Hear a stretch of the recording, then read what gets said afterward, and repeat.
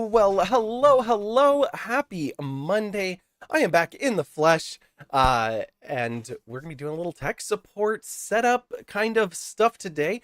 We're gonna be talking about a bunch of different things. I'm gonna try to hold out a little bit and make sure that Amy can join us, but if she's working already or can't, of course there will be the VODs. So it's not the end of the world if she can't. Let me just look at some of the notes that I have here. Oh, thank you. It's super, super comfy. I'm wearing like terrible sweatpants, but um it's kind of loose fitting and flowy, but also really, really comfy. And I kept it in my car for like almost 2 years.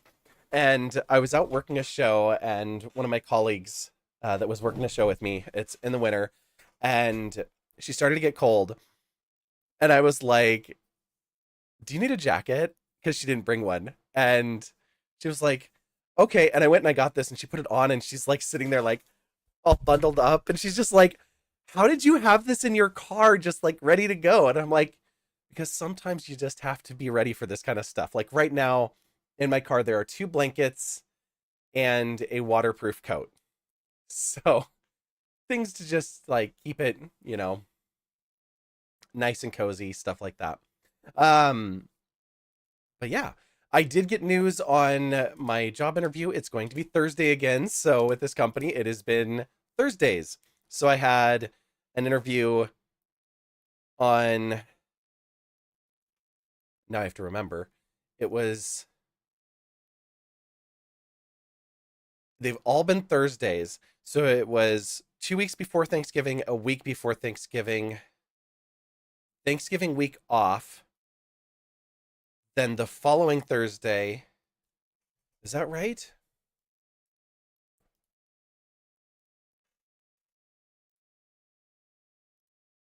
Yeah, skip the 23rd, had one on the 30th, and then the next one will be on the 7th. So Thursdays across the board. But Thursday afternoon at 3 o'clock. I tried to convince them to have it earlier. It did not work out. Let me turn that away. It ends up creating a glare on my glasses right here, uh, which when it's aimed at me is a little too extreme, too intense. Um, as someone who commuted for college for years, you always have extra gear in your car. Yeah, yeah. It's just really handy to have it. Like I always carry my chains because I don't know when I'm going to decide to drive up over the mountains, and they're in my backyard. So they're not literally in my backyard, but they're close. But yeah, I'm crossing my fingers. I think that it will go um, really well. It's the fit interview with the company president, so I'm hopeful that I come out of it with some really, really good news. But yeah, either way, I'm still going to continue my efforts of downsizing and packing up some things. There are just some things in my house that I don't use that much anymore, and so they don't need to be taking up big spaces. So that's kind of what I'm going to be working on this week. I also talked with uh, a person who helped me out this year a couple of times with mowing my yard. Um, and he's going to come out sometime this week. He didn't get back to me, but I let him know once I knew when my interview was going to be. Um, so he's going to try to come out this week one day and get my lawn all mowed and everything kind of cleaned up and taken care of for the winter. Um, it's worked out really well. His rates are really low because, of course, he's, not licensed and bonded, which kind of hurt me earlier this year. One of the things that I'm going to have to fix once I get back on my feet is a window because his lawnmower pitched a rock through a sliding glass door on the front of my house. And the inside pane is still there, but the outer pane of the glass is gone. So unfortunately, you can't just buy the piece of glass and have it put back in. You have to buy at least half of a sliding glass door. Um, and I've put off getting it fixed because obviously my own budget was a little restricted. But also, if I end up staying here, I want to swap it out so that it has a locking door so that it can actually be its own entrance to the house. Um, so if I have guests staying, I can actually let them just come and go through that side instead of trying to have them walk in through my living room entrance, which we will see. I don't know. My house is such a just weird thing right now because I haven't really been living in half of it for the last year. And now that it's empty, I'm still not using it because I've gotten used to going to my spaces. So I'm thinking about maybe renting some of it out, but there's a lot I have to do to make that happen. I still might end up selling it. And so it's kind of put me in all of this just ball of confusion, not knowing what is coming next. So, like I said, going to be packing up a bunch of stuff, downsizing a bunch of things, which means I'm going to have some fun trips to the thrift store to get rid of stuff. And I never go without coming back with a bag full of stuff because that's who I am. Um, but yeah, I won't be packing up the movies. They will stay because that's an easy thing to pack up. But I am going to go through them. There's a bunch of movies up here that are my ex's movies that she does not want to keep, and I have no interest in watching them. So I am going to scale down a little bit. Um, my goal is to stick around 700 DVDs, Blu-rays, animes, all of this kind of stuff. So downsizing on this is actually going to be making room for things that are more like what I want to watch, what we want to watch here. So yeah, I'm just looking up at the shelf. If you've never seen it, I'm not going to put a camera over there right now, but like the shelves behind me, I've got 7 feet of shelves alongside of me here, and there are 1, 2, 3, 4, just over 4 shelves. So math is 28 feet of DVDs. So there's a lot over there. If you've never seen it before, there is the link to the list. The last time that I actually remembered to update it, every so often I go back through a few times a year. I will update it, and then I go to the thrift store, or I go antiquing, or I go to the bookstore, and next thing I know, I've added another 10 movies to it. So that is the collection that we have here, and why we have such a long watch list in the Discord. And we're trying to figure out when it's good to be able to connect with everyone to watch movies. We were doing it on Saturdays, but that's kind of tough because, especially within the streaming world, we all have our own schedules.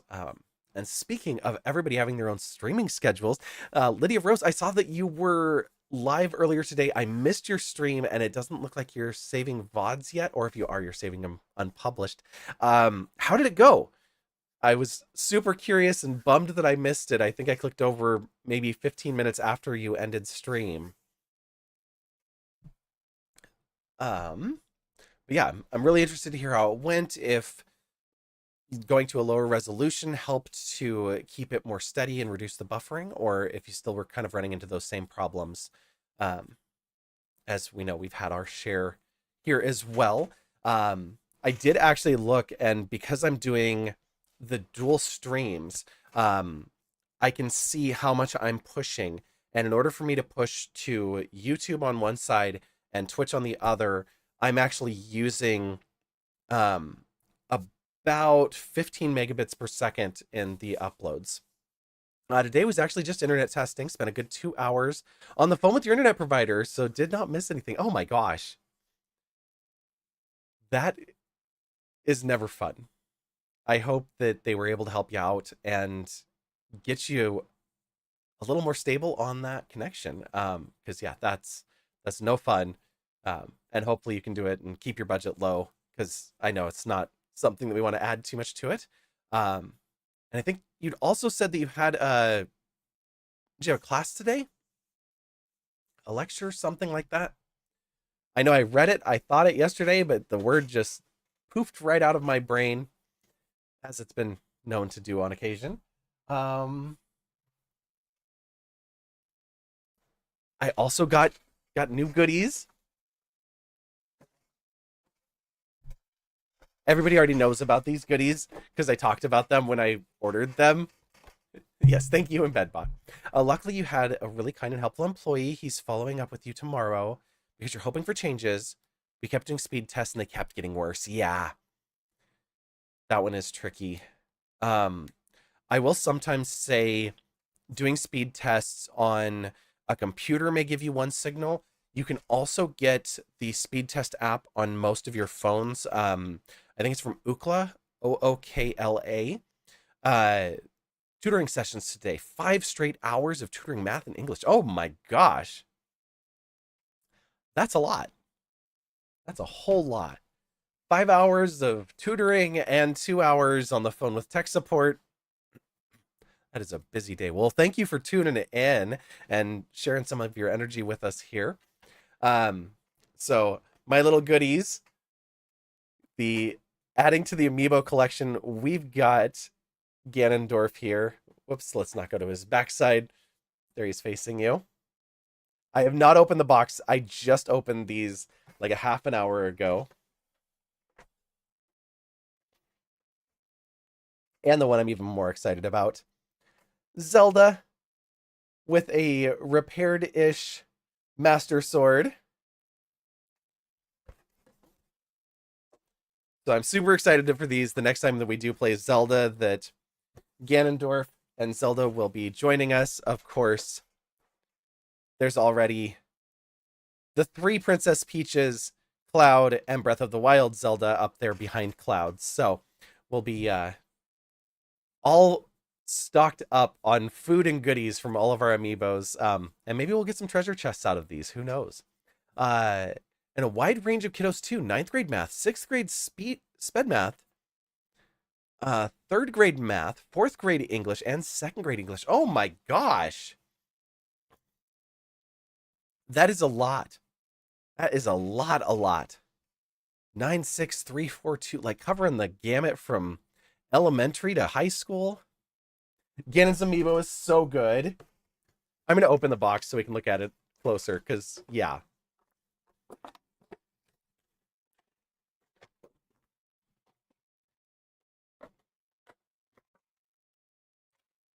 The other thing that I think is really cool about this one, oh, it doesn't just pull up. I had to pull the back, and it has little tabs to catch it so that it'll release.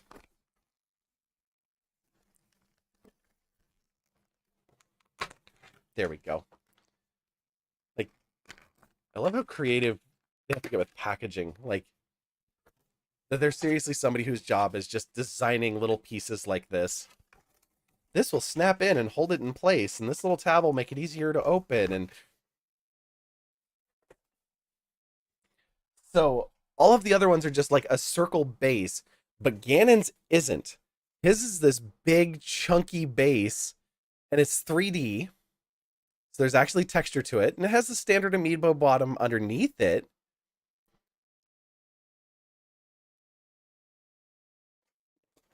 Ganon, you're making this tough on us. They're like, maybe put a light on me. That would help.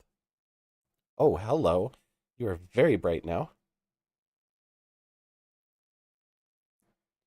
But just like all the detail that they put on these.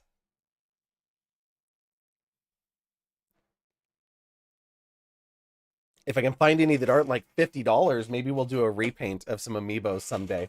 It looks so cool, right?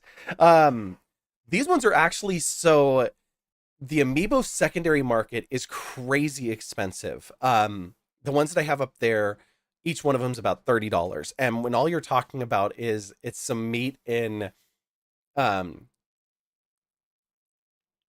in Tears of the Kingdom or a character for your island in Animal Crossing, unless you're after the collectible, they're not really worth it.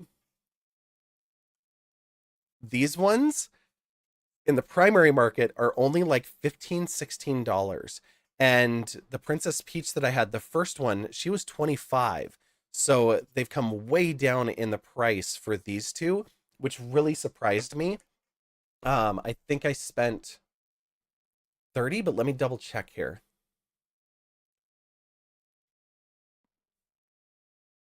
And they're the same in the game stores, like MSRP is low on them. because they announced they were going to switch over to just the cards, and then they brought back the 3D model ones. Oh, they don't even have them anymore on this site. They're already sold out. Okay, well, fine. That makes sense. People just snatched them up quickly. Uh,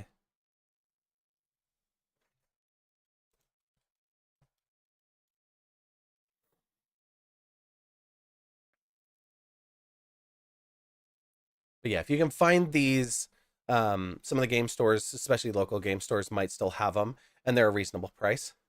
Hey, started painting the roses and finished before the queen arrived. Way to go, Lydia Rose, painting those up. All right. Well,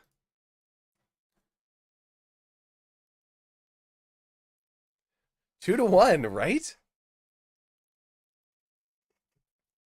I should add more responses to it. Right now, it only has finished or failed. Um, but I have this idea for what I want to add to it, and we are not listening to this song.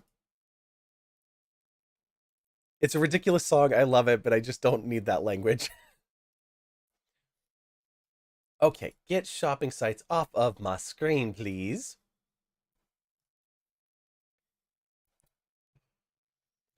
So yeah, so those are the exciting things right now. Like I said, we're going to be doing a little bit more on multi-streaming. I've already talked about how we do it because we use the multiple RTMP, uh, which is a plugin for OBS that allows us to actually designate our targets and push that stream to them. Messing with my lights all over the place today. So the reason I like the multiple RTMP myself is because it does allow me to put a little bit more customization into what I'm pushing out. I can make determinations on my signal and things of that nature. I can choose my audio settings, my video encoding settings, change my output, all of that kind of stuff. So it's kind of cool that we do have that additional availability here, but obviously it's not the only one. I know that Amy is using it as well, which is pretty cool. But there's a lot of people that are using things like Restream or stuff like that that allow them to push one signal instead of pushing two. So I actually have my computer doing the encoding and then pushing it out to two. Whereas you could have multiple encodings and other things in addition to that, which I will work on. What does the calendar look like? Oh yeah, next week. Next week I've got something in mind where I'm going to use the vertical um, plugin with a redeem, and so I'm going to be working that into this whole system. So we'll be doing some custom point redeems. It's going to be holiday focused, but I've used it similarly for uh, actually for Valentine's Day. Was it last year? I think it was last year. Yeah, yeah, I skipped over it this year because I wasn't home. But last year I had a Valentine's Day only redeem that was really cool. And then I went back and I screenshotted each one of the things on my stream to go forward with it. And for this one, I'm going to do something similar, but I'm going to have it save the screenshots and then try to get them to also upload into Discord. So if anybody hits the redeem button, it will fire off the action, take the screenshot, send it up to Discord, all of that stuff. And the mods already know that they have a special command right now that will take a screenshot as long as this camera's on. But I'm going to be working on that in the near future as well to do something a little bit more involved. If you've ever seen MX Northwest has an USSI. And so what he does there is it starts out, it has a picture of whatever game he's playing or whatever's going on in the background. It brings a small picture of himself to the center of the screen, and then it allows people to put exclamation mark me, and it puts their profile picture onto the screen. So I'll be working through building something like that for the selfie or the screenshot effect, and it'll do a countdown and then take a picture. Chukadiwa also has something like that where she will do a Rubik's Cube, and then when she stops the Rubik's Cube, it'll do a countdown and take that picture. So kind of some cool little things. Pardon me. I almost burped, so I drink some soda. This is perfectly logical. Maybe some water would be a better idea. So,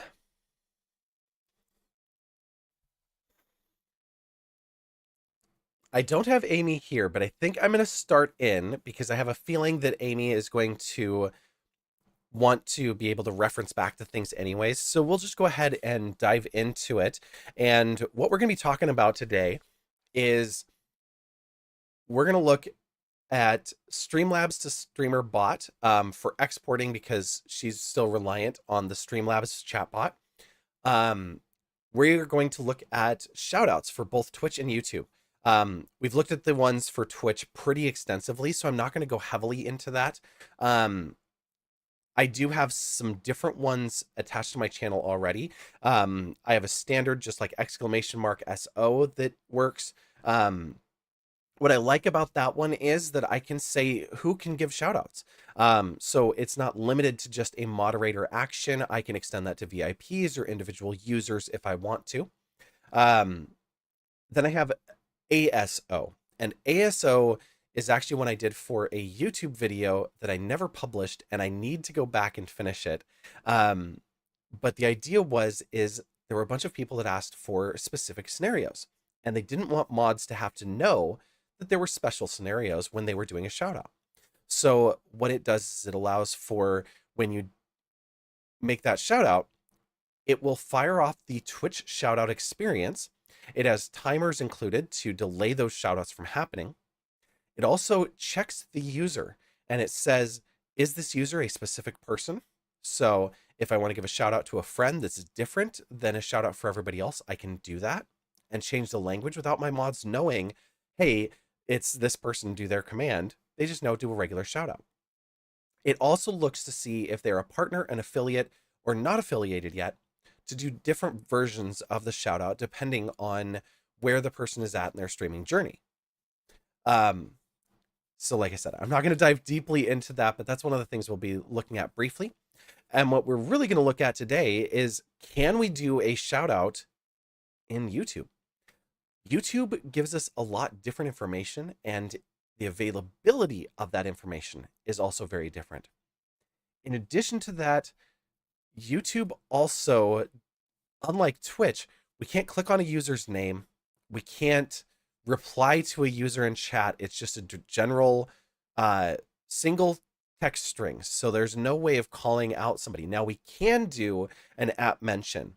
And so what we're going to do is we are going to focus on that app mention functionality and see if that makes a difference for us.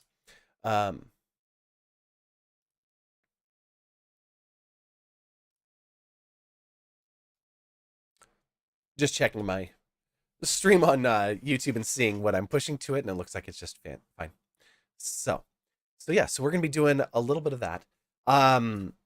We are also going to take a moment and look at ads on YouTube. So we already did a very deep dive into advertising and revenue on Twitch, why we do the 3 minutes per hour, why I have it run through the stream manager system, all of that kind of stuff. There's about an hour-long video up on YouTube if anybody's curious about that. I need to go through and break it down and do some shorts and things of that nature, but for the moment, that's what we've got.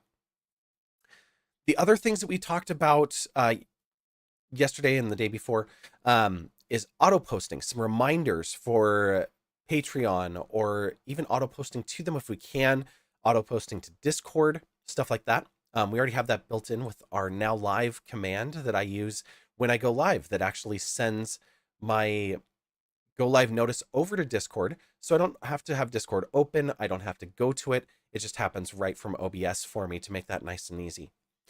And then sticking with Discord, I have two other notes. Discord bots, because there are a ton of Discord bots out there, and it can be kind of overwhelming on having Discord bots for managing user roles and accepting of rules and all of that kind of stuff.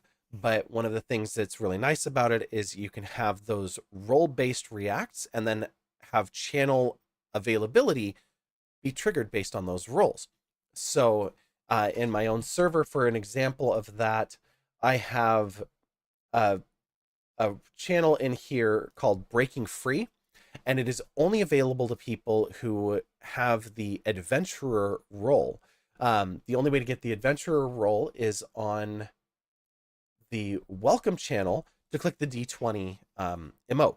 And so it's not anything that is restricted. Anybody can join it and click that. But looking at how you do that in different bots and making that happen. So yeah, so that's one of the many things. And then the very final thing is announcement channels. And I have one, but I barely use it, at least not for this purpose. So I'm going to go a little bit farther into kind of how that works and actually follow some other announcement channels to kind of pull everything together there. What's cool about the announcement channels is it makes it so that a post that you make can be pushed out to other Discord servers that are following you, and they will actually get your post, so they don't have to click over to your server. It's just a one and done, um, which is really cool because then if people want to, they can choose to follow that announcement channel across on the other side. That's what you were trying to do with the rules, like accepting the rules and unlocking a role when they accept. Yes, yeah, it gets a little tricky in how that works. So maybe we'll start there because I don't think Amy is with us. Um, so we will just dive into other things. And before we do,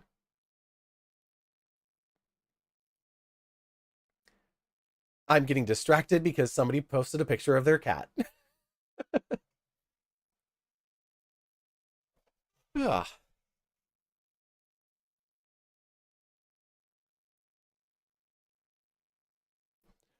I was pausing for a minute to look at this picture and make sure that I'm not looking at my old house. Because this particular community member is in a town that I used to live in just down the road from me, visiting their dad.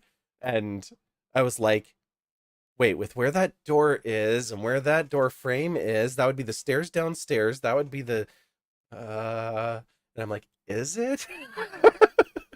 I don't think it is unless they took out the fireplace, but I don't know what all my cousin did. It was her house. That's the what I'm thinking of. And if it is, that would be absolutely hilarious. All right. So yeah, so we've got a lot to do today.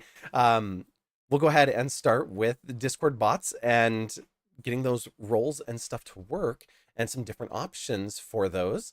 Um, Let me get another window up here.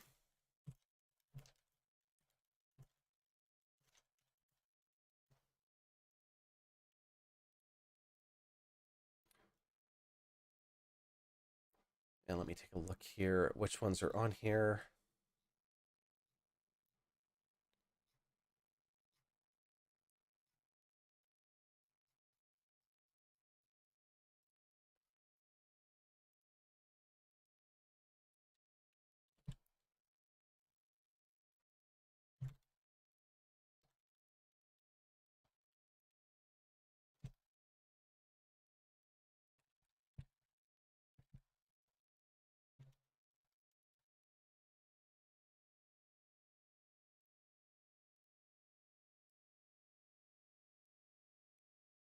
Trying to remember what the other ones were that I was using before.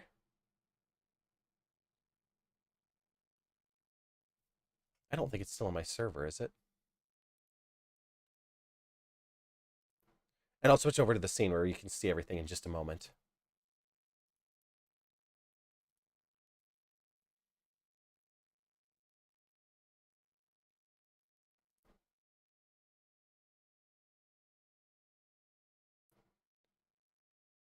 No, they're not connected anymore. That's fine.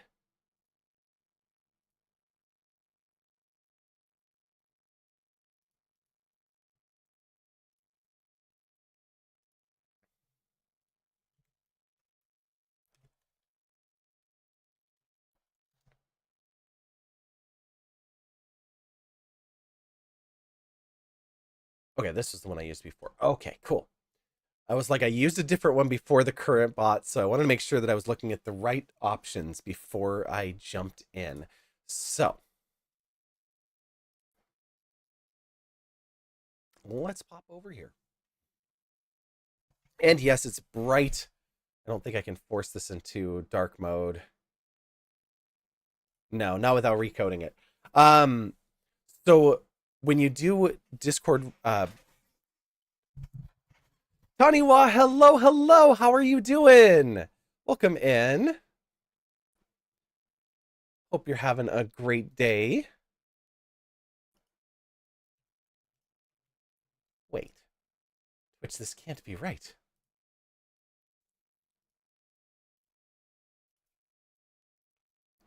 Okay, just checking things. Um, you were gonna ask if that's an N64 you spied on my shelf. You mean that one right up there? Yes, it is. That's actually an N64 sitting on top of an Xbox. But yeah, so N64, that's a region-free N64, classic Xbox One, and Cloud standing next to it.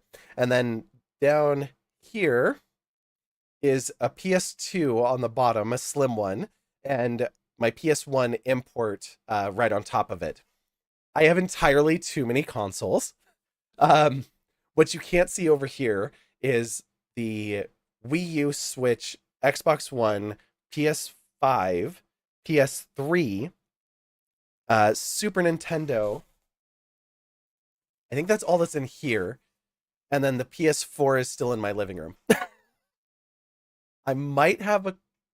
Wait, we're using the word collection, not problem. But yes, there's definitely an N64. They didn't make a lot of Japanese only games on it. You have two NES, a Genesis, PS1, N64. You're the original owner of all. Oh, that is fantastic. I wish that I still had my original Super Nintendo and my original Sega. Um, I sold them originally when I was a teenager, got them back because the person didn't pay me, and then I don't remember when I sold them, but I moved. They didn't go with me to Florida, so I did not have them by the time 2005 rolled around. Yeah, and I'd gotten rid of my Xbox too, so I think I sold them because I needed the money or something like that in my early 20s. Um, yeah, I just don't remember. But I know I had a computer. It went with me, but everything else stayed behind. Let's pop back over there. So we're doing a quick just look at some Discord bots. Um, Probably the most common one for doing like React roles and things like that would be Me6. Um, this is what I use on my server. It's pretty handy. What I also like about this one is I can actually transfer my premium account between servers. So I have two premium licenses on Me6. So one runs on my own server and one runs on my Eagle Camp server. You wrote a Discord bot a while back? Oh, nice. Is it for things like React roles or is it a specific use case bot?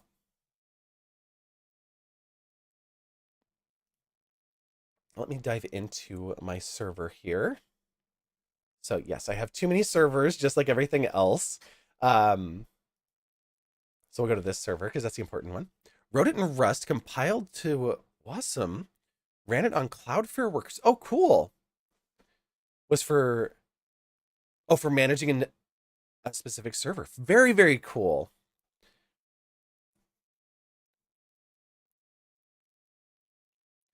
I have so I have Me 6 now. I used to use Dino, so that's why I have it up here as well.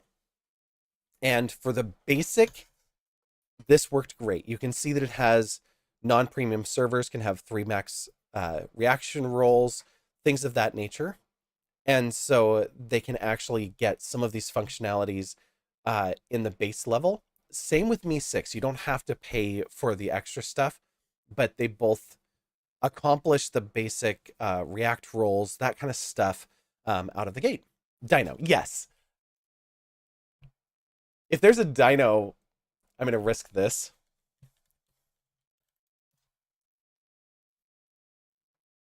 I mean, that's got to be a thing, right? Oh, maybe not. It's not going anywhere.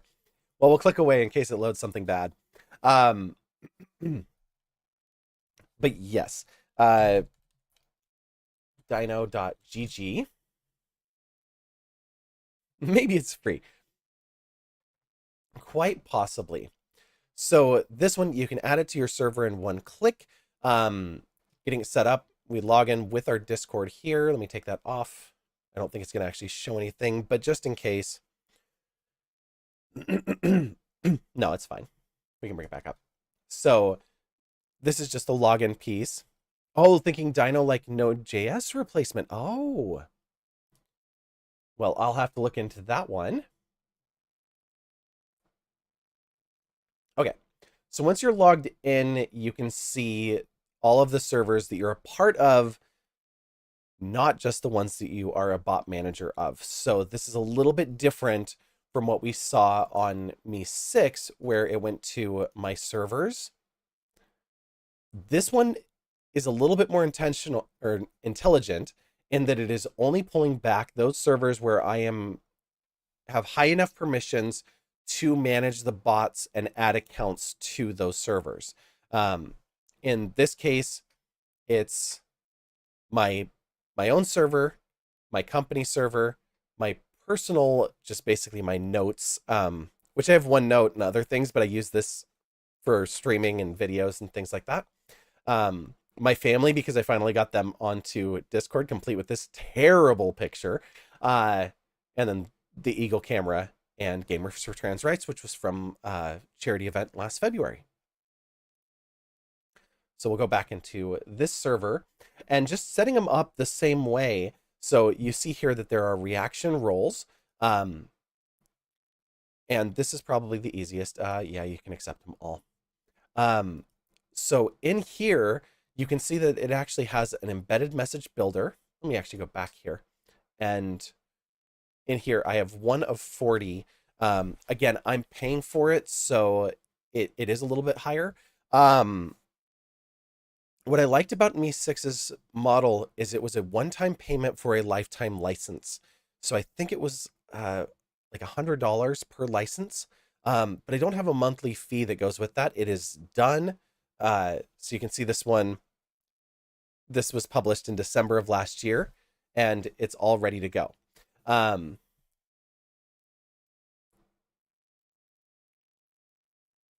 Yes, one-time payment. It's higher because a lot of the others are like $5 a month or $10 a month. But if you think about it, $100 at $10 a month, which is what you probably are paying for Twitch Turbo or Discord's whatever the heck they're calling it, Nitro, or your Netflix account or anything like that, probably around $10 a month. But at the end of the year, that's $120. So it very, very quickly grows to being more than that if you don't do the lifetime license. But if you're not sure that you need those advanced functionalities, don't worry about it. So you can see over here, there are premium features, and that reaction role is shown as a premium feature. If you're just doing one, it wasn't premium when I first got this. I actually got this because I wanted additional functionality down here with all of these alerts and to be able to extend that to other people going live on Twitch. It looks like they now have a Twitch bot as well, but I don't use that component of it. What else is cool is you do have the bot personalizer here. so you can actually set up your own bot. Um, this one is linked up with an actual Discord account, so you can set that up as well, or it'll just mimic and create a fake account in there. You ended up moving to Carlbot. Carlbot's another good one. And that's a really good call. Let me bring that up too.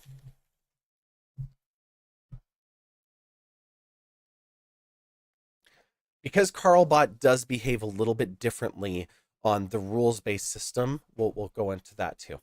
Good call out.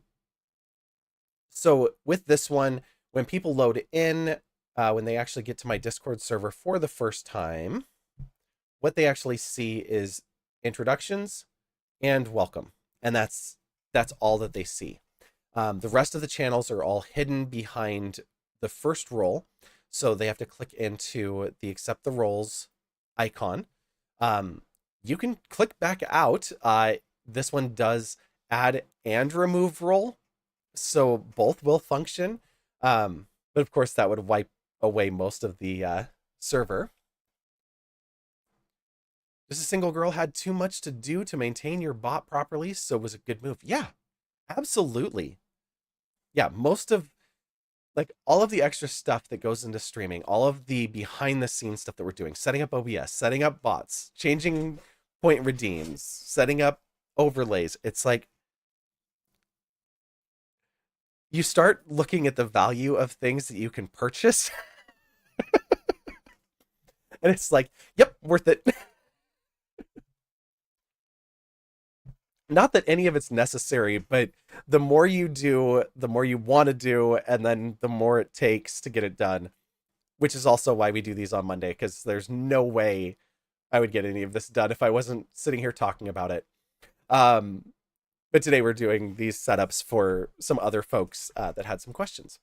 So like I said, I use Me6, and we'll just set up an example of one and then remove it right away.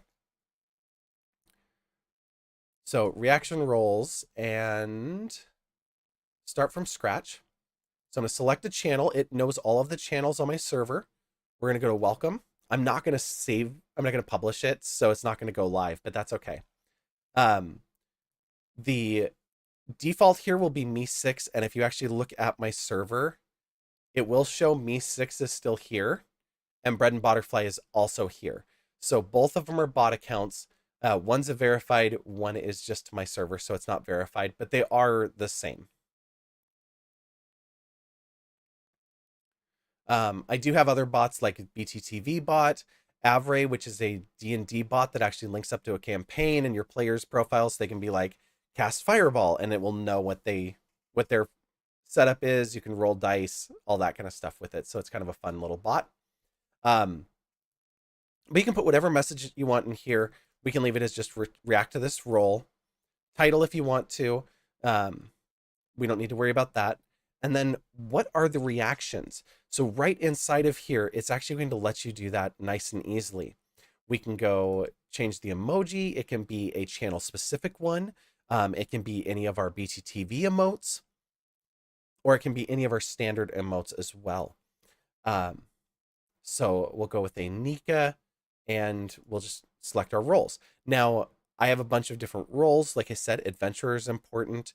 Chef's Club is a role for getting notified when we post recipes and are going to do kitchen cook-along streams, because we try to post our recipes a few days in advance of any of our kitchen streams, so that if anybody wants to, they can go shopping and cook along with us as we try out some new recipes, or as we've done previously, some of my family's favorite recipes have been we've cooked up. Anything that we can hand off that is automated is useful. Absolutely. You ran a Mastodon server, and that was so much work. Yeah. I haven't done a Mastodon server yet, but I imagine that that's a lot of effort.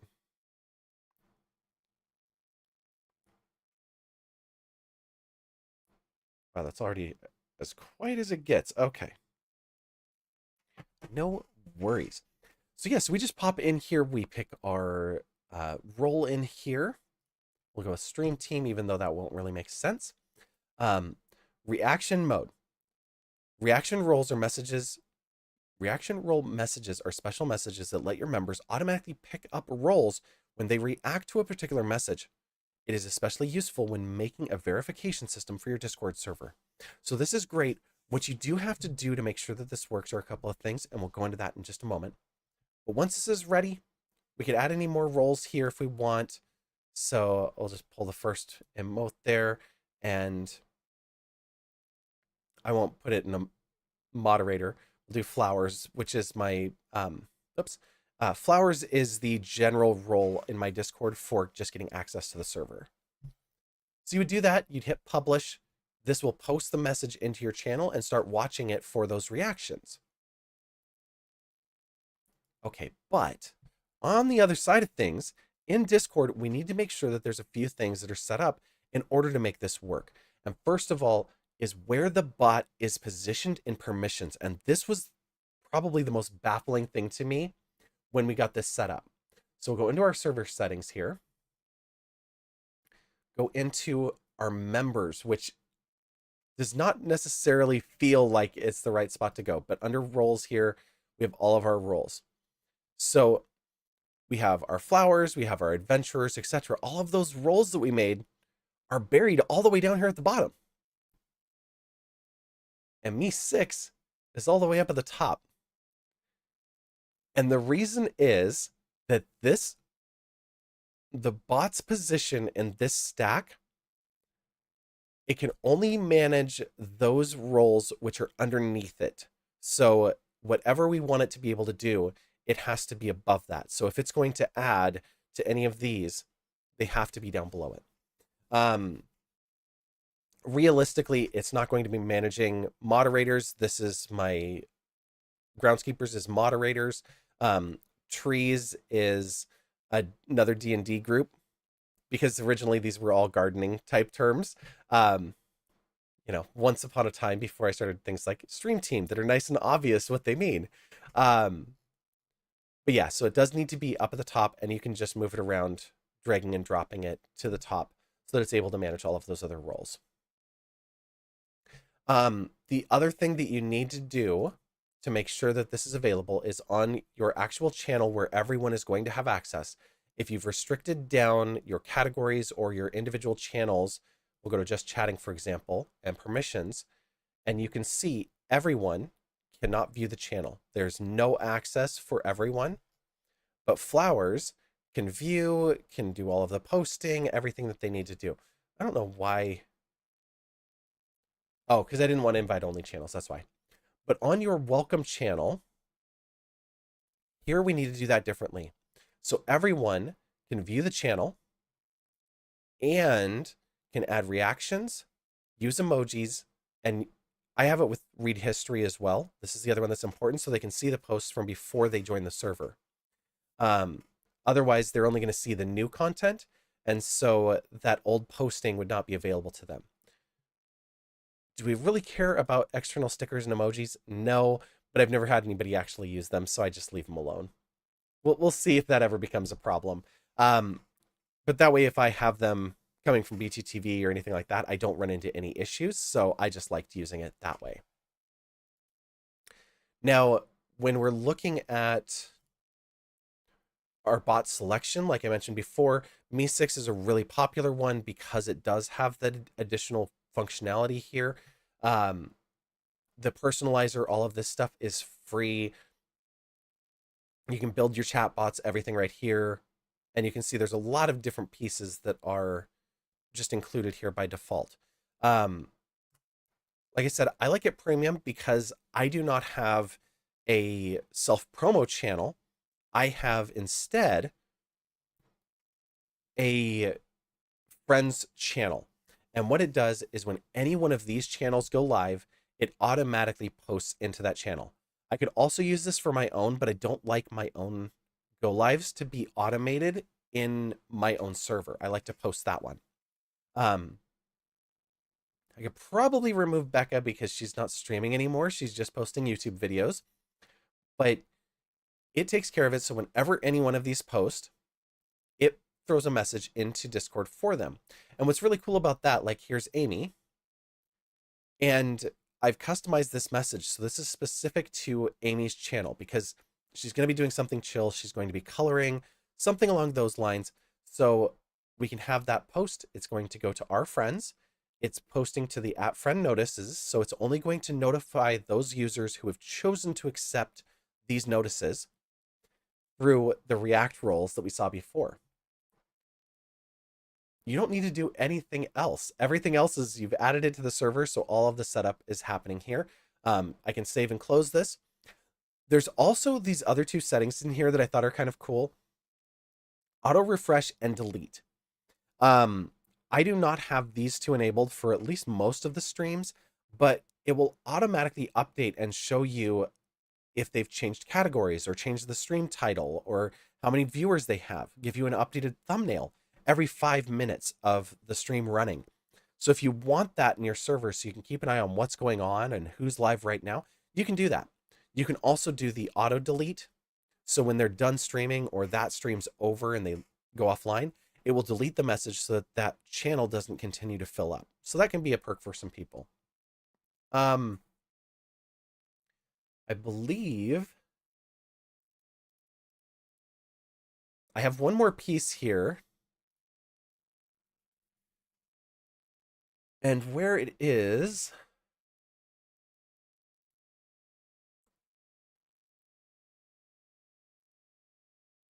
I'm trying to remember. Commands, polls. It's still a roles thing.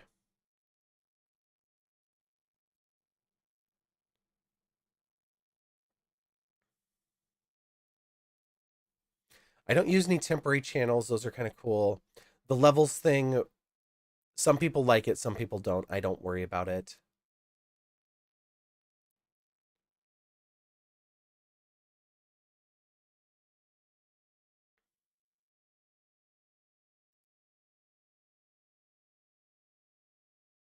No, I don't have an automation of that kind.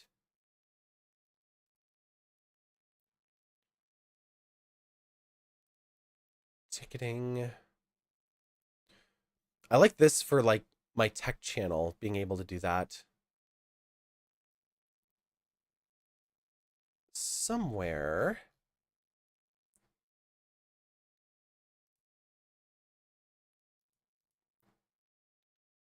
Twitch alerts is active. YouTube alerts. Reddit, Insta, TikTok. Um,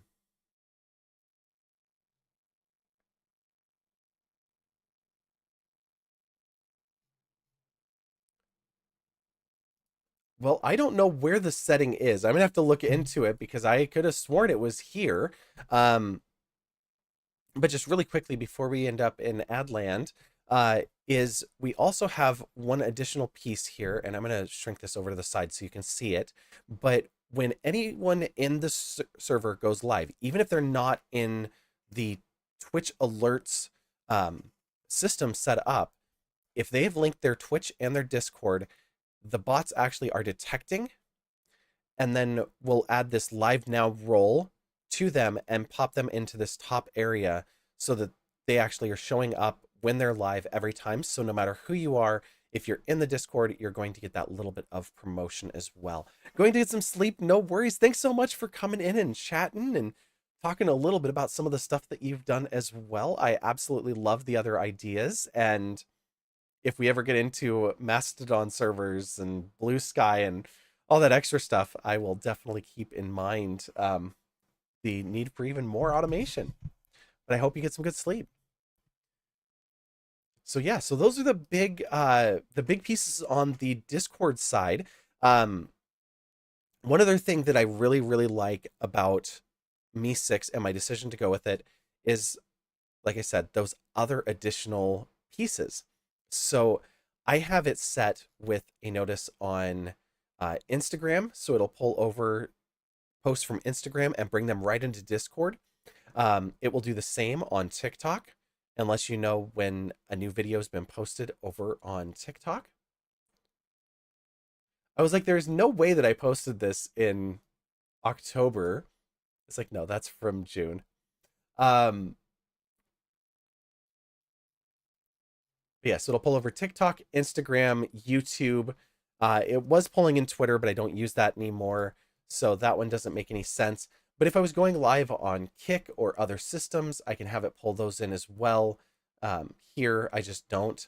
I also am not currently using Reddit. I don't have any followed Reddits that I'm doing, but I do have Instagram. So it'll pull right in here, post it over that channel. And again, I can choose right here what we've done and put that into that alert. So it's kind of some cool functionality there that I really like. Now, we will. I should actually do this on my other. Cancel that. Let's do this on my own, just personal server that I don't actually use. So I don't have to worry about it. So what permission do we want to add the bot when we're adding a new one? Oh, I looked up and saw that right as that was appearing. So we're going to do this when we come back, and know that adding a bot like Me6, Dino, whatever we add, it's going to be the exact same functionality, and we will look at this in just a few minutes. I'm going to hit the BRB screen, make sure that my animals are fed, hit the restroom, and I'll be back with you in 3 minutes.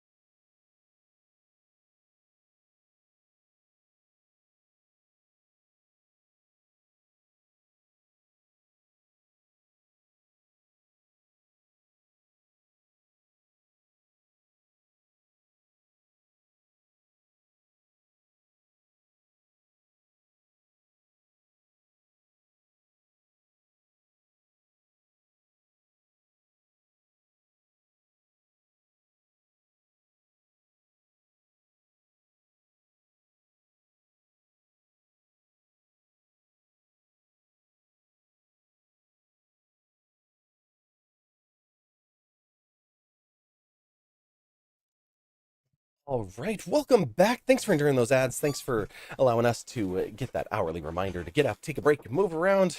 And in this case, feed the critters. Uh, Kind of an important thing. So yeah, glad that that's done and out of the way.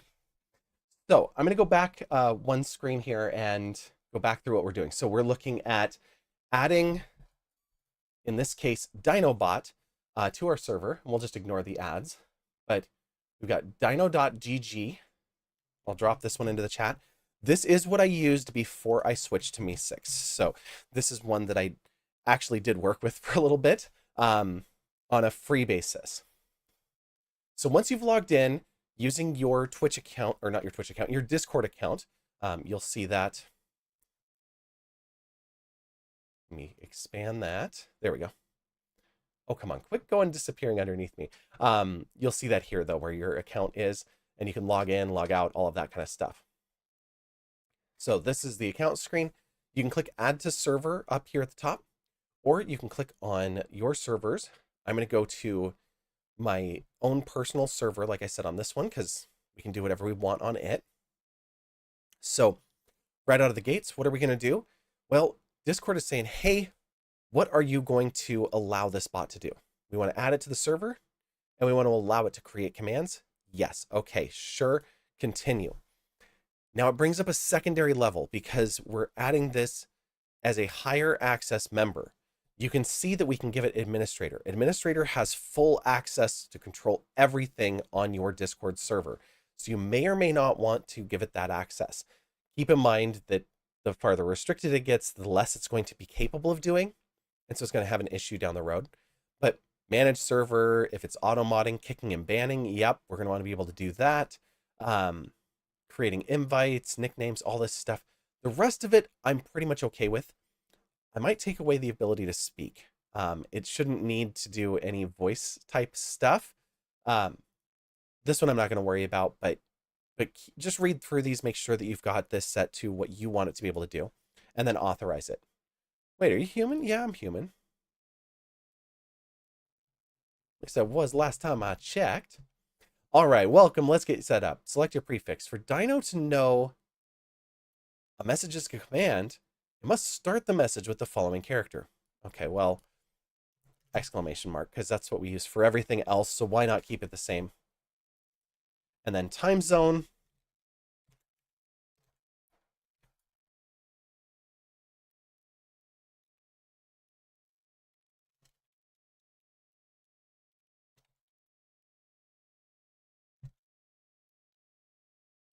Instead of Pacific, it's America, Los Angeles for me.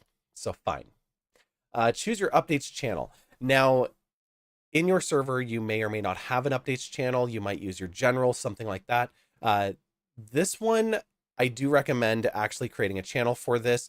If you were looking at mine, you saw up at the top here, I have moderator only and server admins only.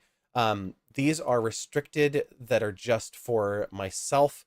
The moderator only is auto-created when you create a community. This is a Discord based for publishing updates from Discord to you. So moderator only is good, or server admins only is good. And that way it's restricted down to who can post to them and who can see them. So we don't end up just inundating our viewers with a bunch of junk that is from our bots. So for this one, what is it going to let me have?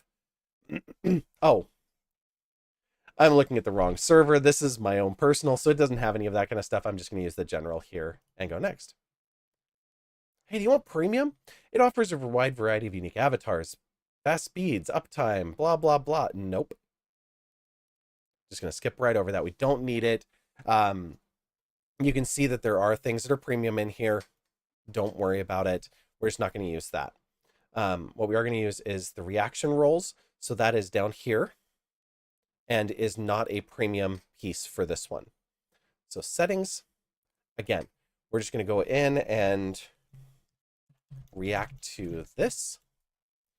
We're going to use, in this case, it would be the general channel, plain message, embedded, or existing. So I can actually go in and pick an existing message. This is kind of tricky. We need the message ID or link here. So to get that, we would go back over to Discord, and I'll just do that for one here. go ahead and click on this over here, and down at the bottom, you can copy the message ID right here. You can also copy the message link up here. So if you're using an existing message that's already there, maybe you've already had another bot working with your action roles and you don't want to get rid of it, you can do this to copy that over. And that way everyone isn't looking at a brand new message when they do that. Just copy the message link or the message ID for the appropriate message. You paste that in here and you could go forward, or you can do a plain message and just do a new one. New message test. Once again, just like before, add a reaction, click over here, pick your smiley. This one is going to be more of your defaults rather than those that are specific to your server. This server also does not have any custom emotes, so you may see additional ones up here by the top that I don't have because I'm not going to attach it to a real server. And then you'll be able to add your roles. Now, this one also, because I'm the only one in it, it doesn't have any roles, but you would have all of your roles here. Add as many reactions and roles as you need. I believe it said 3 are included free, and after that, it does go into premium territory, so just something to be aware of. Option, normal, add only, remove only. Okay. So you might want to set up like a pronouns roles. A lot of people use that so that they can have a color-coded system to identify people's pronouns, just make it nice and easy as they're having a conversation. So you might have it as normal where they can toggle on or off different pronouns. Add only might be what you do for accept the rules, so that we never end up with the bot removing it if they toggle that emote back off. So that can be important too. So just keep this in mind as you do it. And we may be ignoring certain people. Like maybe we want to ignore our moderators when they click it. And let me get Nika because she's had her dinner and now it's time to go outside.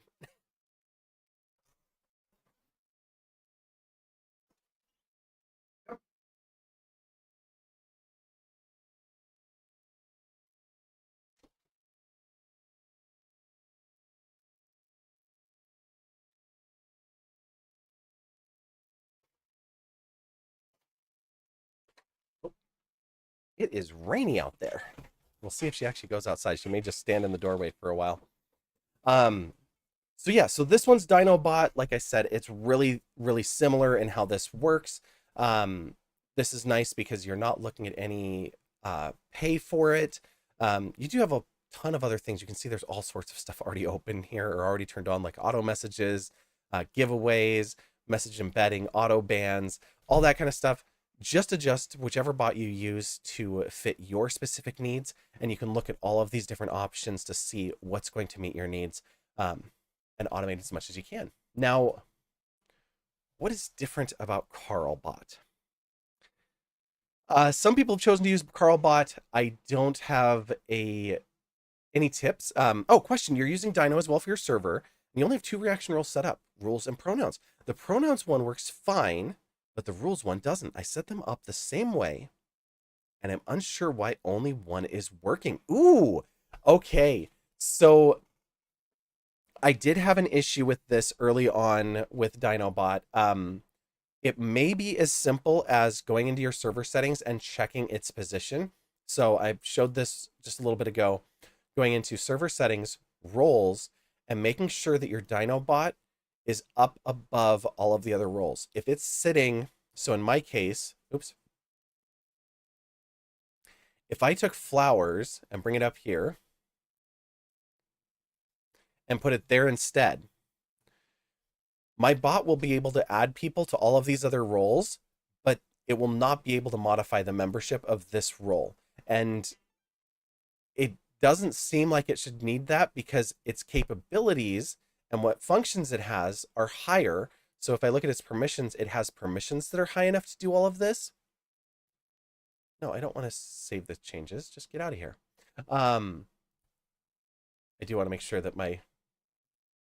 Okay, good. It's back where it's supposed to be. So that is usually the number one thing that's happening. So check that first. If it's still an issue, then I'll look at it more with this server and see if I can replicate that in such a way. Um, as far as the rest, I don't personally use like custom commands and all of that extra stuff much in Discord, but I'm going to say I don't use it much because it's not zero. Um, if I come in here, I'm going to go to my server admins only channel because Annie's fine with me doing weird things and making her see it. So it's slash, isn't it? No, I think it's roll d20. Yeah. So when I did exclamation mark roll d20, it deleted my message and then posted the results of that roll really quickly. This one makes sense because of D&D for me. Friend time is another one that you just add. You can find that in any of the servers that have that and just go to this bot.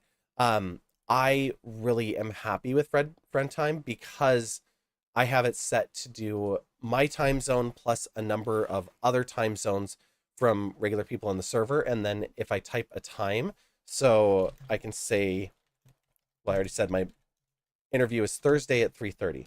So Thursday, actually 3 p.m. And it's not going to do anything, is it? Friend time, you're letting me down.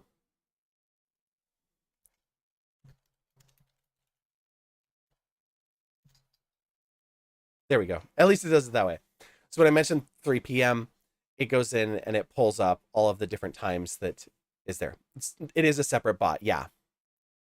That one is a completely separate bot. So if you just click on it here in any server where you find it, you'll have the link over to it. And I can, of course, drop that into chat too.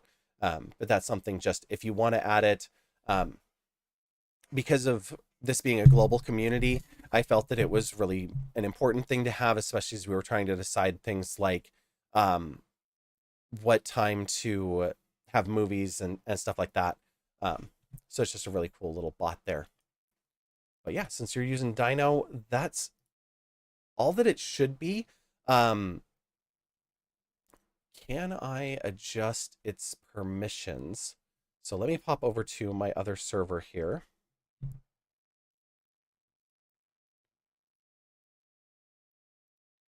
And so we now have Dino here. So again, this server doesn't have those roles, but it would not have the ability to put something in the giveaway bot role. I might also come in here and look at its permissions and say it may need higher permissions. So a lot of things are already restricted to it. So I may choose to give it more power and add these pieces in. Managing messages, mentioning people I don't want it to do. But like manage server, it's going to need to do these kind of things. You just moved it up higher, so you'll make your brother test it tomorrow. Perfect. Am I in your server? I'm in so many servers, I have no idea what I am and am not in anymore. I'm sorry about that. But if you want to post an invite, I will be happy to click over real quick and test it out if I'm not a member already.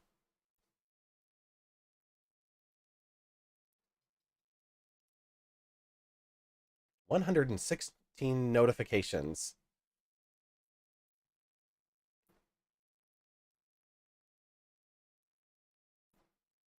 Like I need to archive some of these too. These are people that aren't streaming at the moment anyways. These ones are all live though. I haven't seen Miles in a while. Is he still going live? Now I'm curious.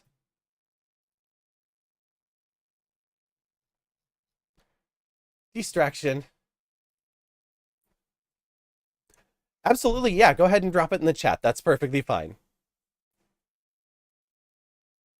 A lot of bots will delete for posting links, things like that.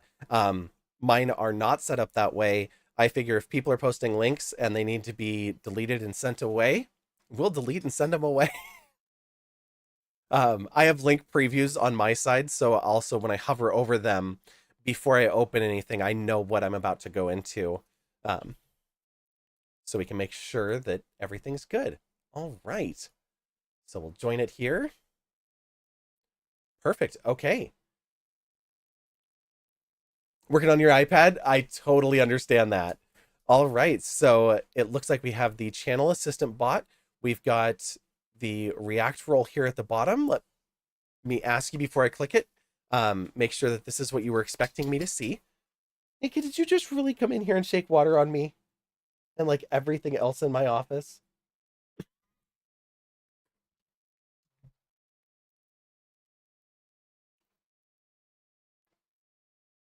Once you confirm, I'll go ahead and click the thumbs up.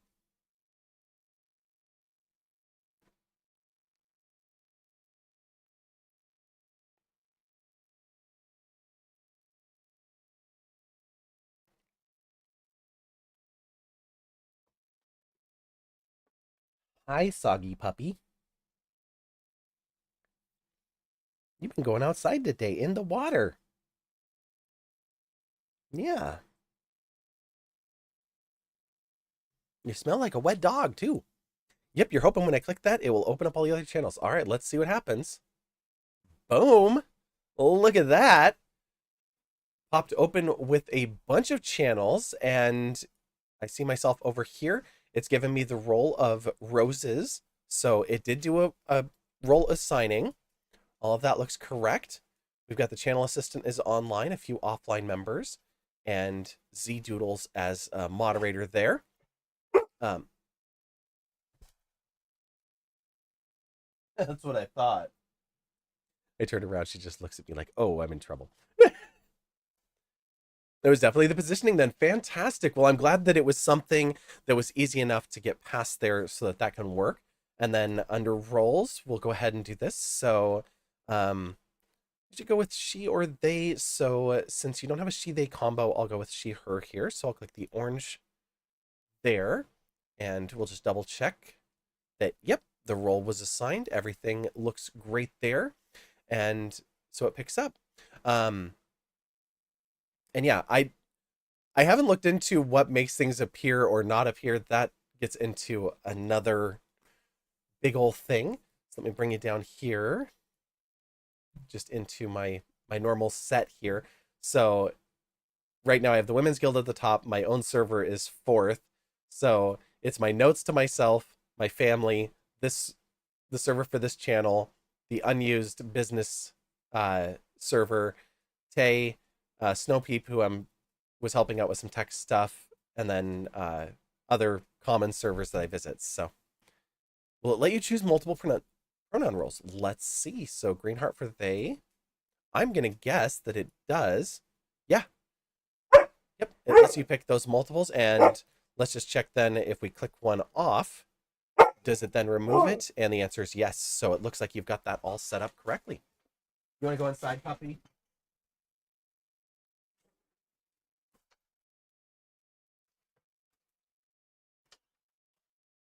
Come on.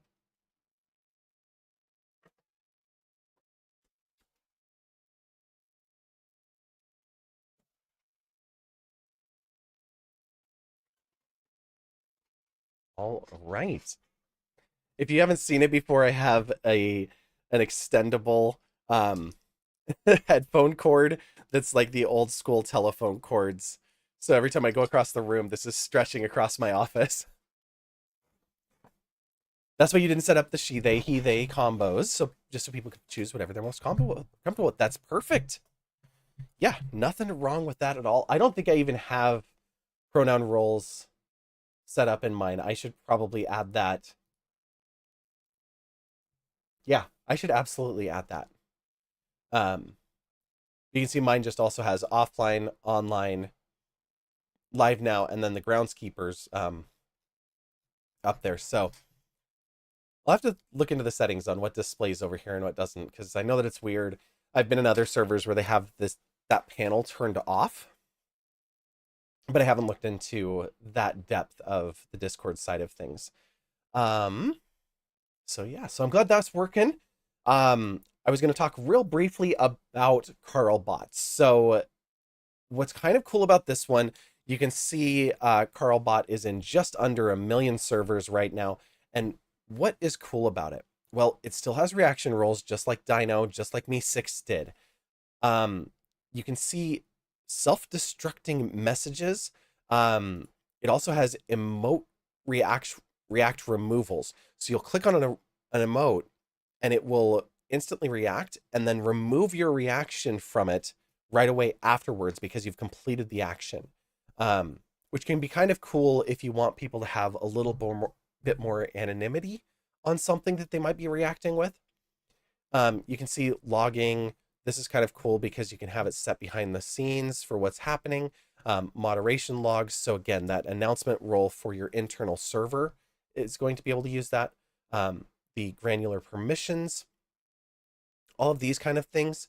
And then what I see on a lot of servers that have this is the welcome message. So I join your server and I don't get any access within your server. Instead, I get a message from Carlbot, and I can probably find one actually in Discord.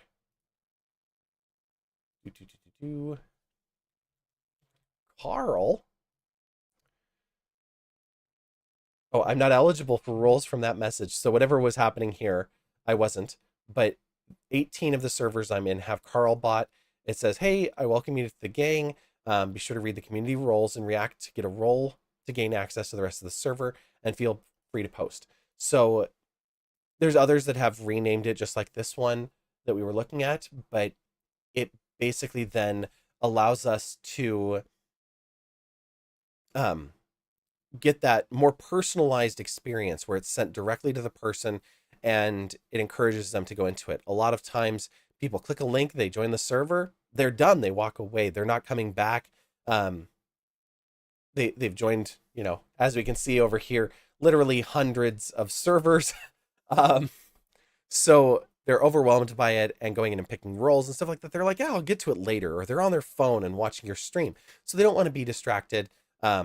And so a bot like Carlbot that sends it to their inbox can be kind of nice for a reminder that, hey, don't forget, go back and do this. Here's your welcome message to whichever server you were in, stuff like that. The others also have welcome messages. This is just one that I've seen pop up this way. And then with communities, when you get into this, you do get additional settings on your server.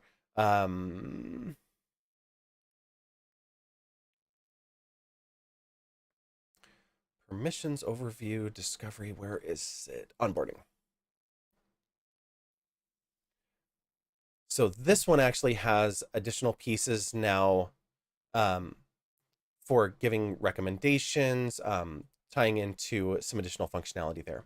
You see a number of servers that have multiple of these bots that seem to do the same-ish things. Are there any pros, cons to doing that, or would you recommend keeping to just a few? For your sanity's sake, I would recommend keeping to just a few. Because you don't want to have like Me6 and Dino both doing react roles, because now they're going to trip over each other. Some people may have reasons for why they set them up that way. They might be using, like we were seeing from Dino, maybe they're using reaction roles and AFK. And from Me6, maybe they're using some other additional functionality. And maybe they have Carl for their welcome message because they like the ability to use that. It can be all sorts of different things. So whether it's a premium feature in bot A, but not in bot C, so you're going to use both of them, it's all going to be to the individual and their choices, and just really what you're trying to accomplish. But I do recommend keeping the list small, unless you have a really good moderation and admin team behind you. You want to keep the number of times you have to touch it and the number of systems you have to touch to a minimum if you can. It's not always possible, but just, yeah, you enjoy your sanity. Exactly. Yeah. You know where it is. You go, hey, I just have to go to Dino GG, take a look, see what my settings are, and I'm off and running. Is going to be a much more pleasant way of looking at that and working through those kind of things. But yeah, I do like Carl. I like what they have here for its premium capabilities. 1,000 reaction roll. That's ridiculously high. Um, Timed rolls, mentions. There's some other things here, but I think that this one does a pretty good job of giving you most of what it needs at the free level. And you can see those 5, 10, and $25 a month. Um, those higher levels are 3 and 8 servers. So if you're running multiples like what I am, then maybe that makes sense. Um, like I said, I have me 6. I paid one time twice, so I have 2 servers, and I can transfer it at any time between those servers. So since I'm not planning to do anything on my Discord server for the Eagle Camp until March, I could move that license to another server if I wanted to for the next 4 or 5 months here. I guess it's already December, so 3 months. It's been down since the about mid-October, so it'll be down and then come back up when everyone's back on site when the snow thaws. Um, yeah, so those are the bots that kind of I recommend as the easiest ones to work with. Um,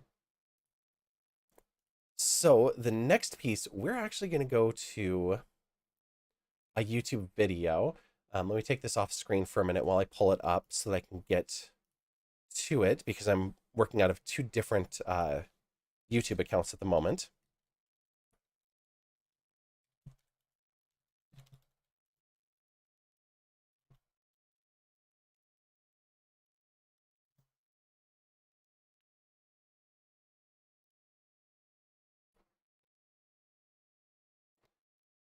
Get out of here, ads. Okay. So I'm going to be working on this one when we do our own for the screenshot piece for sending it over to Discord and making that work. We are going to look at how to automate some of our other things, starting with Discord for the easy one, which is just a simple text-based notification into Discord, which is what we use for our announcements.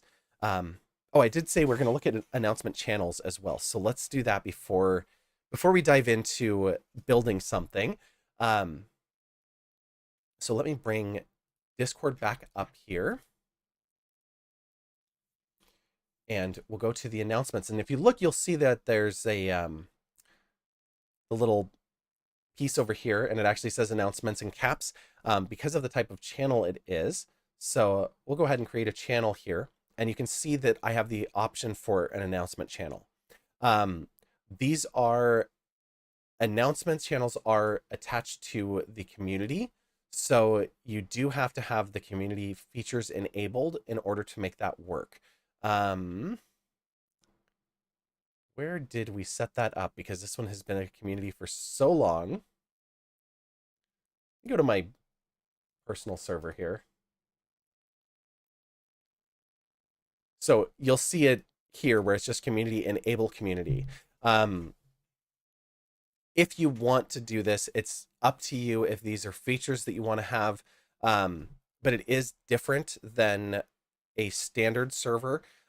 This unlocks events, so you can actually have an event calendar and allow your members to create events inside of your server. It does unlock the announcement channels and a few other things as well, so that you can get that all there.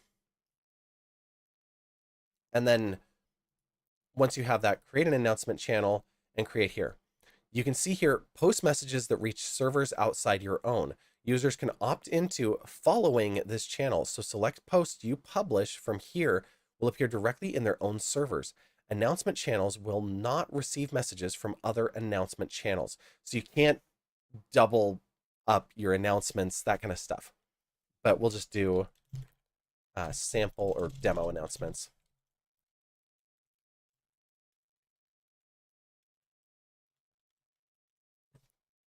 And create. Now, I might want to change my permissions on this because right now it's fine. Nobody can see it. That's exactly what I want it to be. So I can post in here, whatever we want. post something, and I will get a notice here that tells me to publish. And I can confirm that. Now, who else do I know that actually is using announcement channels? Because that's the other tricky part. Okay. Age restricted, but that's okay. What I actually want is the follow. So up at the top of the announcement channel, I have a button up here that says follow.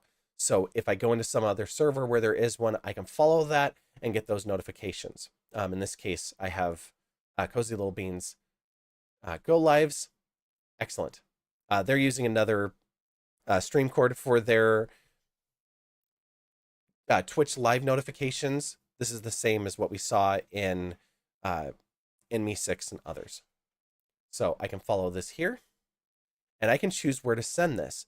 So I can say, okay, I want it to be in my garden, and what channel do I want it to be in? And I can pick a channel. So if I wanted to have a shared channel for announcements from every other server that I follow that uses the system, I could do that. What I might do is I might add that to, in my case, I might add that to the Our Friends channel. I might delete this demo announcements one that I don't need. And I do have the follow up there on my own as well, so I can do that. But let me go ahead and make a channel for followed channels. And it's just going to be a basic text channel here. And let me double check. Yes, okay. Just making sure that nobody else is getting access to this. I don't want it to spam anyone. And I'm going to put it in here above my own announcements. Then I'm going to go back to Cozy Little Bean. Follow the Hey, I'm live. Send it to my own server. And send it to the followed channels channel. Hit follow. All right, excellent. So now the next time that Cozy Little Bean posts here and publishes, that is important. You'll see that this one's published, but this one is not. So when I post from Discord over, it doesn't automatically publish my posts. So I would need to come back and manually push that button to make that actually publish from an announcements channel. That is one little quirk that I wish they had in the webhook, but it's not in there. So the next time, like I said, when they post, hit publish, it will post to here. And I would love to say I'm the only one that can see this, but anyone that's a server admin on my server can also see it. So sorry, Annie.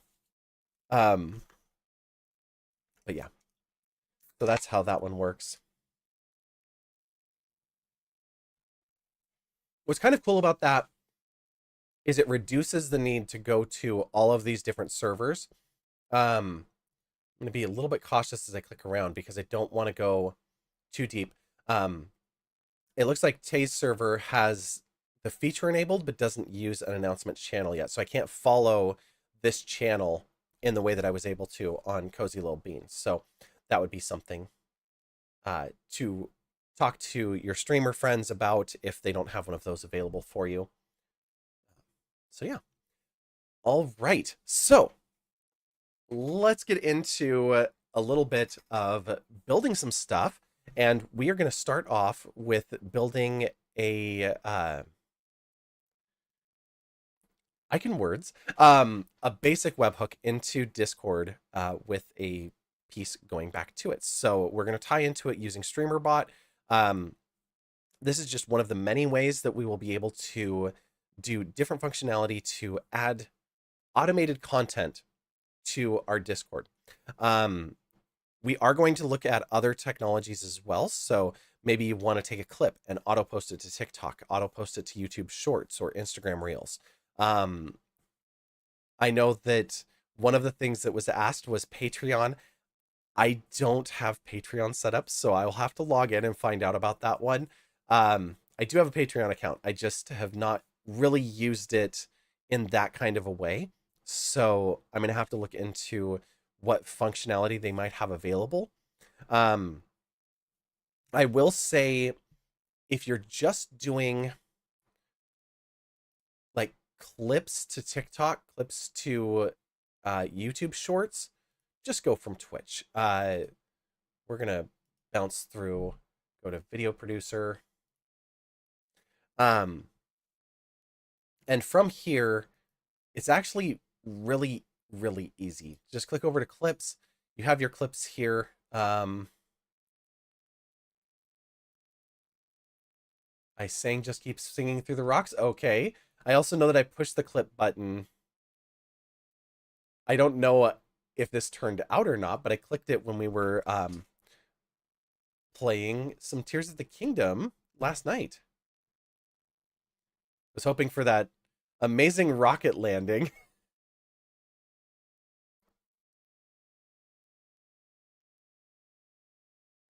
So before I do anything from automation,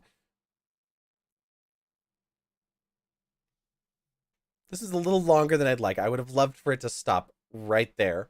Uh, but they haven't let us edit the length yet. They've talked about it. We can moderate it, we can share it, and we can update the title, but they're not actually letting us do full editing yet. They have been talking about it. They mentioned that we were going to be able to adjust lengths, things of that nature in the near future. It's not quite there yet, but when you click on this crop to portrait, we can actually get really quick into the display here, and we'll we're actually going to flip this one. So we're going to go, Linky's going to be here. We'll just center this on Link, and then we'll take the other box and use it for the portrait instead. Let's go a little bit farther. I don't want to be bare shoulders.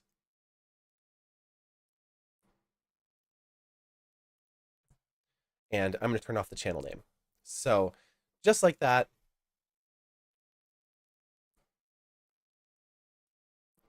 Let's try that one more time. And I'm actually watching up here.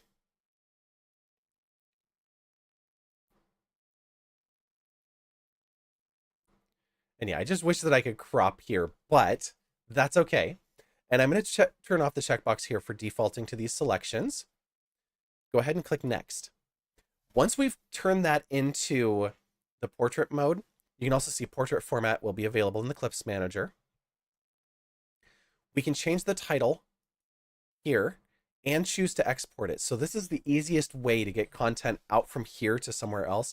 There are other tools to do this, Streamladder, stuff like that, that will give you this experience too.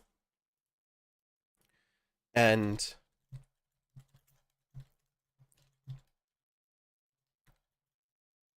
let's see, rocket writing and the depths.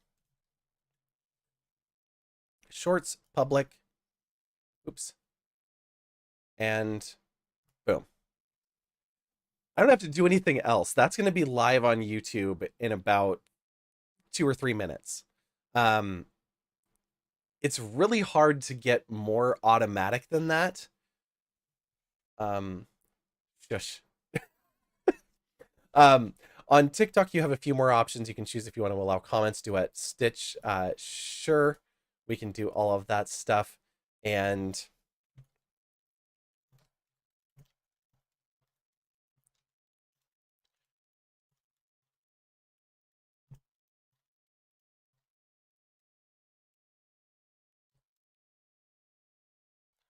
you can see it's now published. There's the link.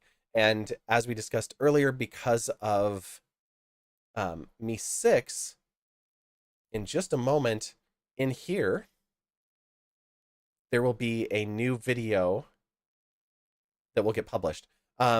This actually irritates me. This is a problem with YouTube's system. I can't change the details of a stream before it already starts to go live. So it picks up the old subject, because obviously we're not playing Tears of the Kingdom right now. And there you see it. It's brought over. That video's already been published. So it caught it and it's posting it in here just like that. So we have that automation connected, where we just took advantage of the built-in system in Twitch to take a clip, adjust it to portrait, export it to YouTube, and post it back to Discord so that it has that alert to our community, not just to whoever follows the YouTube channel or, has the bell on or off. We've got this here to notify of all that stuff that happens. So I can do the same, like I said here. I'm going to do the same for TikTok, but I'm going to change this to self only. And the reason is that I might not want to have this actually published on TikTok. The content that does well there is very different from what works on Reels and Instagram and other things. So I'm a little bit more selective about what I publish there and trying to figure out what the energy is that I want. If I wanted it live, though, I could just say public to everyone, and this would go live right now. I can always go back, adjust this in my phone. A lot of the TikTok capabilities are still app only, so something to keep in mind. And then I can also save to my drafts. So what's cool about this is I don't have to share it. I can put it into my drafts folder over on TikTok with those settings, and I can come back and work on that later, which is how I want to do it. So again, just kind of some cool ways to handle this one. Also, if it was published live, again, it would be picked up and post into the Discord as well. So we'll do that at a later time. So yeah. And I'm just waiting for it to finish here before I close it. It shouldn't matter because it's web-based. Once that's initiated, the servers should still be doing their work behind the scenes. But I've seen some that use client side, so I just always leave it and let it run until it's absolutely finished.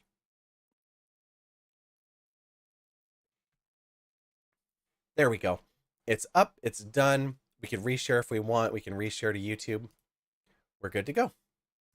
And you can see the edited clip right there. So we have other clips, other things that are going on. This one is one of our featured clips. I don't remember if I exported this or not. It shows that I edited it on November 10th. So I could look, but I'll worry about that later. If I didn't publish this one, I probably will. And I can download it as well and then have those copies. This one, I accidentally dropped this poor Korok down into the ditch. Well, down into the water.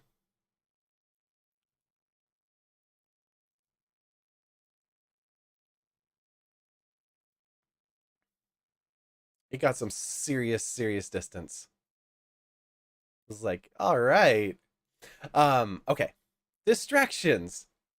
So, posting into Discord for some automation from our stream itself. And the reason that I have this video up is I think that what Nutty showed here was actually really cool.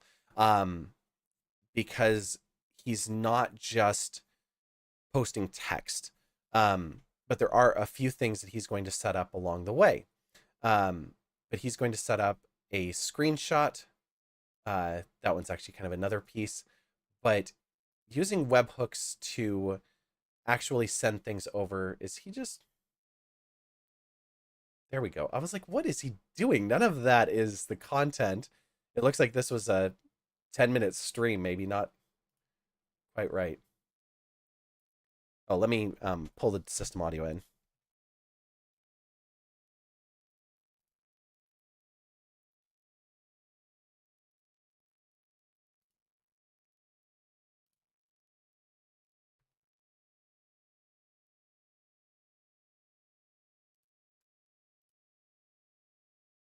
This is only available. Okay, that should be visible now, or passing the audio through.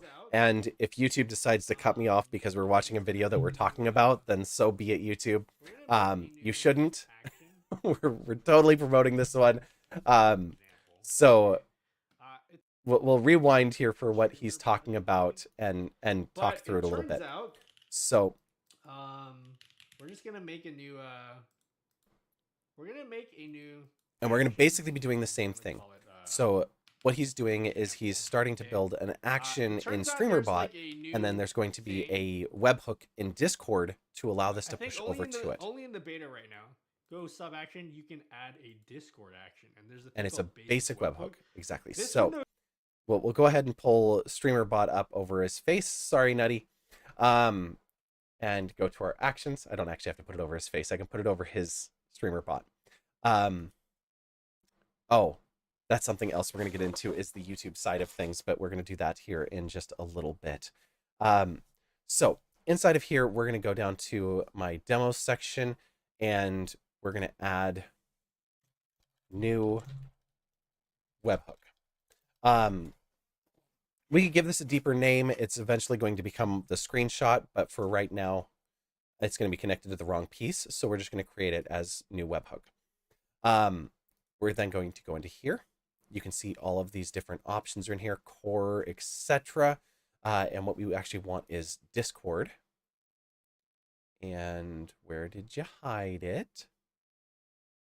Integrations, Discord, basic webhook. You can see that there's also VTube Studio. So when we're doing our VTuber, we have the ability to change settings on the model, trigger hotkeys, all of that kind of stuff. So I can actually give you all the ability to change how my model looks, which is really cool. Triggering hotkeys, things like that, just for the model, move them around, all sorts of fun stuff. But for right now, basic webhook. And what are we doing with it? Well, we've got a webhook name, username, URL, content, avatar URL, and image. And that image is going to be one on our computer. So we're going to tie this into our screenshot system, which is currently broken. Okay. So let's go back here, and shows here how we'll show, this is like the let him show window how to do this next piece. where you can like send stuff over to Discord. So what does any of this stuff mean? I'll be honest, I don't know this webhook name, username stuff. Like I don't know what any of this is. Okay, but this webhook URL is like the most important thing. So like, what is this? So if you go to your Discord channel, go to your Discord and just choose any channel like where you want to send stuff to. So like in my example, just for now, I'm gonna use. Well, I'll make a new channel. Okay, we'll just make just a. I don't know. We'll make this private, and we'll call this example. Okay, you can do this on any channel on Discord, right?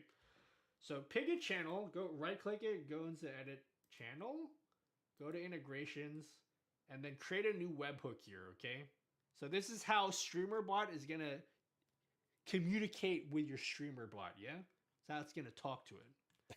So we create a new webhook. Move myself out We're of the gonna way a call little this bit there. one Harambe Bot. You can name it anything you want. Um, it doesn't really matter. You can also give it a cool And I'm icon. watching So his this to make is sure like that he doesn't give any this is gonna be the name that info appears that we whenever don't stuff want to gets. have You'll see exposed. what I mean. Whenever stuff gets pasted in Discord, this is the name it's gonna use.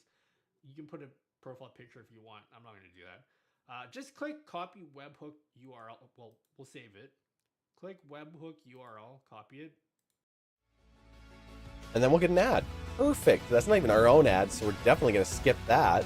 And just paste We'll it in pause here. there and bring up Discord. So I just wanted to make sure that we weren't going to expose any information that we didn't want to.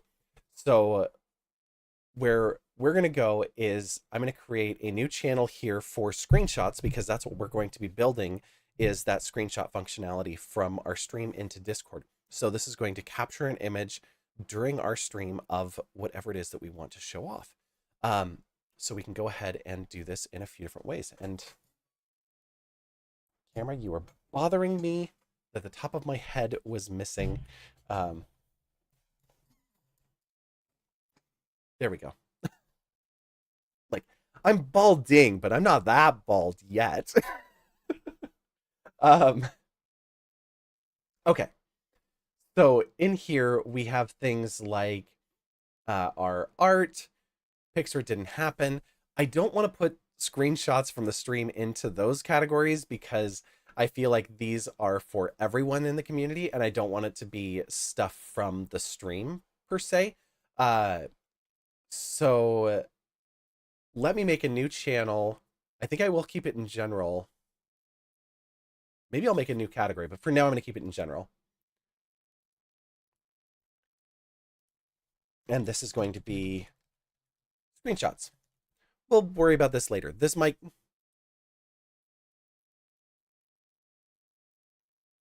Like, do I put it in the VODs, videos, and socials?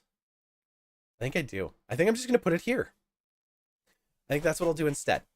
Um, so I am going to protect some of this information. I may delete and change this after because it is going to show some details on the stream here.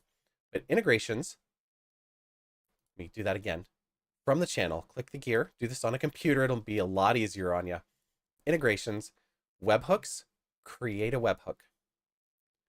You can see it just created this new one called Spidey Bot for this channel. Not really what we want it to be. I personally use Bread and Butterfly. And to show that real quick, I'm going to escape out of here. And we already know that I have that on the announcements channel. Integrations, webhooks, and I have this stream live. So this picture isn't going to display anywhere. The name of the webhook isn't going to be used anywhere. The channel is.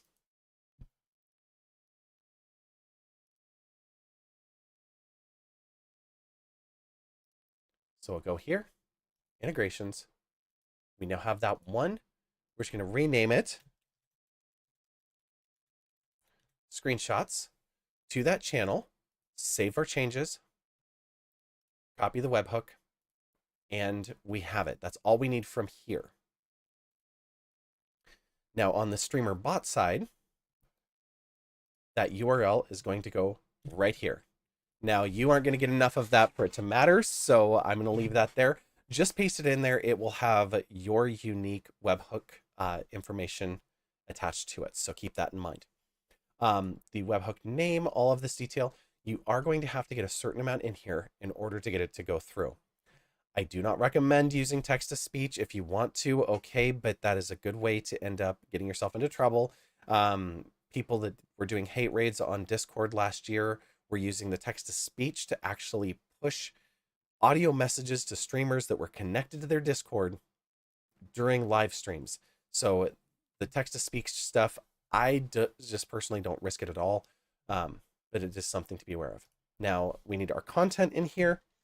We're just going to start out with a hello world. And like Nutty was saying, it doesn't actually matter what you put in here. So this is our screenshot. Our username is going to be Bread and Butterfly for me because that's my bot. Yours is probably going to be different. The avatar URL, I'm going to leave empty. The image, I'm going to leave empty for now because we're not yet attaching it, but we're going to get to that in a minute. So, okay. We've got our basic Discord webhook here. And we can also check, so this one's our new webhook. Now live? No. What did I call you? Is it this one? Yes. Okay. So when I go live, I do now live space, and then I put in a message, and I actually go through the webhooks. I have content that says we're live, and I have an avatar URL that I got. That's what I actually wanted, was this, which is my avatar for Bread and Butterfly. So that way I can just port that over. How do you get that? It's kind of a tricky one for that piece. Click over to, in this case, my bot, view my profile, and I think I did this. You can copy the user ID here. I think I actually accessed this through the browser and then did an inspect and got the image that way. You can put this image on a different server, get it from a search, wherever it may be. You can pull it from your Twitch, stuff like that. There's all sorts of different ways to do that. So that's what we've got here. Okay, you can get out of here and we will pop back down to our new webhook here. So when I'm looking at this one, what I'm actually going to tie it into is screenshot. back here. And there's a reason for that for this particular example. Um, but I'm going to move it in a minute. So, oh, it's good to know that it's right there. Um, so this one right now is just passing through some text, and then the avatar URL, which I was going to copy, but I switched off of it.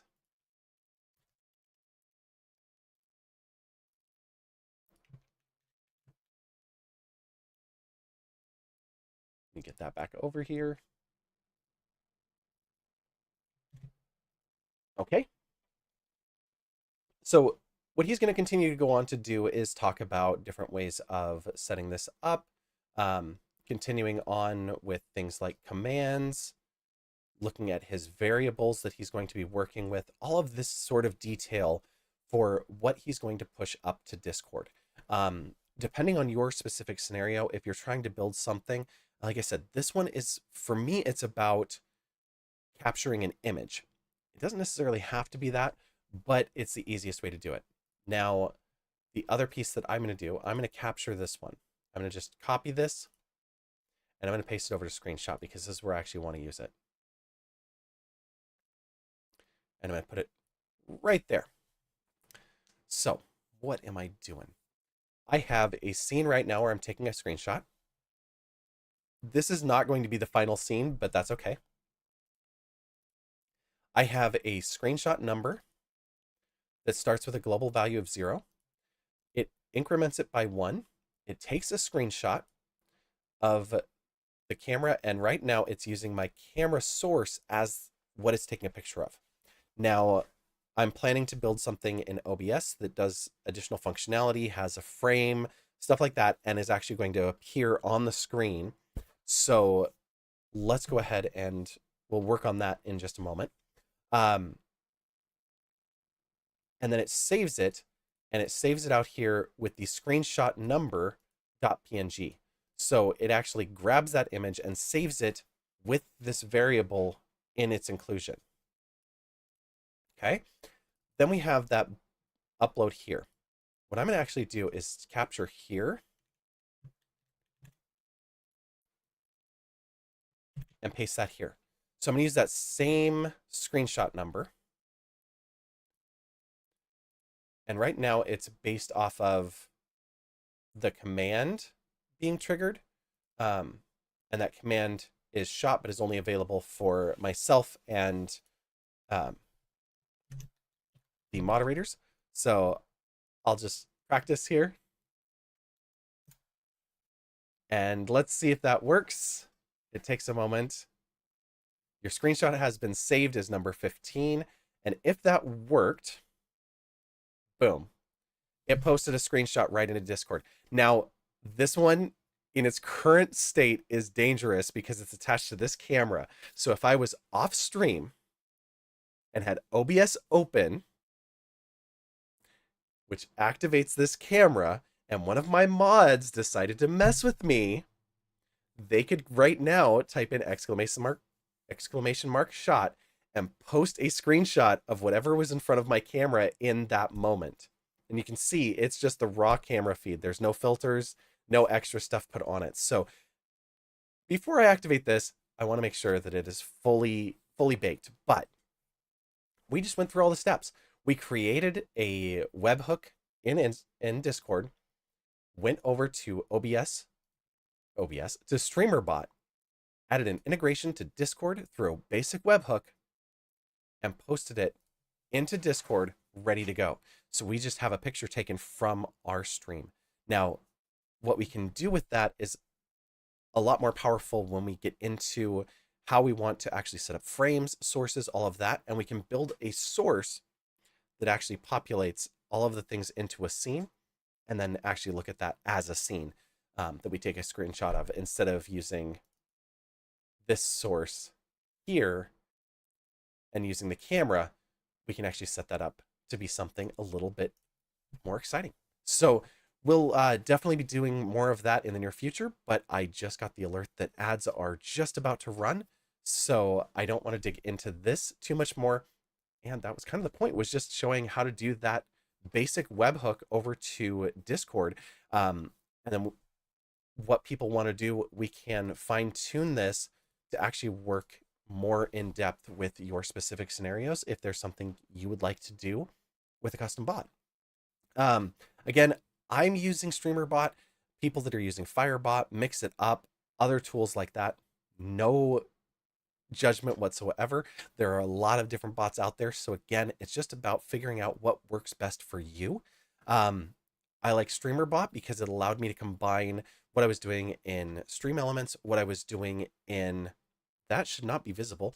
Um, but what I was doing in uh, Stream Elements, Nightbot, Mix It Up bot for a while, Sammy in its previous iteration, the Orin board. I've been able to combine all of that into one bot. So um, we've got ads, so we're going to take a quick moment and we'll be back in just 2.5 minutes. Hope to see you then.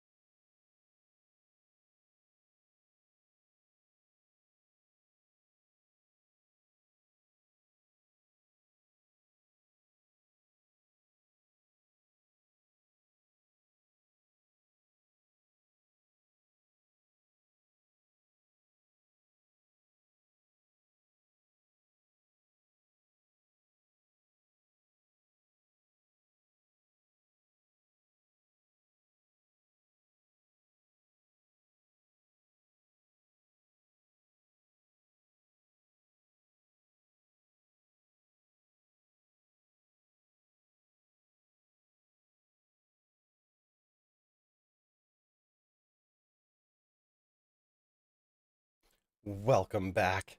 All right, I was just doing a couple of searches there, and I also had some kiosa because they were sitting on my desk, and I was a little hungry. So, um, looking at how do we do a shout out on YouTube, and I see that there are some videos. Never ask for a shout out. Well, never ask for a shout out anywhere. Um, that's one of those things that should be given, not requested. Some people may have a give me a shout out point redeem. Absolutely take advantage of that. Um, I think that it's very different in how we do things on Twitch versus how we do things on YouTube.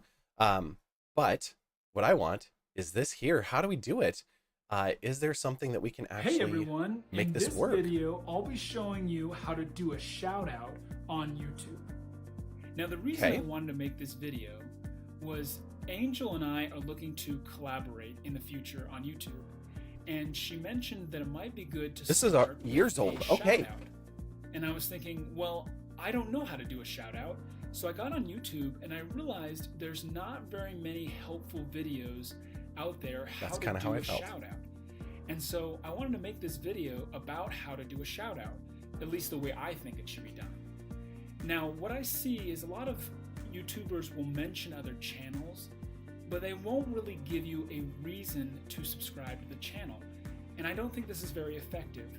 See, if you really do want somebody to check out another YouTuber's channel, you need to give That's the your why. viewers a I need the reason how. to subscribe to the channel. Now, I think that, and this is kind of the goal of Angel's channel, an understanding of history is actually pretty important, or what we can learn from it.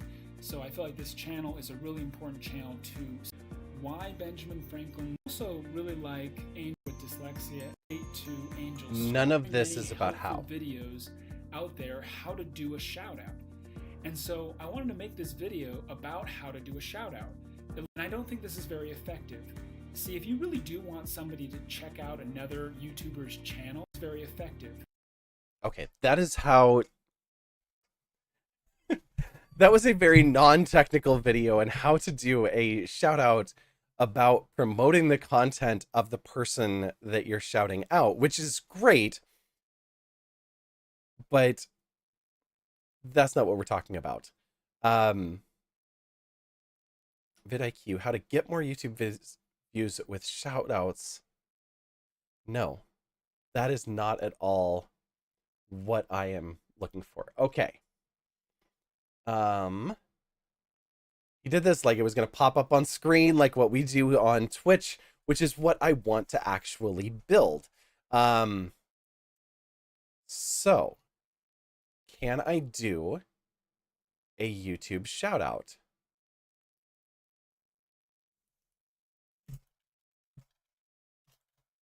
Now, I doubt that this is actually going to happen, but hey, we've got somebody with Streamer Bot, which is we can all agree that perfect. YouTube does a lot of good things, but then they just make some things just overly complicated. Uh-huh. And this is mainly from a streamer's perspective. There's a lot of things that you consider when you're moving between Twitch and YouTube on where you want to stream. And there's a lot of things that we kind of take for granted on Twitch that basically set up inside of your own stream.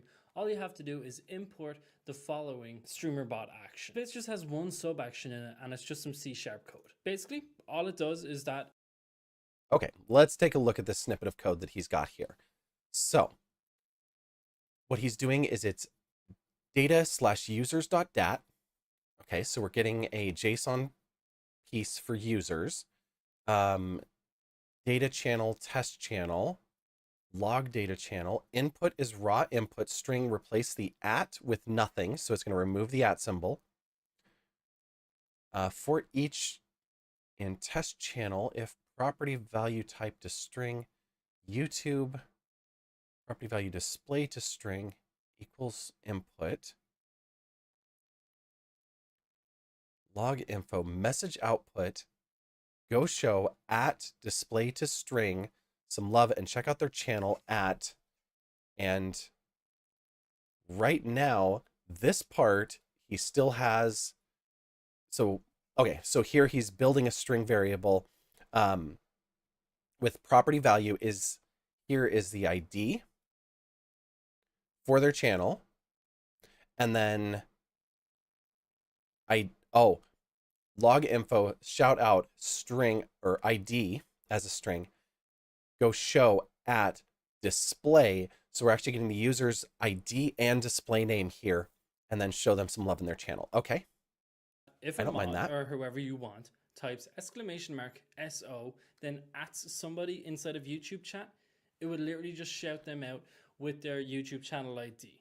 This is basically how we're getting around that whole weird thing with YouTube and the URLs and your display names are kind of different. We're able to do this through StreamerBot basically because how StreamerBot pulls data. If you go over to your streamer bot, for example, one of my chats, you can We're also going to just look do at it by this. youtube.com/, this channel So we ID. do have And the basically all IDs it does of the is pull that. users. Myself and Trent done even a test stream as well, which I'll change that to whatever you wanted to say shout out instead. Absolutely no problem. Are allowed to do it. Don't forget to press save. Because this is running with StreamerBot, there are going to be a few things that works that basically just goes through the logs to see who was ever inside of your chat, and it just pulls their data from there. So make sure that they at least say hi or something like that. And that's, to be honest, is when you'll probably be wanting to do. Fixing a lot of fun things, such as the YouTube channel points, which is now bringing in a clip feature in its next function. Coffee link is down there too, if you want to buy it. Okay, and YouTube does have that. This is from June of last year. So the clip features, all of that is already enabled, so that's fantastic. So let's do this. Let's bring StreamerBot back up. Now, I already know it's only partially connected. So you've probably heard some of us that are doing some of the multi-streaming commenting on how obnoxious it is. Kingdom Balance! Hello! How are you doing? What were you up to tonight? Hello, hello, hello. Hearts of light and shadow shift the balance in your favor, and we are ever so grateful every time that they do. Hello, hello, friends. Welcome in. I hope you had a wonderful time over there with Kingdom Balance. LMG3864, welcome in. And I butcher this one every time, and I am so sorry. Zinch is my master. Hello, welcome. Shell Smiley, hello, friend. It's so good to see you all. Looks like you were playing Stars Die tonight.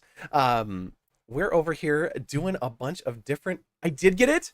Oh, good. Okay. I'm going to try to just make that mental note and try to keep it. I'm not in bed yet. Maybe later. We can talk about that stream separately.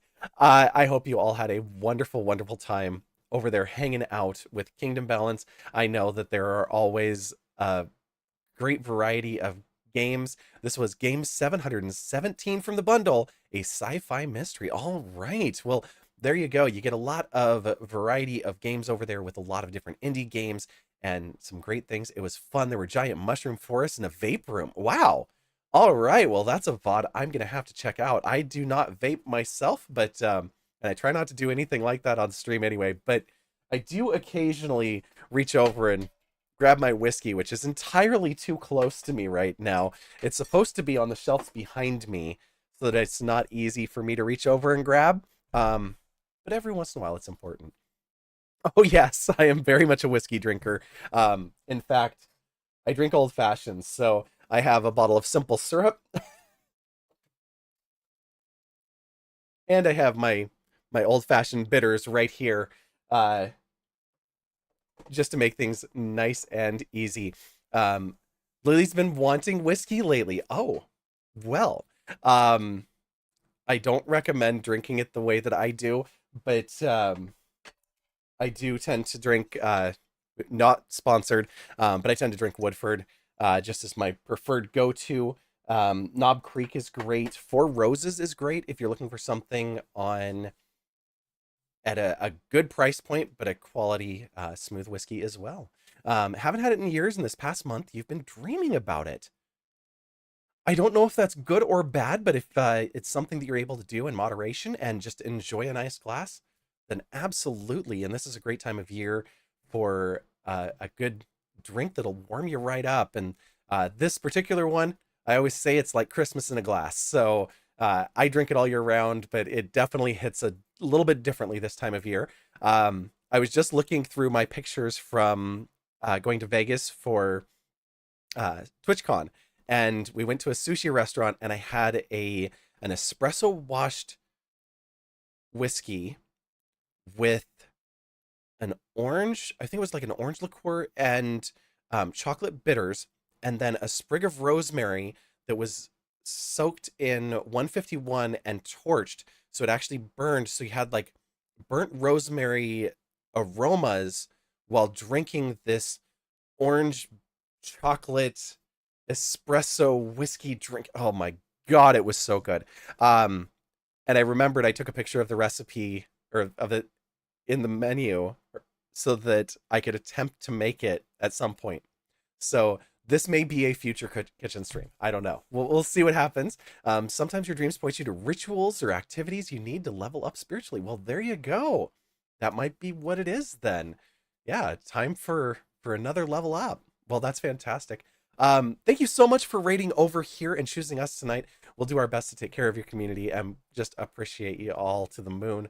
I totally missed it, but for anyone in chat that was already here, if if there's still a heart up at the top of chat, go ahead and click it and follow Kingdom Balance. And if not, click on their name. You'll see that follow link there as well. So drop them a follow.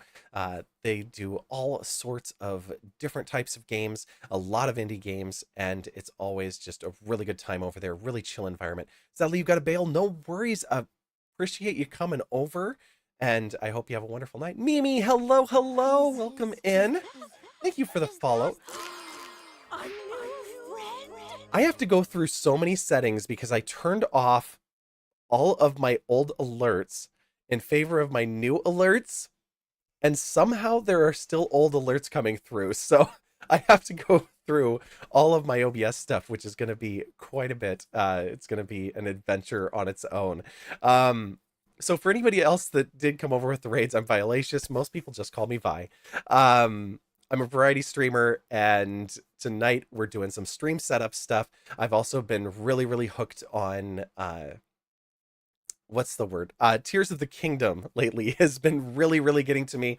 I also love classic retro consoles and using OG hardware. So back here you see Nintendo 64 and Xbox. You can't see them anymore, but there's also down on, oops, come on, ARM.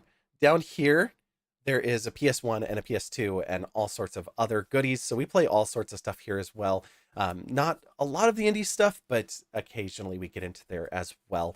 But yeah, tonight we're doing some stream setup stuff. So we'll pop back over and I'll talk through what we're about to get into. So we were just looking at StreamerBot, and what we're about to do is we are multi-streaming. So we are currently live on both Twitch and on YouTube.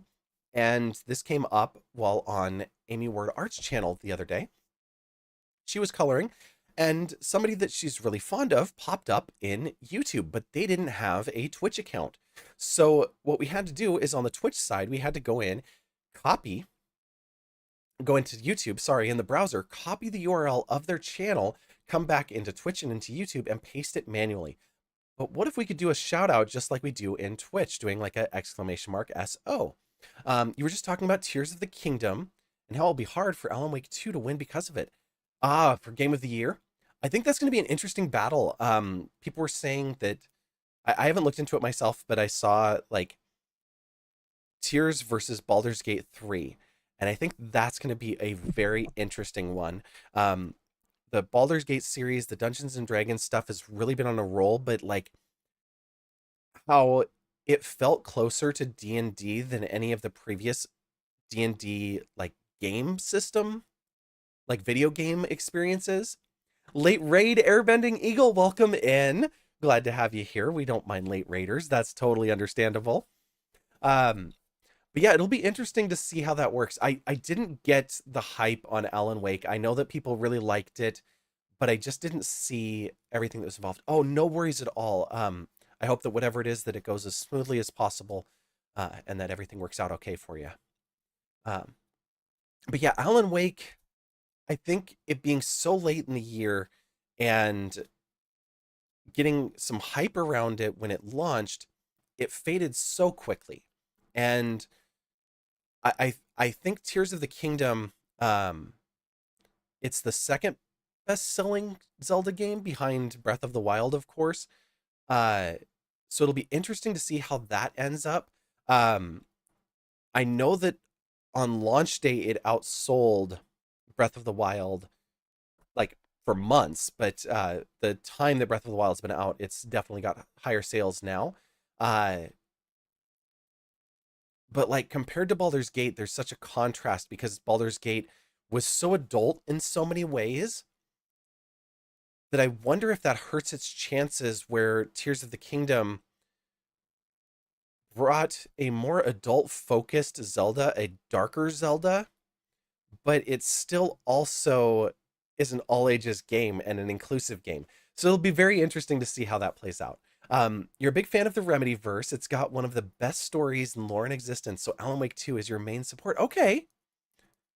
I'm glad that you've got the connection to it because I never played the original one. So I didn't have the draw to the new one, and I just caught a few streams of it, and that's my only exposure. So it's good to hear, you know, more from people who have a deeper connection with that series and with that game in particular too. So that's very cool. Um, so all right, we're going to talk a little bit about a couple of the challenges with multi-streaming. We're going to be trying to do a shout out, and we just found a YouTube video that showed us how to do a shout out with some C# code in StreamerBot, which is the easiest way to make it happen. Um, it does require that the person has chatted in your channel and that they are present in this list here. So you see this hide not present. I can take that out, and then you'll see all of the many, many different characters. Characters. That's what you all are now. You're characters. Don't worry. You're all player characters. I don't know why my brain decided to pick up on that word. It just did. And I told it to show me people who are offline because I wanted to see. Oh, Amy's a mod. I wanted to see if it did things differently with because Amy's here, but not on the YouTube list.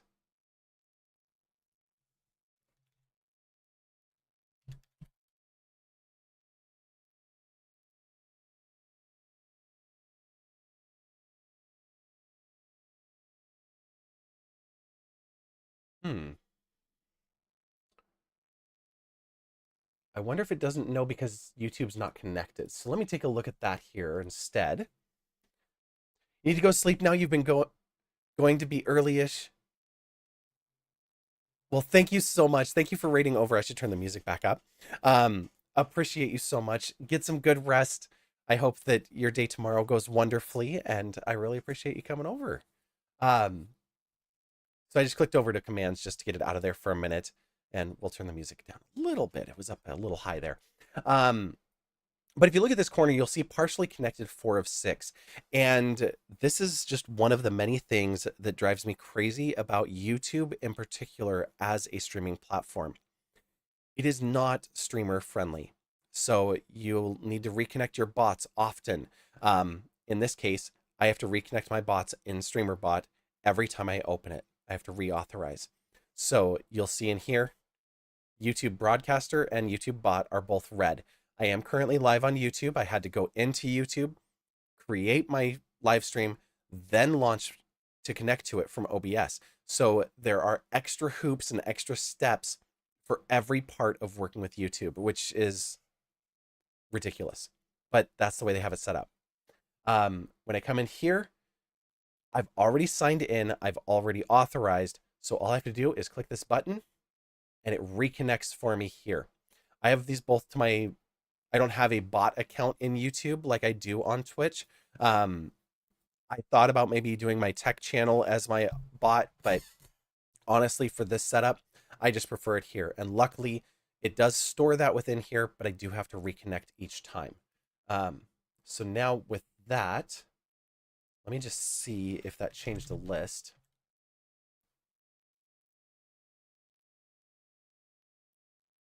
Samara. No. Okay. So I don't have that detail, and that's okay for right now.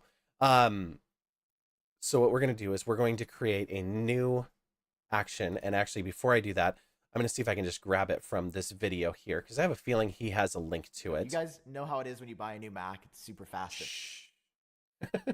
I don't need your ads. Import string. Okay. Import strings work because I'm doing this in StreamerBot. StreamerBot has a great import-export system, so it's nice and easy to work with. So we're just going to click on this. It's going to give us our string to actually do this. Did you really put the source for a string in a zip? Okay.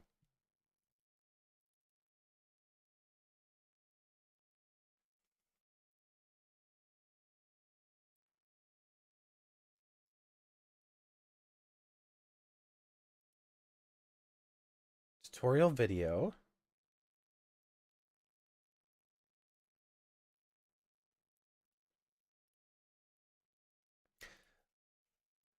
The zip is seriously a link to this video.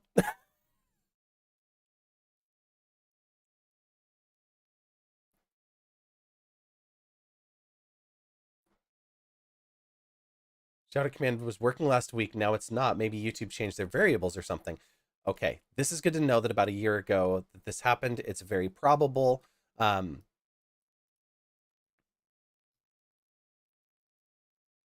At first, get through here. Okay.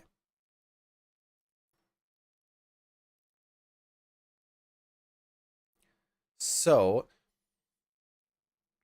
he's looking at the user ID that's in here as part of the YouTube experience, and we'll go ahead and set this up. So what I'm going to do is I'm going to go to StreamerBot, and I'm going to just start to build my shout out.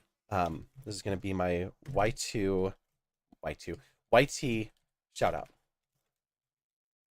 And actually, I can put spaces in this. I'm getting so used to all of the different systems that can't have spaces. But this one's fine. It can have one.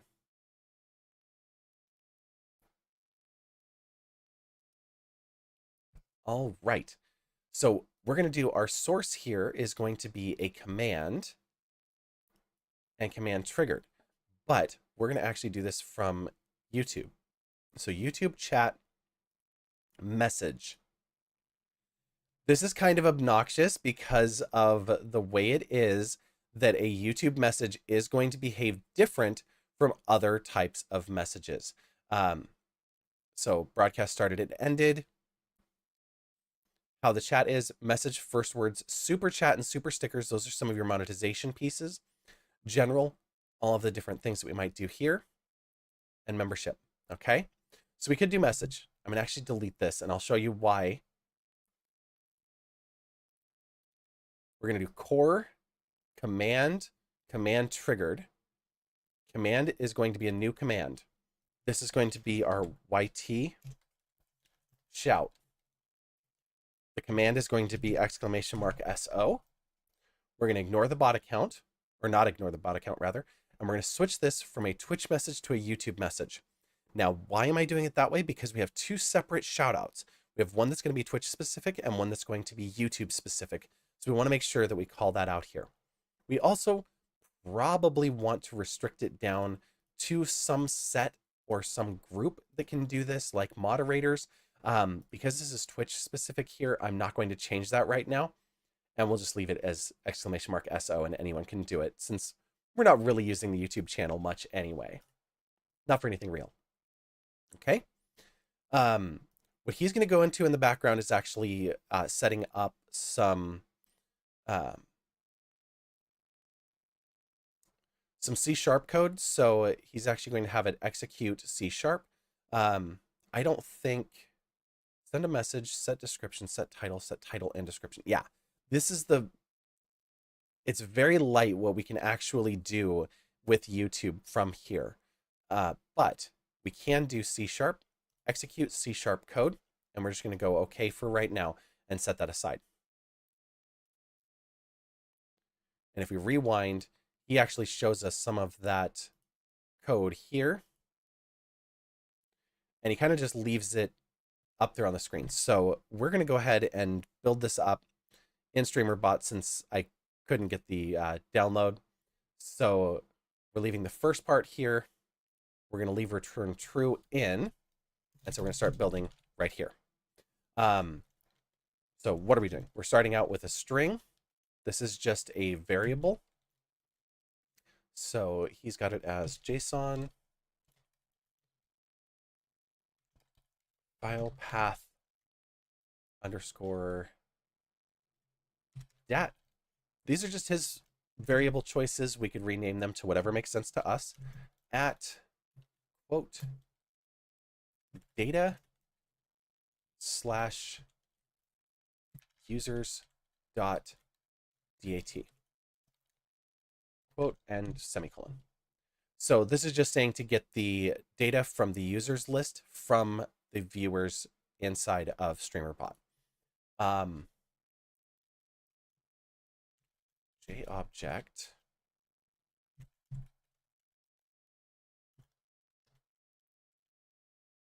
Oh, he has a couple others. So it's using system. It's also using Newtonsoft. Now that might be something that we don't have installed, because that's link.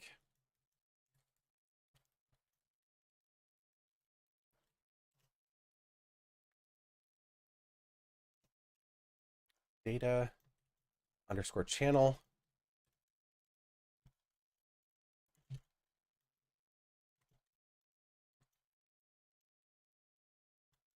And normally I don't like typing out messages like this when somebody's showing you how to do them, because the likelihood of errors is high when it's right in front of you. So whenever you can copy and paste, copy and paste. And yes, that is how it is done professionally too. If we know that a piece works in code, we will copy it and reuse it over and over again instead of trying to retype the same thing. You don't reinvent the wheel, you just install it.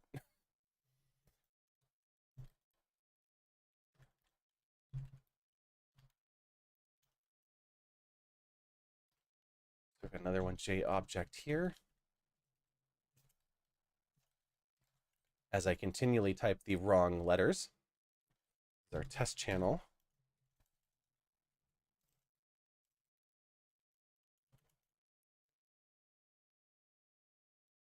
Well, this one doesn't make a lot of sense to do it this way because it's just saying test channel equals data channel.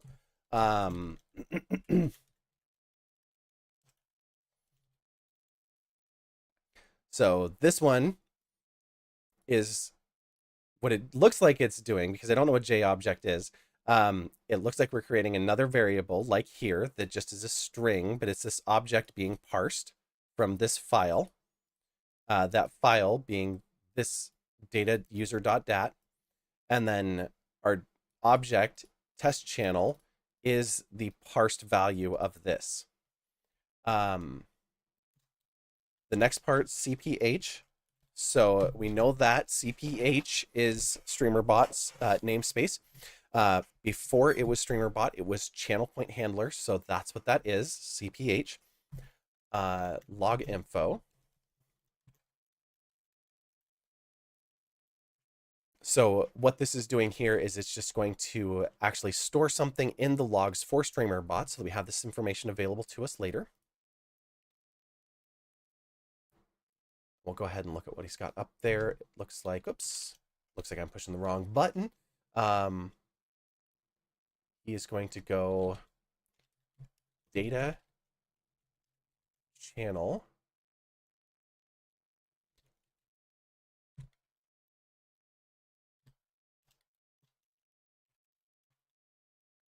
Log users dot toString.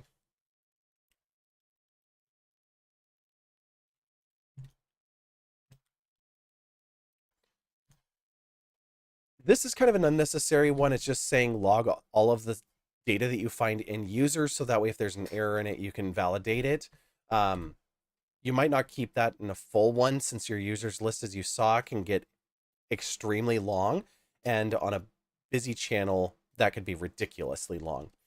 And you don't want to bloat your log files just with a variable list. Next is another variable. We've got a string that we're calling input, and arguments, or args. And we've got raw input. So this is whatever you type into it. Dot toString again. So we're taking your raw input that you're going to type in YouTube, converting it over to a string. Then we're adding a replace function on the end of this.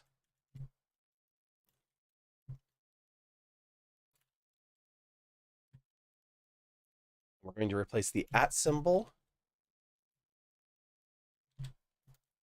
with nothing. So those quotes contain no space, no anything. So this is just saying remove the at symbol and give us the raw input without it. Why? Because when you're in YouTube, you're definitely going to do the at. So just like you would do a shout out here, exclamation mark SO at and tag a user, it's going to be the same thing on the YouTube side in the chat.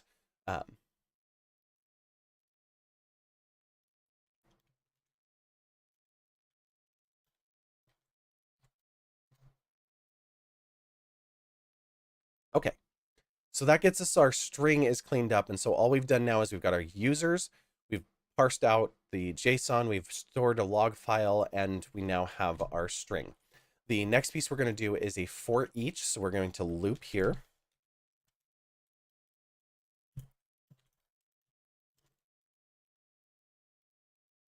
Oh, come on, fingers. There you go. J property.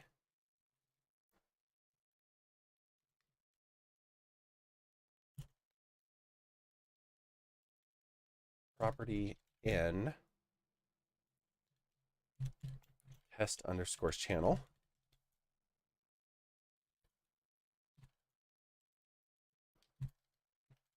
And users.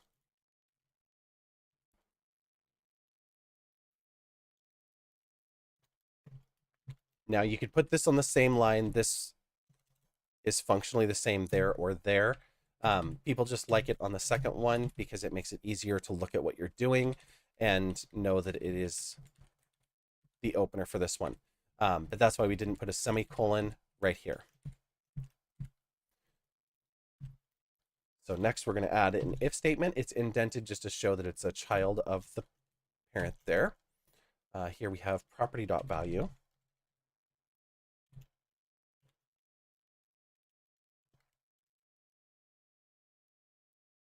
And is going to be type.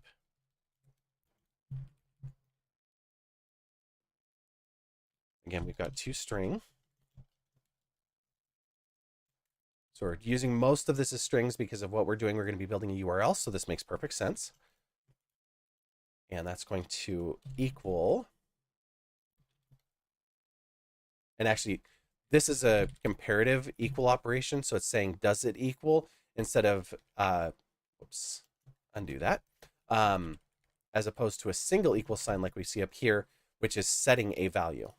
If you're not familiar with coding, that's something that's important to know what is going on there. So YouTube and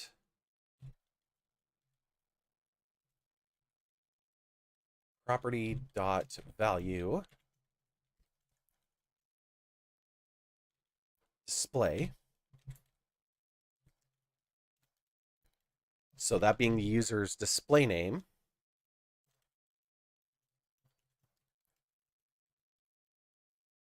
I'm really curious how this is going to work on some display names because I won't be able to test every scenario here, but YouTube actually allows for emotes to be part of a display name. So that ID is extremely critical. Okay. So this is saying if property value type equals YouTube and property value display equals input. This is excessive. I may rework this in the coming days. We will see.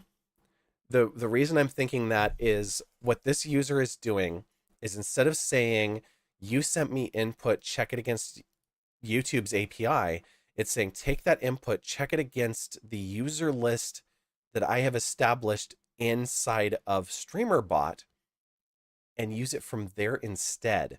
And use the YouTube reference. So if like my account would have a reference for YouTube and a reference for Twitch.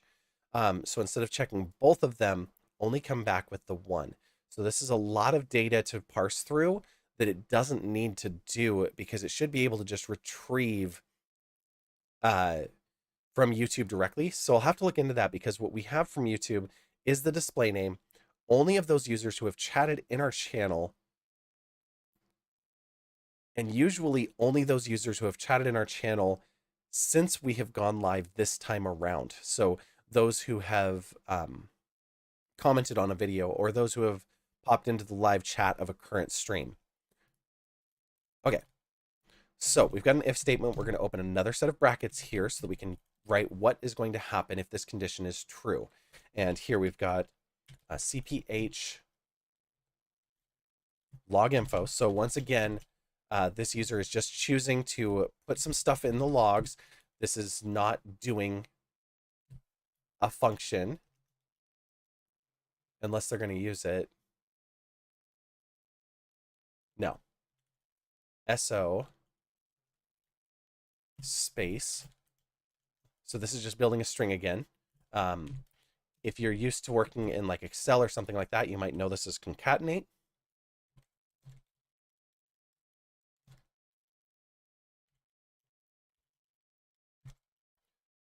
Property value is ID this time, which is what we actually need in order to do a proper shout out for a YouTube system, since everything is keyed off of that ID. To string. Now, YouTube did recently add functionality for handles, which are a separate @name that's not your display name, and it will be very interesting to see how the addition of handles plays out with this.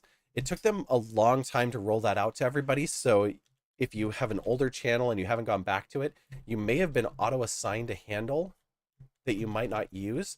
I cannot use my own handle that I want because of an old channel of mine using it, and even though I released it, it is still mapped to that old channel 6 months later.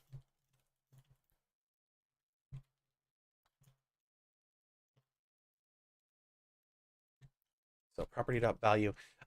If you're following along and trying to type with me, I'm currently on the string message output line. That is line, I think it's 18 in their chat. We've got to finish that one and one more. But I am missing a piece at the end. And so I'm going to guess it and then play the video. And we'll look a little bit more at what he's doing. Go back. I need that code still. Thank you.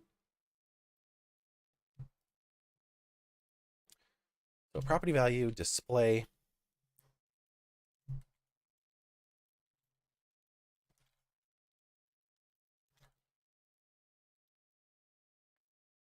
And toString.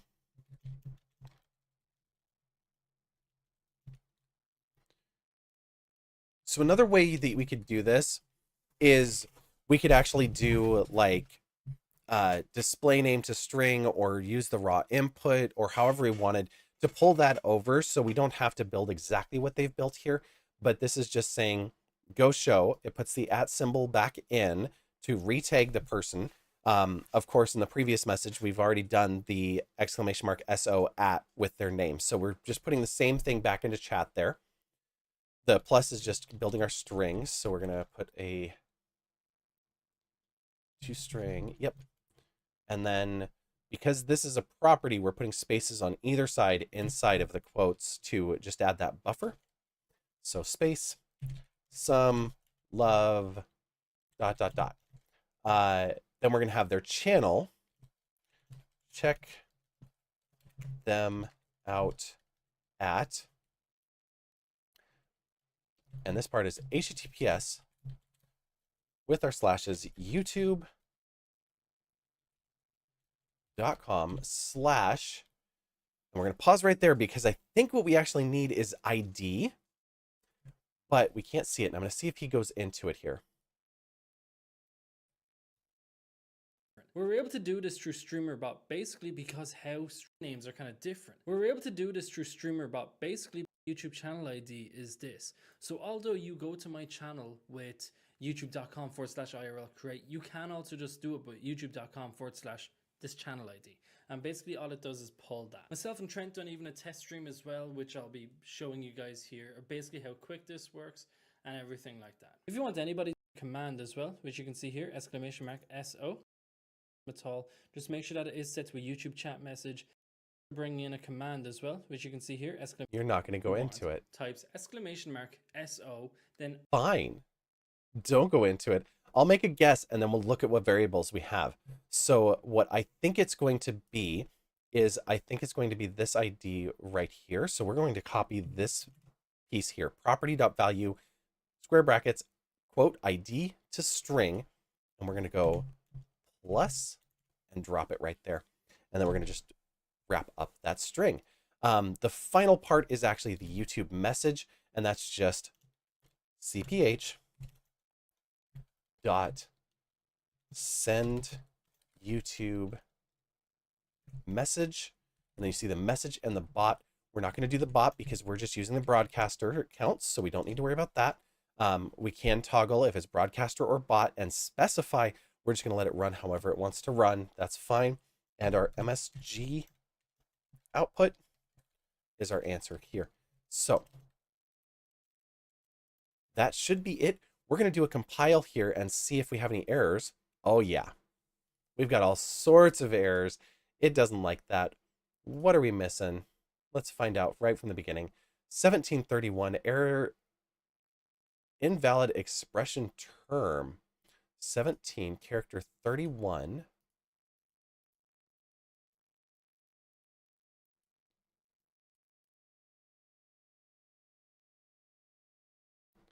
That is our if. Property dot value type to string equals YouTube in quotes and property dot value display dot to string equal input. And if we go 31,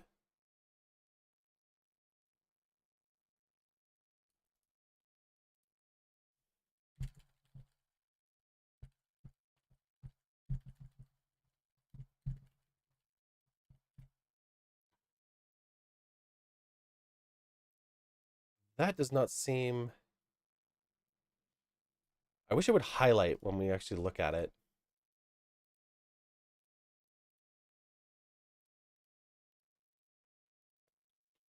(17:104) semicolon expected. So in case it's complaining about that, I'm going to just pull that up. No, it wasn't. And 17:104.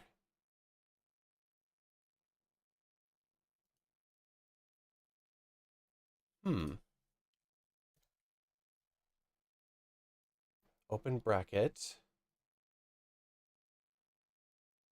Oh. That's not supposed to be there. There we go. Okay, that's better. 1534 property in test underscore channel users iDynamic meta object provider is defined in an assembly that is not referenced. You must add a reference to assembly system core system link cph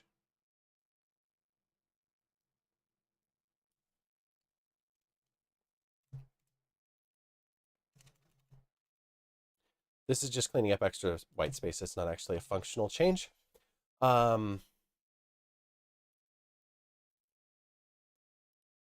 Okay. We're going to hope that these two, 14.3 and 14.34, so this is 14. So we're looking at the JProperty is the reference. Unable to compile to remove unused references. Found 3 potential references added to reference list. Okay. So we've got the extra stuff there. Great. We're going to save and compile. Okay. So we have a sort of shout out here on StreamerBot from our YouTube. So let's go ahead and shout out. And I don't know that it will actually pull me in here. There we go. So I just sent it the request to shout myself out. Now, if it fired in our action queues, action history, we have one run of our YT shoutout. What we do have from here is our raw input is @violacious unfiltered, encoded the space is turned into a plus, and the at is turned into a %40. But we're going to be using the raw input here. We also need to pull in additional detail from this. So this is where we need to figure out what is it that we actually have available to us and what works and what doesn't. So right now it did not send a message to YouTube. So we're going to look at it a little bit more. From here, we have a command ID. We have a trigger ID. We have the user name, user ID. This is what we actually need, is user ID. But we don't need my user ID. We need to get info for the target from YouTube, not from Twitch, or get it from the user list, which is what their setup is supposed to be doing. So let's go ahead and take a look at this here. And as we start running, let's do a send message to YouTube right away. And we're just going to put quotes in here.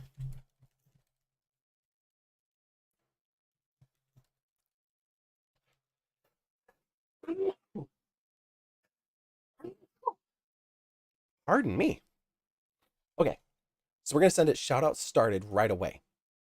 And that way it at least gets some message letting us know that our function has begun running. Like I said, I'm not worried about the logs. I think this is kind of crazy to log that, but it's debugging, so it makes sense. A lot of times we would comment it out when we actually go to run this thing. So something like that. So that way we're not bloating this thing any more than we have to. So shout out is started. Then let's do this. Let's hear. I don't want to spam the big chunk of data. If we get into the if statement, I want to come in here and put another message. And I'm actually going to do this property value to string.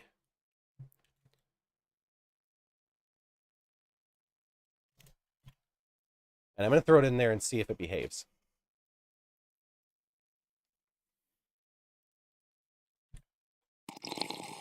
Thank you, Chai.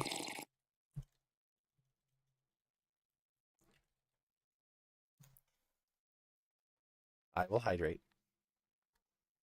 Hi, hi. Okay, no message even got sent to YouTube, so it did nothing. So let's take a look at StreamerBot, their own documentation on YouTube.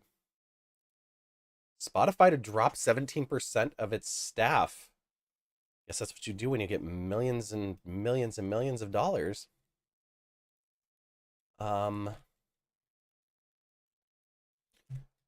StreamerBot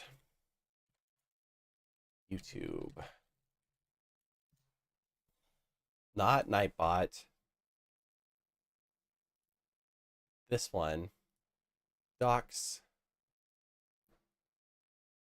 And YouTube. YouTube sub-action event reference. Sign in. Allow it. Yes. Signed in. Stream info. We can adjust from here, but that's, again, pretty tricky.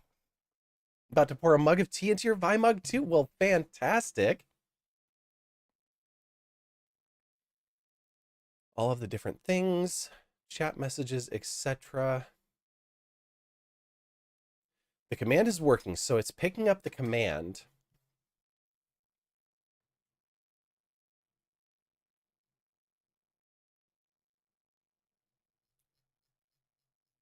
Let's see if this even knows. Send YouTube message. YouTube C# available messages. Send available methods YouTube 1.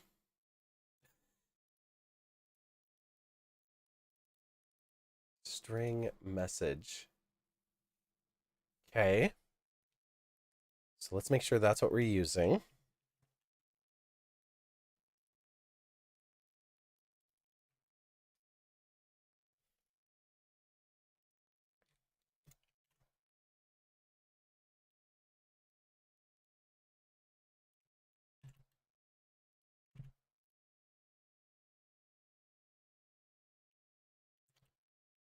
That is definitely the same. Okay. So we're going to simplify this down. We're going to take out this if.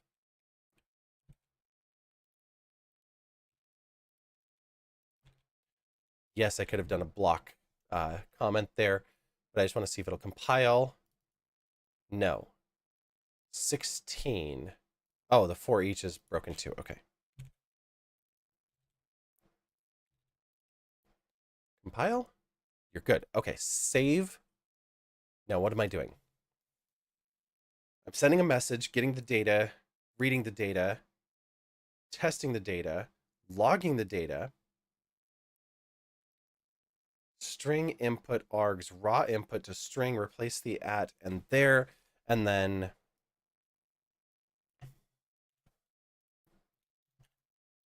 this is going to be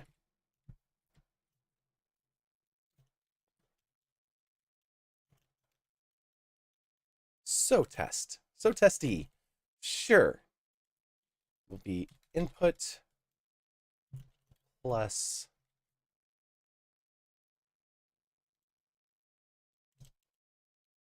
let me do it the other way around.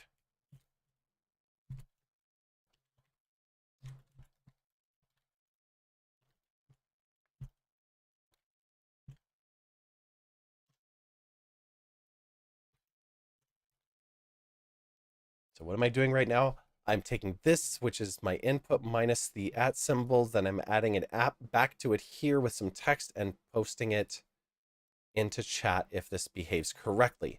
So this will now be SO test. Compile and OK, and bring this up.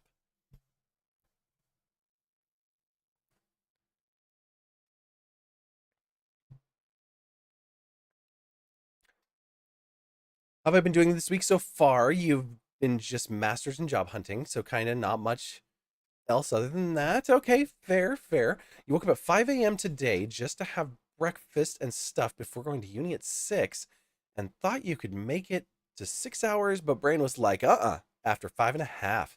Maybe 6 a.m. start is slightly too early. Oops. Slightly too early in bed. In bed bot, this is the opposite. This is slightly too early to get out of bed. Guessing you commute? Nah, just walk. Uni's only about 5-minute walk from your place. Well, that's nice. Your circadian rhythm is such that as soon as it gets light outside, you wake up. And right now, it's around 5:30 a.m. when it gets light. Oh, okay. Totally makes sense. Yeah, I do not miss commuting. Oh my God. My commute for the last like 3 years has been walk down the hall. I've had to go to the office only a handful of times, and it was to host karaoke and other like trivia and other events for work. So I didn't mind too much, but the commute to work in the morning was get up at like 4:30, get ready, go to the bus, be on the bus by 5:30, and I was lucky if I made it to my office in time for my 7:30 a.m. meetings. And so I started ordering coffee when I would get to a certain point in town. And my boss looked at me one morning because I walk in with a coffee and I'm like 20 minutes late to a meeting. And he's like, "Oh, you went and got coffee?" I'm like, "No, that is not why I'm late. I'm late because the bus dropped me off 2 blocks from the office like 3 minutes ago. And I walked down the street, grabbed my coffee off the counter, and walked across the street into the office. Like, I do not spend any time in there. I order it from the bus on the other side of town, and it's cold. Like, you wouldn't get up at 4:30 for anything unless it's really important, like a plane trip to a geology conference. Well, there you go. That would be a good enough reason. Doing it every morning was insanity, and not being a morning person made that really, really difficult. So being able to wake up at 7, splash some water in my face, make a cup of coffee, and walk to my office down the hall. The biggest problem being that I have to step over a cat laying in my hallway or Nika trying to fight me. Much more reasonable. Okay, let's see if this works. So we just took out the for each and the if statement. since it looks like they are currently not compatible with something in here. And we're going to give this YouTube shout out another try.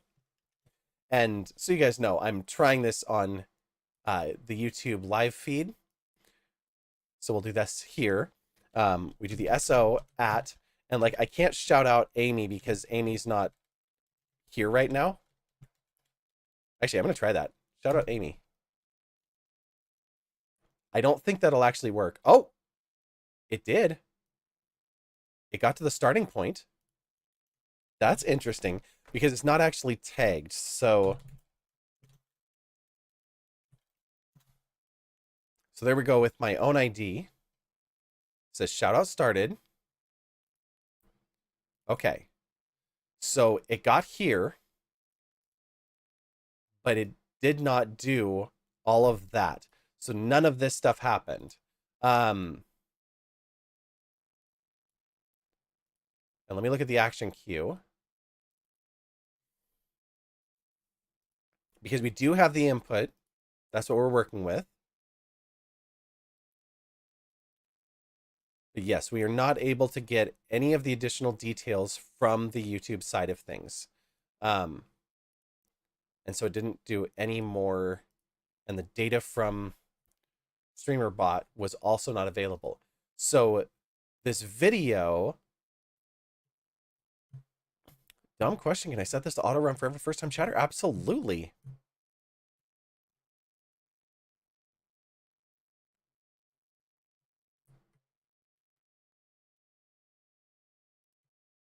One week ago. Okay. No, 1 year ago. Okay. So you have the video, source code. The source code zip did not give me what we actually wanted. What do you have here? Notepad, please. Okay, here we go. He put it in the wrong spot. Let's see what this looks like. So this is actually his command. So I can see if there's something in mine that doesn't work. So we can just import string YouTube shoutout. Does not come with the command, just the action. Perfect. Import. And it's right here. Property value ID. Okay, yeah, so that's exactly the same.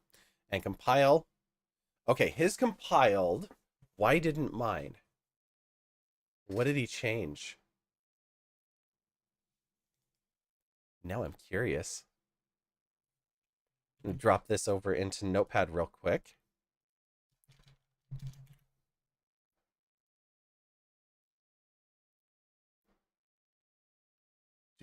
Do.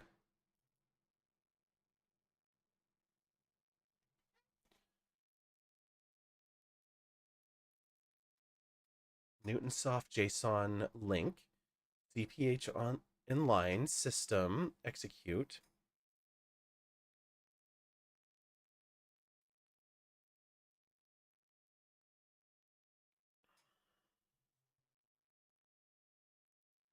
Read all text. Test channel, data channel. Data channel users to string.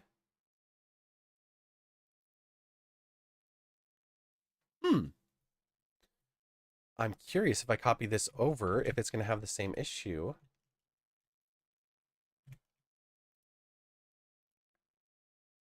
Yes. So even pasting his code into my action, this fails to compile, but his didn't for whatever reason. So we're going to roll with it, and we'll add a command here, and we'll just disable my other one. This is going to be our Twitch shout or YouTube shout out. And this one, we're going to delete the trigger. So this is no longer running, but Tom Retrieves is.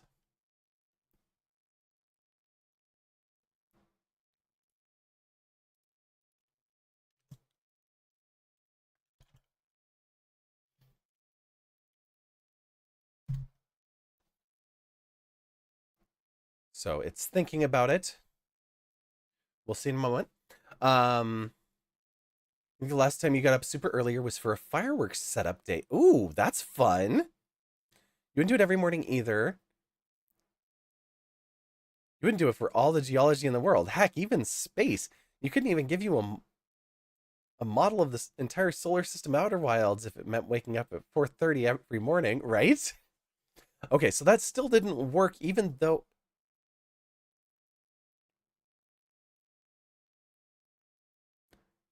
we've got ads.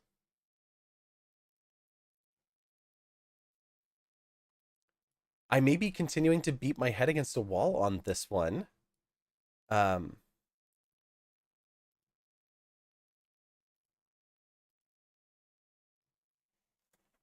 Very curious.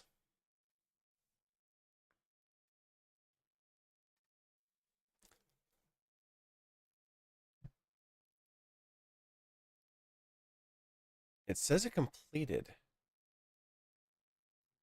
but we know that it failed. Let me just add some messages in here of what it did along the way. And we know that this function works okay. So I'll just add in some quick little debug messages, and we'll look at it closely after the break.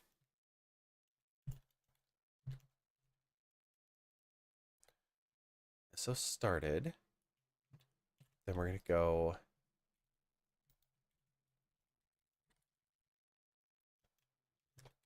data parsed.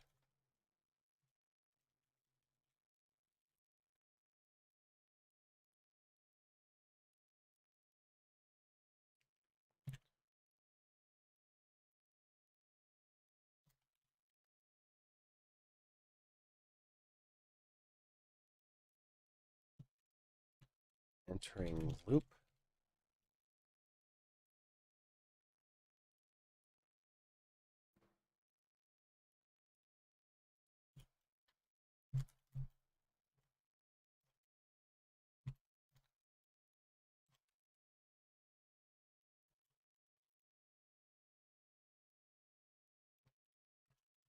User not found.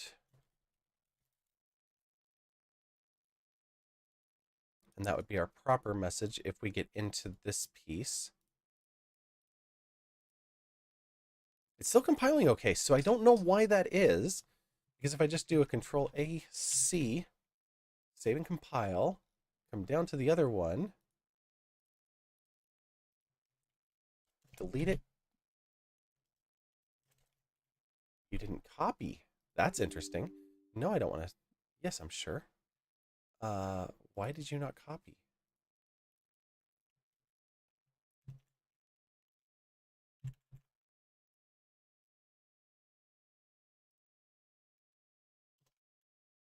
There we go.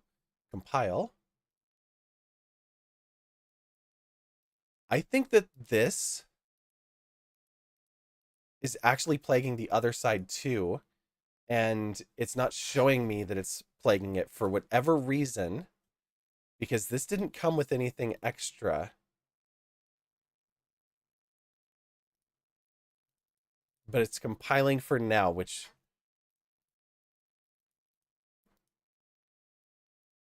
Oh, you know what? It's this right here, and it can't actually do anything because there is no G drive.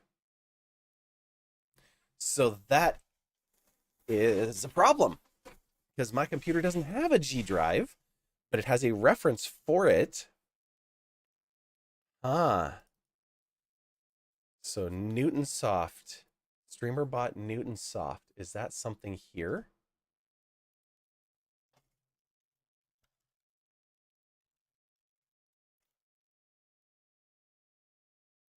It showed it for a second there.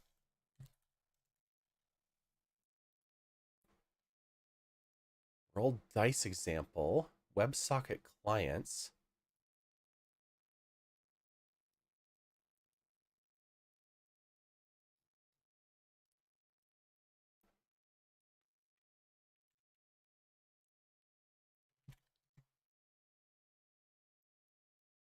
Creating JSON with link Newtonsoft.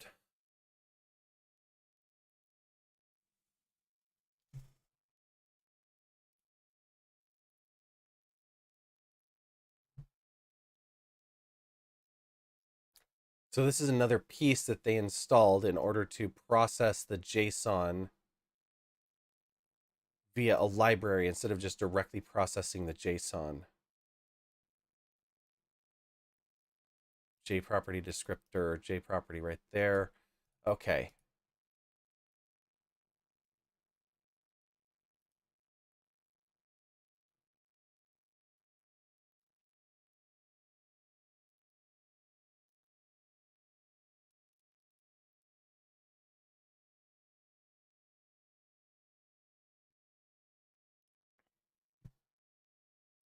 Okay, how about what we're actually doing here?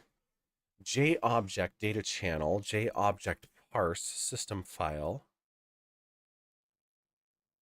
JSON path data.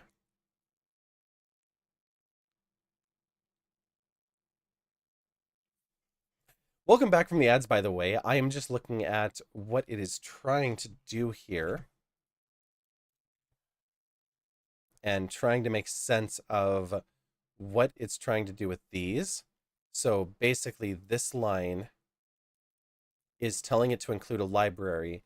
It's compiling because it has this reference here, but I do not have Newtonsoft JSON DLL. So this does not exist on my system. So I have to, oops, I didn't need to do that. I have to find that if I'm going to make it work. Or instead of using link, I can just break down the JSON.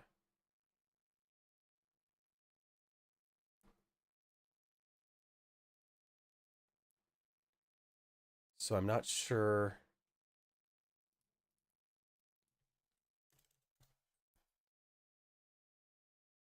See, it's just a framework, so I could just install it and then reference it.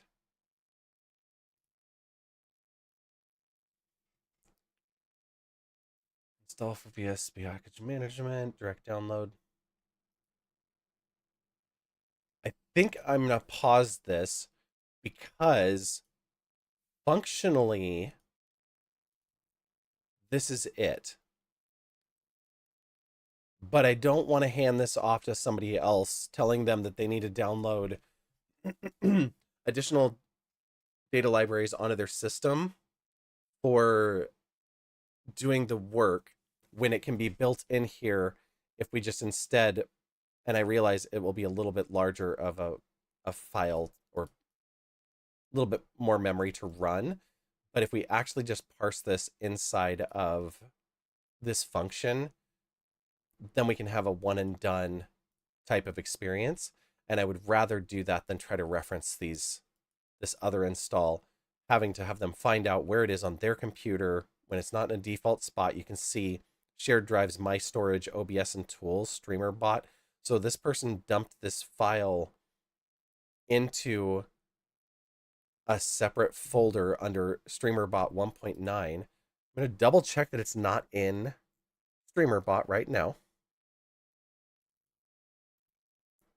Streamerbot, where did I hide you even?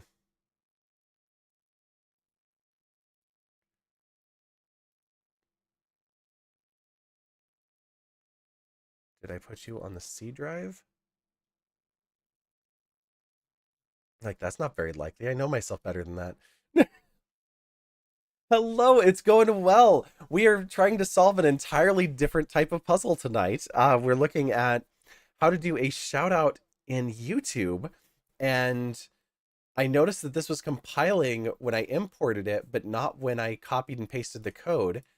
And so I did a little digging. Let me cancel out of there again because I'm making changes I don't want. And this newtonsoft.json link, I don't have that library installed on my computer.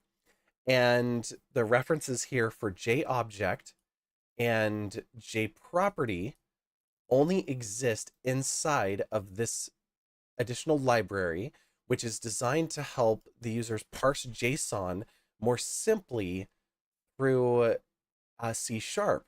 So basically, this is a shortcut that the user took when building this, but the reference is to a G drive, which I do not have a G drive. And actually, it found it. When I told it to find references, it found a version of it. Let's see if it still compiles. Yeah. Okay, I'm going to try this again since it has a version from me.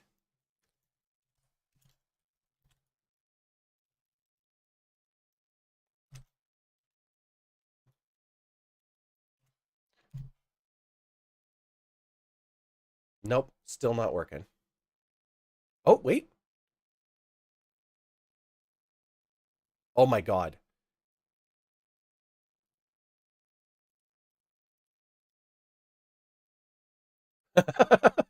And this is how you get your channel banned off of YouTube. Stop.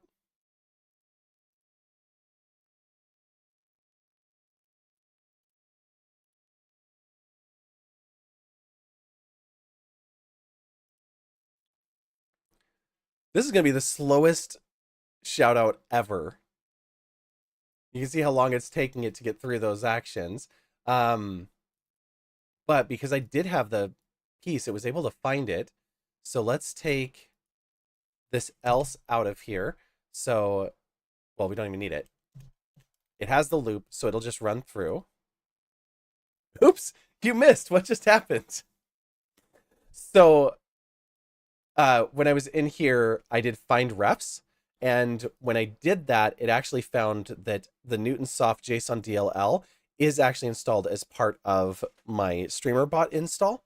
So I was trying to figure out where it was, and it is under my documents, Violacious Streamer Bot 1.7, even though I'm now on 2.2. So this has been on here for quite a while. So this reference is no longer important, and it was able to get what it needed. The only two we're actually using, or three, are system core, and the Newtonsoft JSON DLL. So that was what was causing the errors on the other one, because it couldn't find it and it needed it for JObject as well as JProperty. So now it found it. It went through, it said shoutout started, data parsed, entering loop, and then it started going to an else condition that I'd put in here that just said user not found. And what it meant is that it was rotating through. So I started to mention this earlier, but we found this video on doing a shout out in YouTube, and let me save and compile that. What this user was doing is, instead of looking at in Twitch, when we do, oh no, it's going to get stuck in a loop. That's how it's intended. Instead of looking through all of the users in YouTube, or taking, how do I rephrase this? When I do a shout out in Twitch, and I will just go ahead and do a shout out in Twitch because this will make a lot more sense. We'll do a shout out for Chai.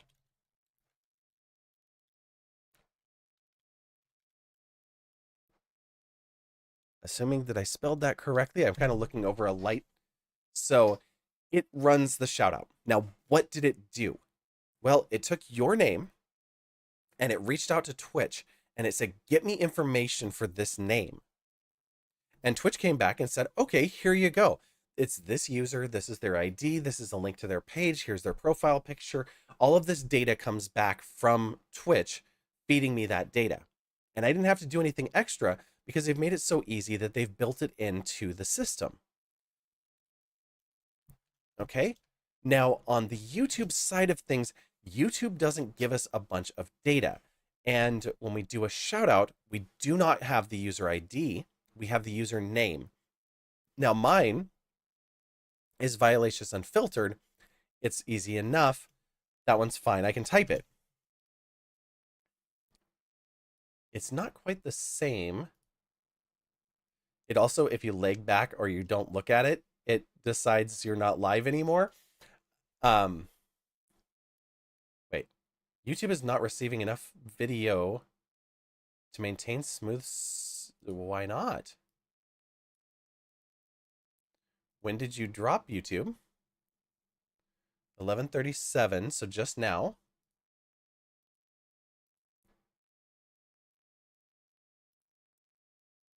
No, I don't care about any of that. I just care about the health. Or you're pushing full 60 FPS.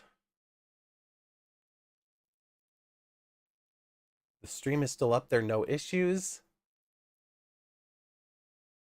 I think it just got cranky for a minute. um, so some things that are interesting, if you know, like when you're in Twitch, you have the @ same thing, you have to have the @ symbol in order for it to work, because you can't, like, I can click on this, but all it allows me to do is pin or remove. I can't do anything to actually go visit my page from there. I can't do anything from the dots. Like, there's no way to really get real experiences out of that. So we're trying to do something to populate a link into here. So we'll try to shout ourselves out again. And it's going to take its time. So like I said, on Twitch, I reach out to Twitch, I get back, this username is attached to this user ID. This user ID is here. Here's all the other properties of this user.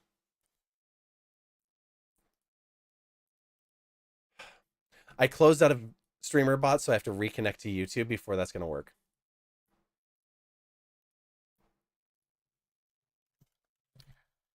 These are just YouTube issues. It is not live stream friendly. Okay, so started. Data parsed, entering loop. Boom. Okay.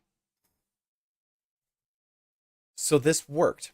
What it did is, because I chatted here, over on this side, on viewers, it has Violacious Unfiltered. It has my user ID, my username, display name, what my role is, and then, of course, this stuff doesn't make sense because that's Twitch stuff.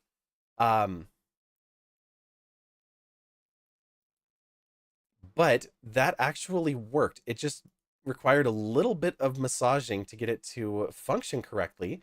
Let's go ahead and get our comments out of there. And I'm just going to comment them out so that they don't post. So I started saying this a couple of times. Twitch, I shout out, it grabs the username, it reaches out to Twitch, Twitch serves back ID, profile picture, link, all this stuff. YouTube says no. So instead, what this user did is he built a system that goes, what username was it? Look at the user list in StreamerBot. Find out how many users are in there. Go through all of the users one at a time. And when you find the one that matches the username typed in and it's set up as a YouTube account, not as a Twitch account,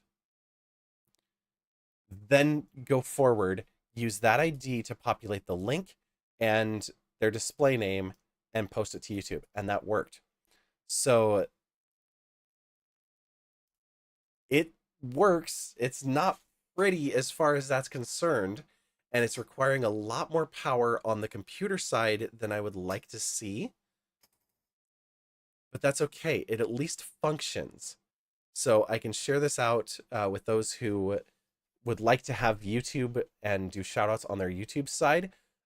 Just know that, like I showed earlier, I think it's going to be still the same. If I do a shout out for at, I don't even need the at. Let's just try spelling it. Amy Ward Art. I am curious if this will actually work. I doubt it. Because I think she would have to come in and chat during this session.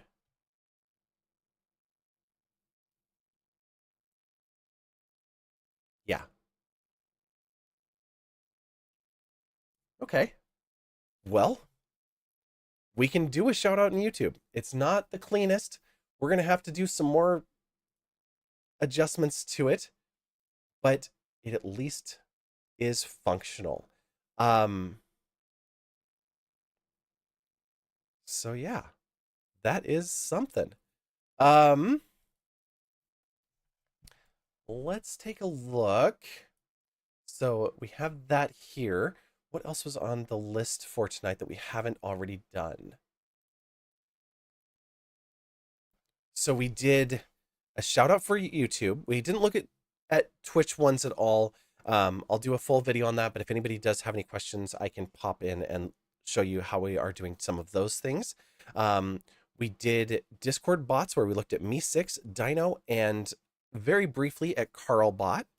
We set up a webhook that I still need to do more work on. But for the moment, for the mods only, because I don't want it to be too abused until it's actually prepared, we do have a screenshot function, which is going to turn into a redeem with extra stuff. And I'm going to be talking to MX Northwest and maybe Chickadee Wah, because both of them have a include viewers in a screenshot kind of thing. But if I hit this button, it will post a screenshot into the Discord. There it goes. It says my screenshot has been saved, but it actually was uploaded to Discord. And right now it's just running off of my camera. It's not a great picture, but it's there. So it just saved a file to my computer, then uploaded that to Discord for us. So we went through how to do that really quickly.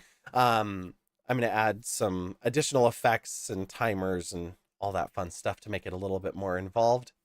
As well as make it so it'll pick up if we're doing Facecam or PNG Tuber or VTuber model. So it won't matter.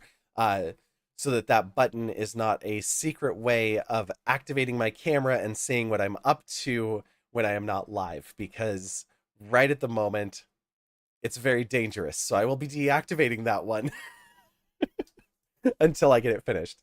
But that's always fun. So shout outs. Oh. Okay. I know what we're doing next. We were going to talk about ads on YouTube. That was the next topic here. Let me get this window out of here and bring back over the other one. And I'm going to actually use my Eagle Cam because this is set up. So when we talk about ads on YouTube, it gets a little bit messy. So we talked about ads on Twitch and how you can set them to run via the stream manager. So they run once an hour, run for 3 minutes. That knocks out all of your pre-rolls for anybody that comes in during that hour. So somebody could come in, hang out for 55 minutes and never see an ad. Well, it doesn't quite work that way on YouTube. YouTube determines some of your advertising.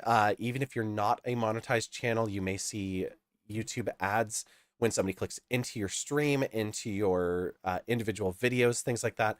As I mentioned, I don't feel bad about them doing that now because I have like over 300 videos on one channel alone.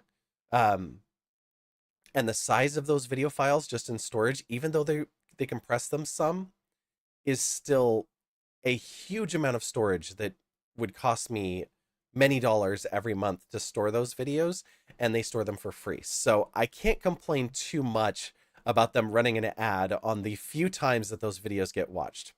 They will also force ads on you. So if you get a copyright claim without a strike, they will force ads onto your videos, the videos specific to that content. That revenue does not go to you. That revenue goes to part to YouTube and part to the creator of the copyrighted content detected in your video. It is 100% goes to them. So it can be very tricky. They did look at changing that up for shorts.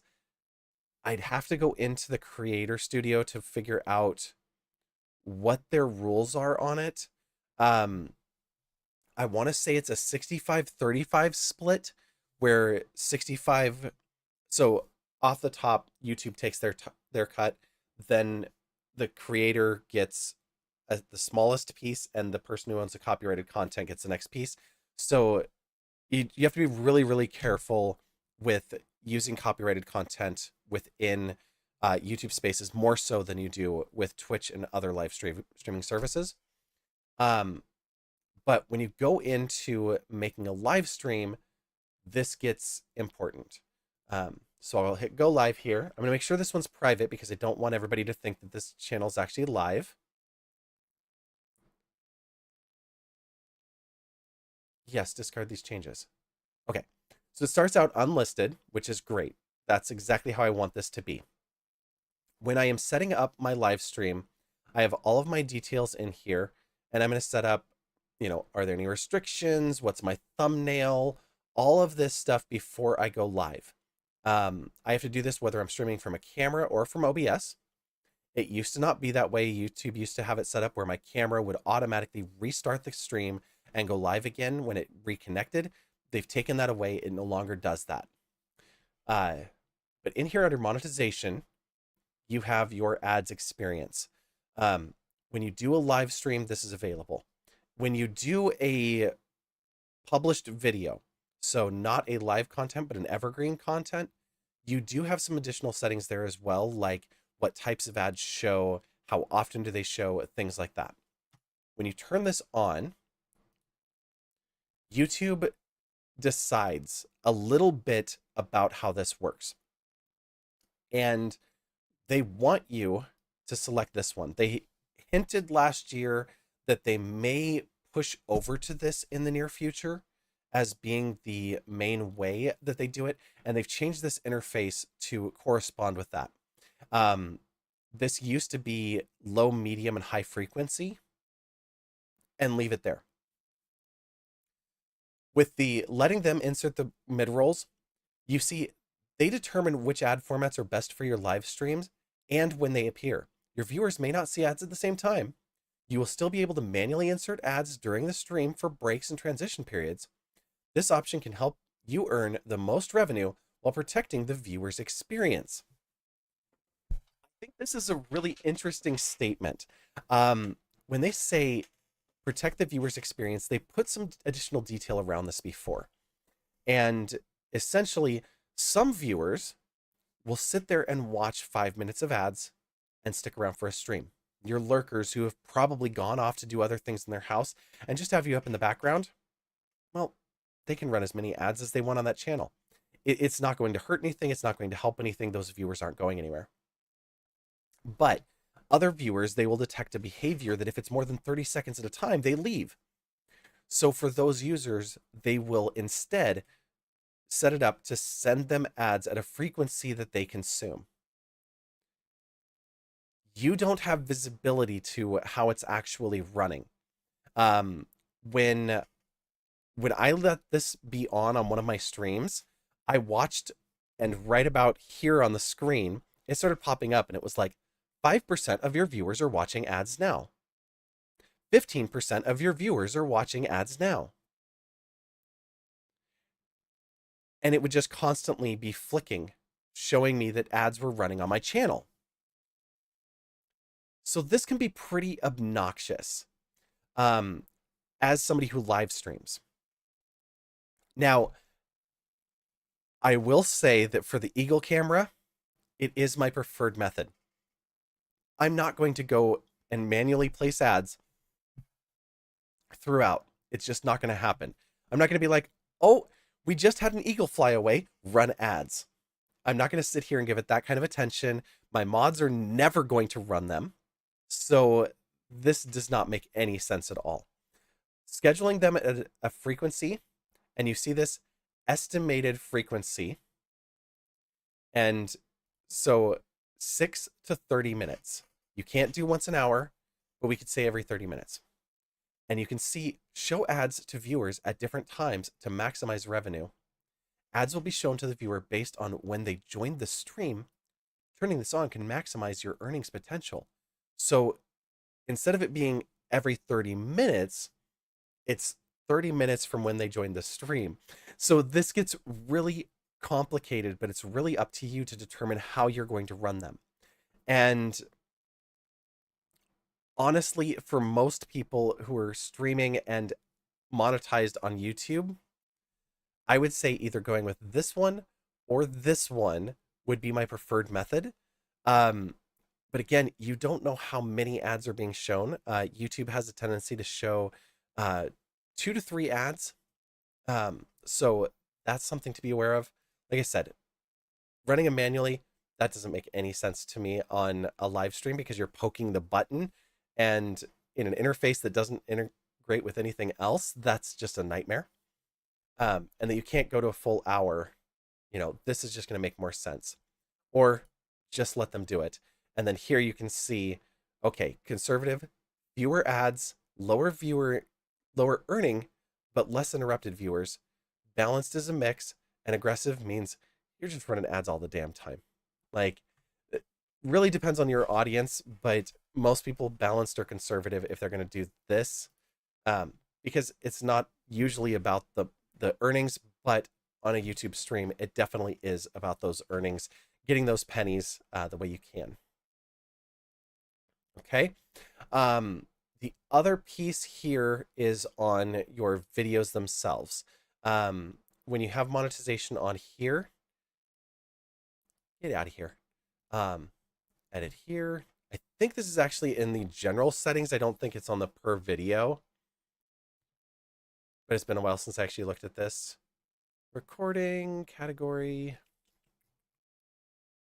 Yeah, monetization. So YouTube selects and places ads for each video. Ad formats are selected by balancing the viewer experience and creator revenue. Place ads during video mid-roll. Videos longer than 8 minutes. Mid-rolls will be placed at natural breakpoints. You can review and adjust the placement after the video is finished processing. You're off to bed? No worries. Appreciate you hanging out, and hopefully things will go smoothly with your stream. Let me know when you're ready to have us do a little showing off as well, because I know you're doing lots of work right now, and today was a very busy day for you, so I don't want to put any pressure on you yet, but I hope you get some wonderful rest, and we'll see you soon. So on this video, we can review the placement, and you can see that it actually put an ad break at 1 hour, at 3 hours, and at 5 hours on this one. So you could watch this very long video and you only actually get a few ads. So it's not too bad. You could add more, you can place them manually. So your video experience, you can make sure that that's not interrupted. And also keep in mind that when it does play these ads on these, it pauses, puts them in, and then moves forward again. So it's not as painful as it could be for this. And this video is 6 hours and 20 minutes long. So 3 ad breaks for a 6-hour video, not bad. I can also actually look and see that this particular video, which has not been, it's about typical on performance for this channel, has gained 1 subscriber. It's gotten 481 views. It's been watched for 34 hours, and it's generated a grand total of 83 cents since July. So, this one, it does not bring in a ton of revenue.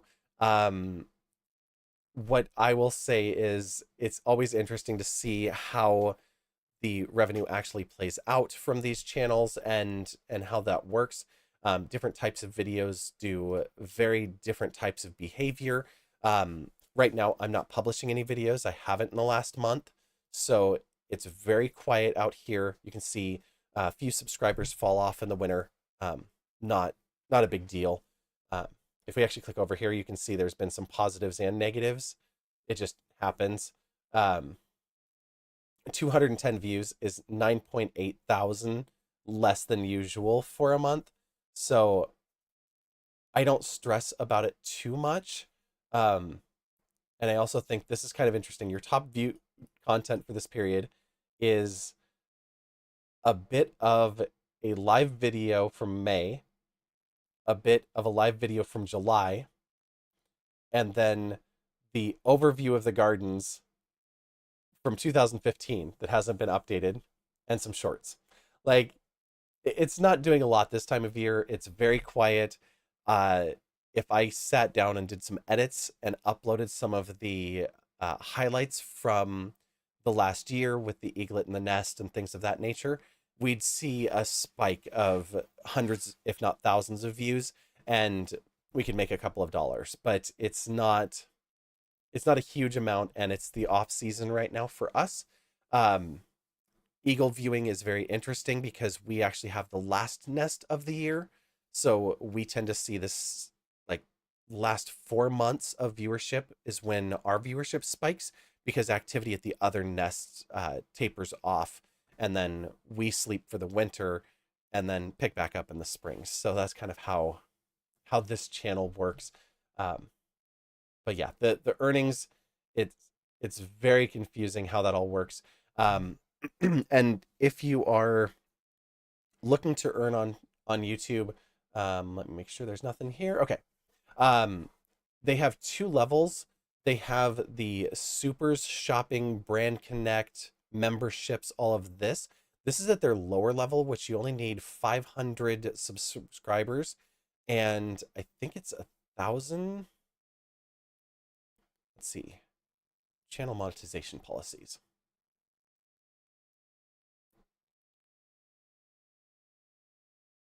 Oh, Dream Track's a new thing. This creeps me out. I'm not gonna lie. I really am creeped out by that. Dream Track is you can write lyrics and AI will sing the lyrics in the style as if one of your favorite bands performed them, and share the revenue of your AI generated music with you and the creator who inspired it. And I'm not saying that the artist should not be paid for their likeness / sound being used, but that also feels really, really weird. And I think that's a lot of what all of the Hollywood lawsuits recently were about.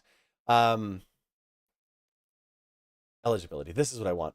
So with this,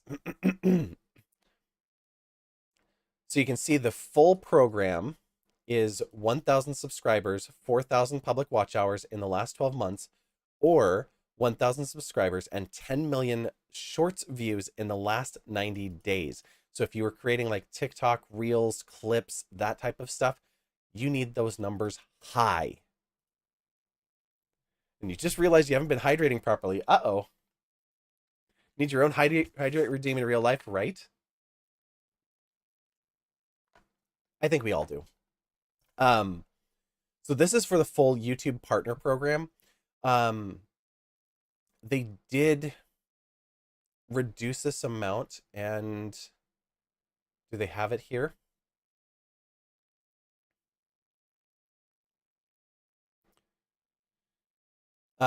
This whole part, this is the most important piece. I argued with YouTube for over 2 months because of this line not being included before, and had over 1 million watch hours of live streams. When they say live streams are deleted, unlisted, not converted to VOD, this is important on 2 parts.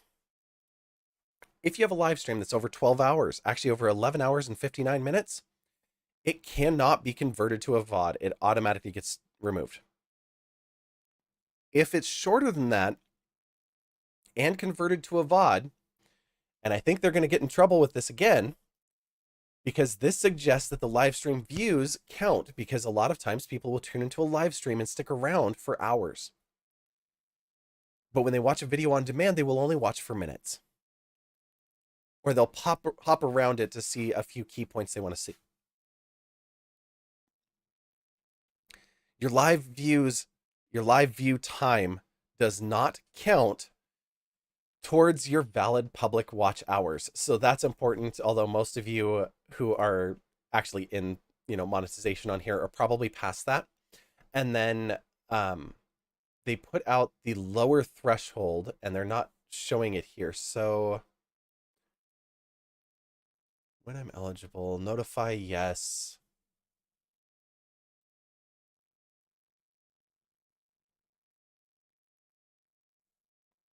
Let me just look it up here.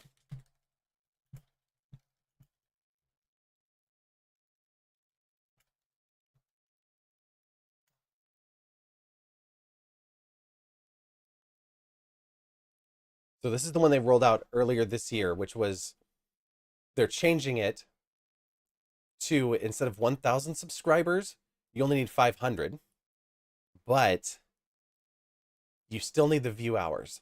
So instead of 4,000, you need 3,000 and 3 million shorts views. But this is a lower level monetization threshold, and it does not give you access to gaining ad revenue or monetizing your videos in the ways that I just showed you earlier. This gives you access to super chats and memberships. So people can choose to put money into your stream, similar to the affiliate program on Twitch, but minus the ads. So it makes a very big difference on how this kind of works. Other platforms are doing it as well. We already know Twitch can't really lower their affiliate status because they've made it such a low threshold to start with. But they did that because they wanted to make sure that people who were actively streaming were able to take advantage of it.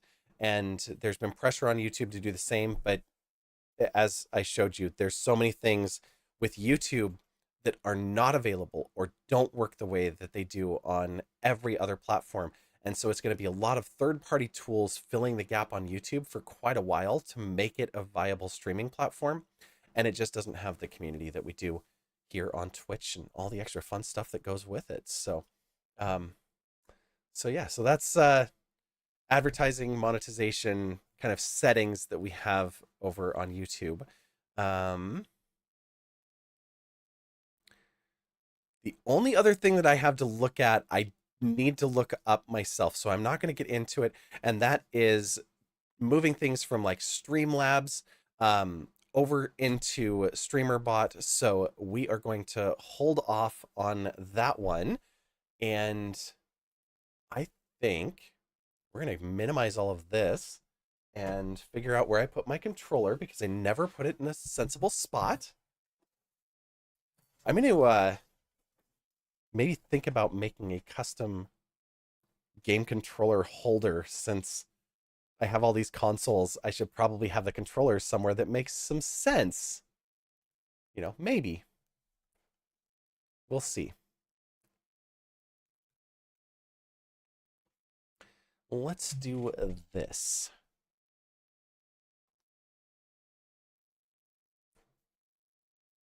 And we could... Do I want to do an hour of Zelda? I know we've got ads in 15 minutes, but I could just goof off and Suika game. I added it. I caved. I finally added Suika game. No, I think we're going to go to Tears of the Kingdom. We're just going to putz around in there for a bit. Have some fun. Oh. No, do not update. Just play. There's only one thing to be done here.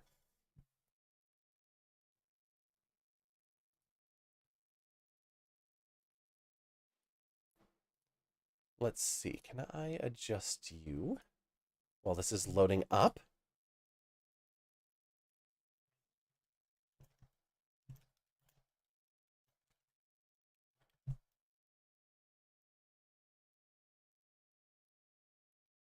And I don't know if YouTube will do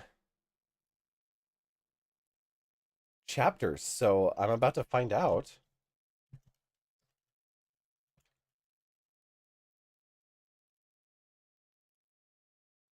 We'll switch it over. There we go. Not that anybody's hanging out with us over there anyway, but still. I just need to remember to not do what we did last time and leave myself live on YouTube for 2 hours after shutting off this stream. I was extremely grateful that I was in VTuber mode because it wasn't like they got to see behind the scenes. Um, Not that they would have gotten to see much anyway. It was just me sitting here typing into chat on other streams. Um, yeah. Let's change this over to Tears of the Kingdom. On the Twitch side. There it is. Okay. So, thanks for everybody sticking around as we just did 4 hours of stream setup stuff, looking at Discord and YouTube and StreamerBot and advertising and all that stuff. We've got a chest down below us somewhere and Misko's treasure that we are looking for. So that's what we're going to do now is we are going to dive on in, and we hope you'll stick around, hang out with us for a little bit of wind down before we find somewhere to wrap up for the night in about an hour or so. So the question is, where are we? Oh, I was like, how did I end up here? But we... Oh, it's auto-launching us. I see.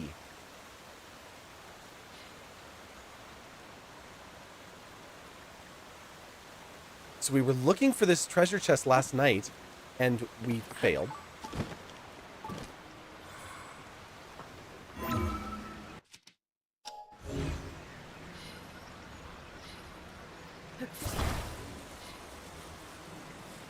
Okay, that's really, really handy. I did not know we could do that. Come to me, frog.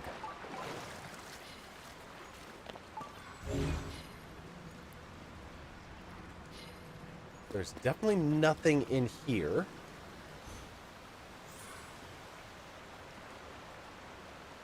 We zapped up through there, and that put us back on the ground. It's still saying below, so...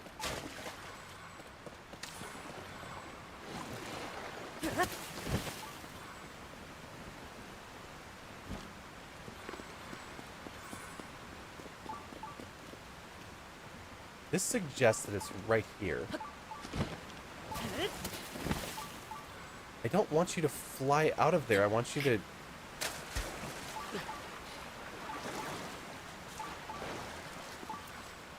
There we go.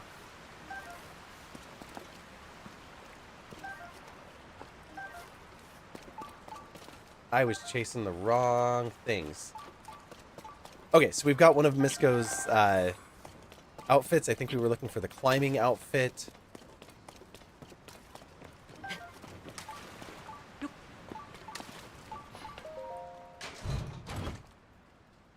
There we go. One thing of the climbing gear, speed up.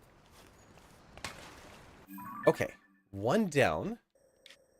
We also, last time we did the Minoru quests and got the spirit that we needed.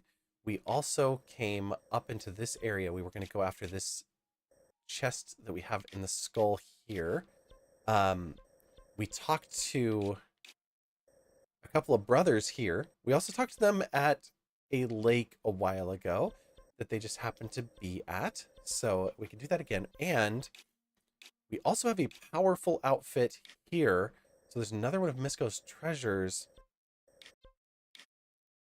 a little ways away from where we're at now. So we could go there too.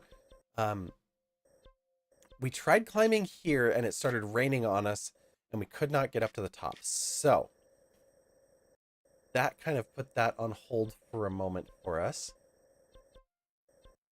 But they also told us about some other locations, and I don't think that we know them all. We're interested in this one. Don the form of the fierce deity and return to this place. There are 3 keys you will need.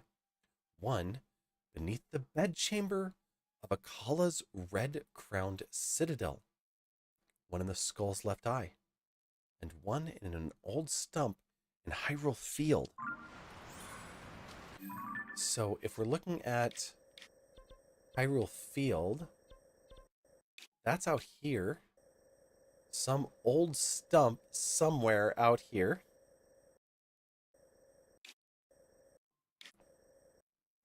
Maybe? I'm guessing that's Hyrule Field. I don't know if it actually is. I know that we also have to do the Hyrule Forest, but we are going to save that for our next dedicated Tears of the Kingdom stream,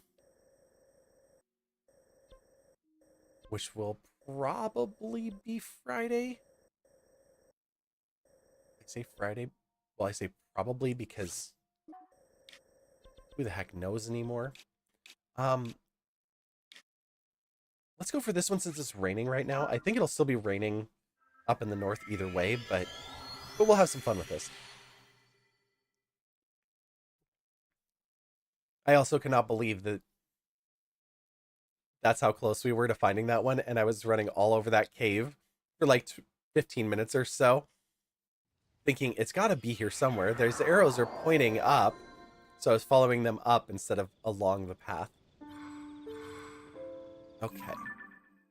It is over that way. Of course there's a chest. There's also a Korok. Are you over there? Yes.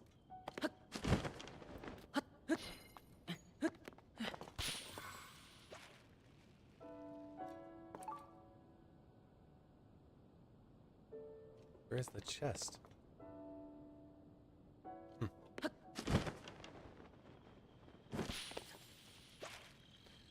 I assume you're up there. Yep.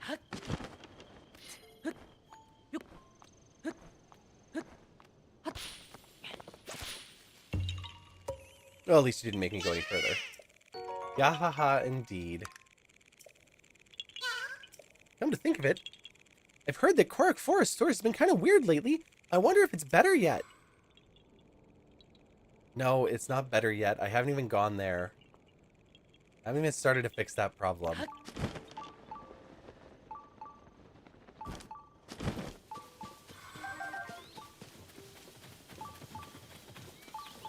More fire fruit. We actually need fire fruit, so...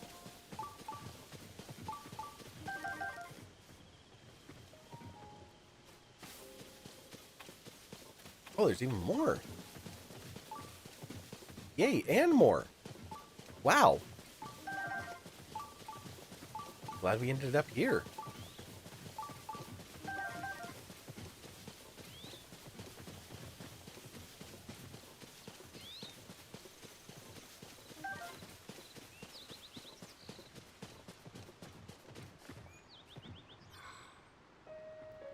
That must be the cave right up there.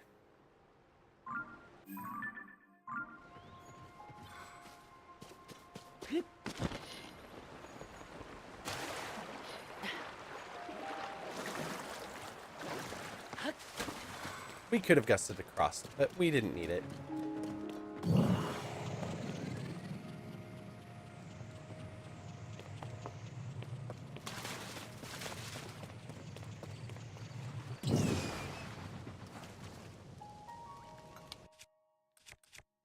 Oh, we need ice fruit too. As I miss.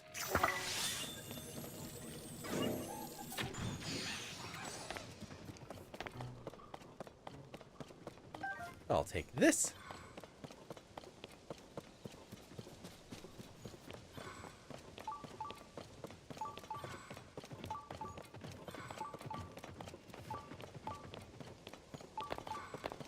And of course, we have a little bubble rabbit. Wait. You know.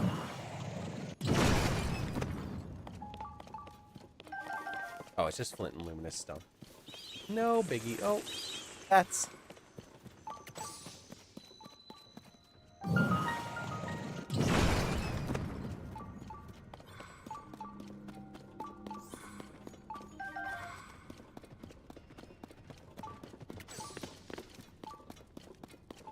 So yeah, they have all of these signs, all of these pillars that point. And one of them, I don't know if it was a Mist Coast. Maybe it was in Breath of the Wild. I think it was in Breath of the Wild. I think I was shrine hunting Breath of the Wild. And there were a bunch of these. And they pointed up to a spot. No, it had to be this one because we ascended. I am confused, but I remember seeing them and they pointed up at something where I needed to go up. You know, Bo, would you come down here, please? Actually, you have a cannon arm.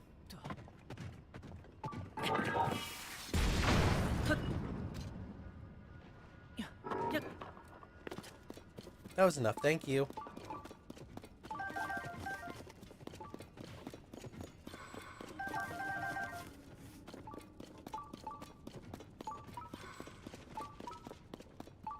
Nearby but above. Okay, so it's actually telling me it's up this time.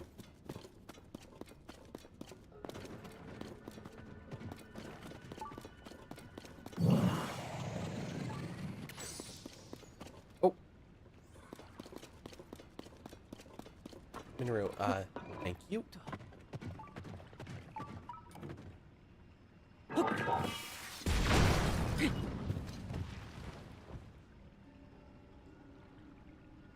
Hmm.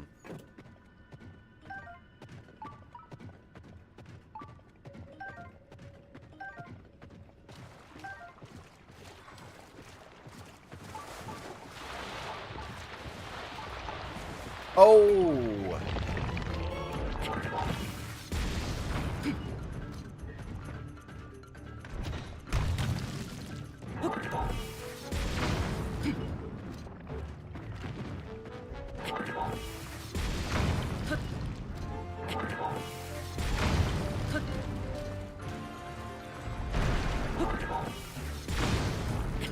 Oh, that did not do a lot.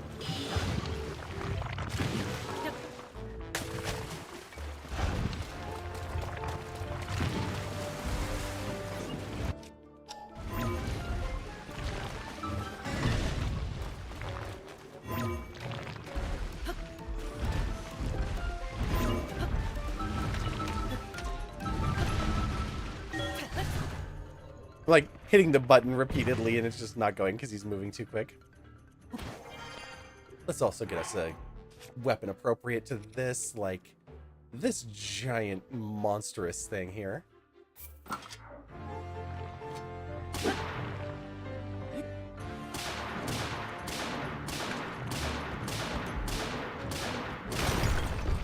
There we go. That wasn't too bad, since it was on the top instead of the back.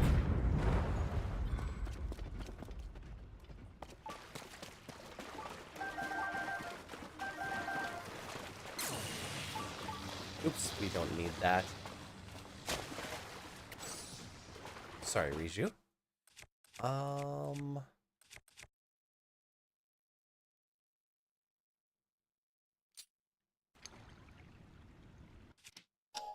Do I dare? I mean, of course I do.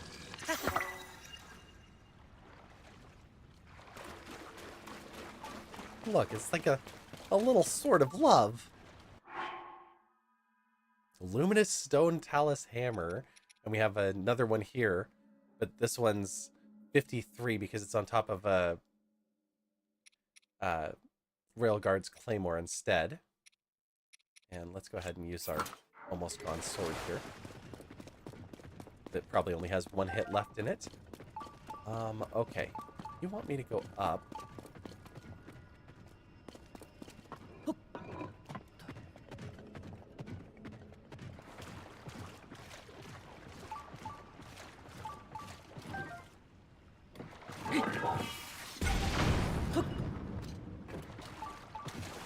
Oh, that one looks like a path.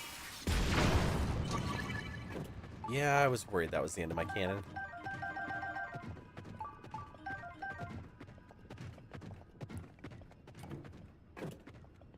Minoru, I need to get you a new cannon.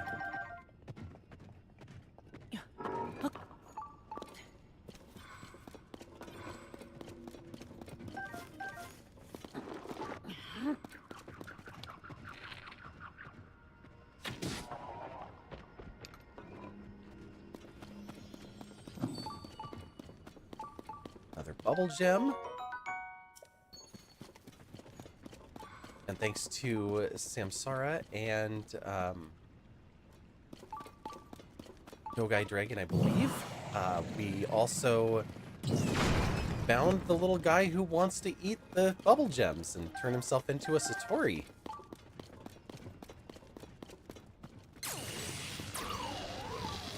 Oh my gosh. Novo. We'll be right back. I'm gonna have a quick snack, so let's do that. We will be back in just a moment. Thanks for sticking around with us. Thanks for hanging out tonight.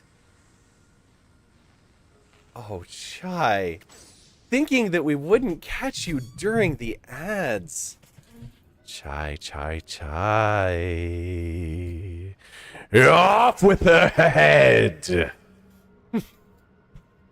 Sometimes, you know. But there's not a lot of meat.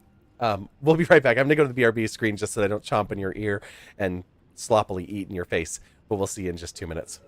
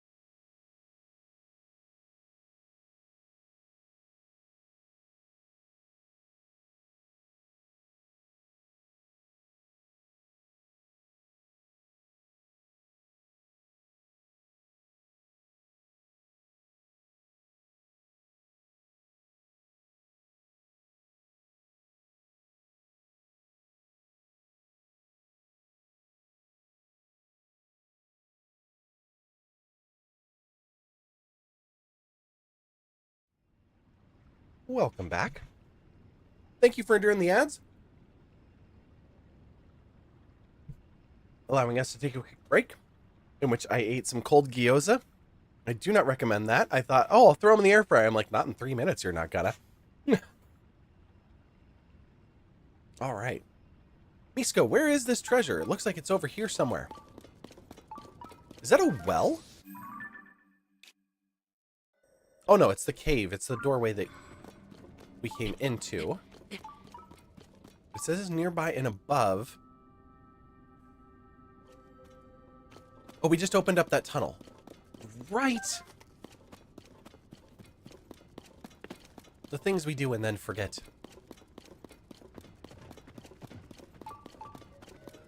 This one.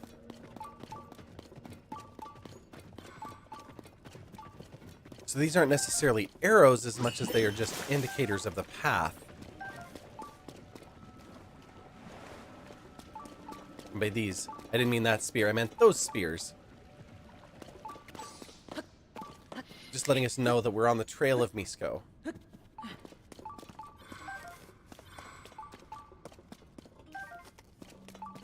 Luminous stones and bomb flowers.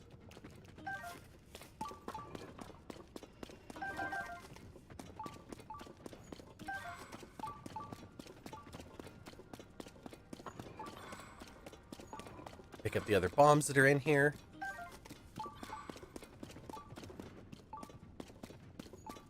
We'll stop this beeping.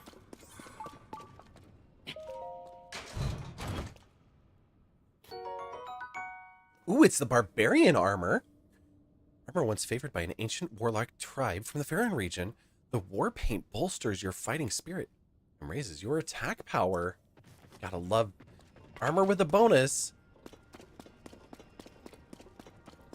All right, team. Wait, there's another one?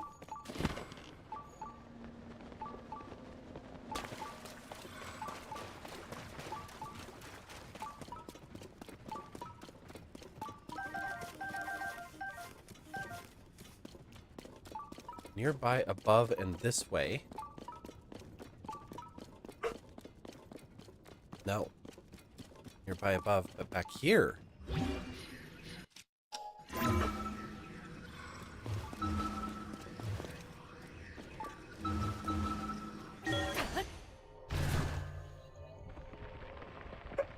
This feels wrong.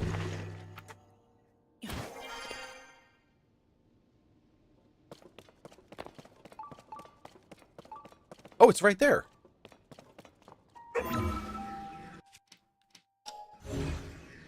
We're gonna see if she actually wants to come in. I think she just wants to bark at me.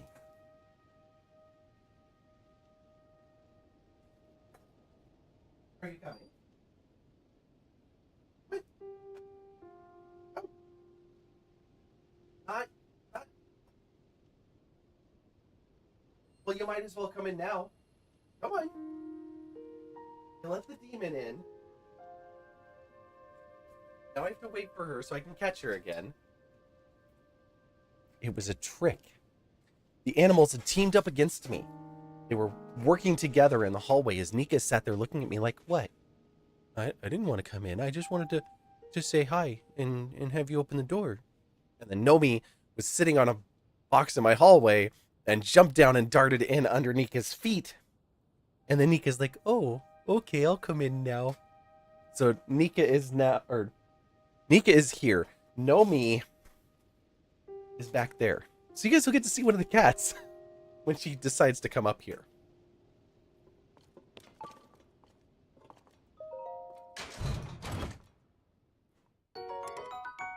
Royal Claymore with attack up plus 10. Ooh, so it's as strong as this one. I mean, I guess it makes sense that we could get rid of that. These magic staffs are not really as good as they could be. Hi, puppy. You okay? You want attention? Yeah? Now that you're all dry again, lay down in front of the heater for a bit. Oh, this one's really low. Let's get rid of it. Even though the other one's about to break, we'll get a better weapon.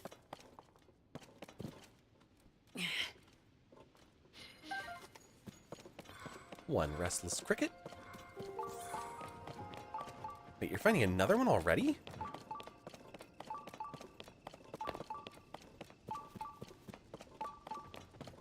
Okay, where are you?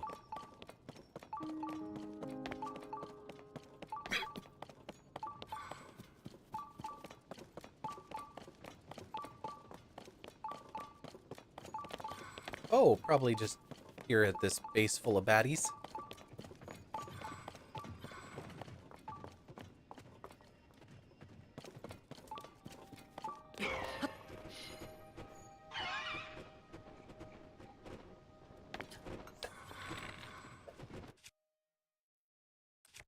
Still need more ice flowers.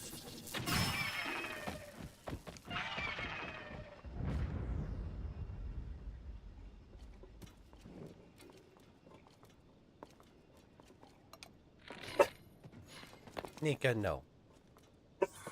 No.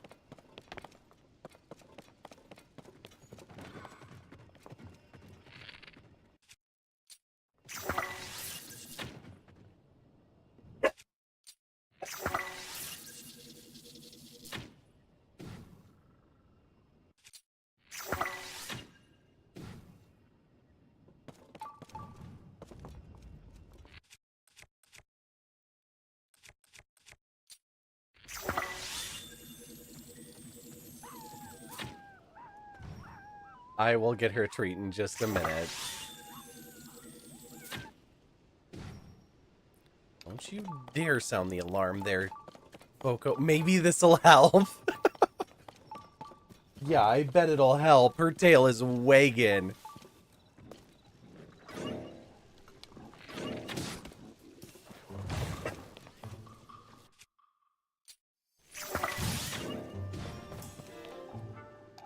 Oh, even better. Riju, let's get your power.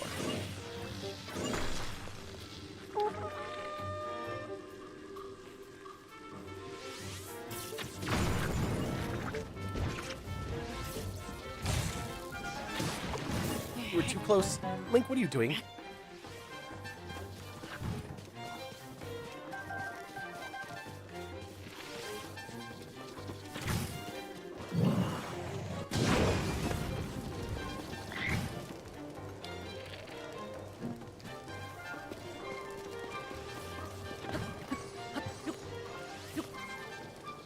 She heard the sound and went, oh, nice. Human redeemed the tweet. Yes, exactly.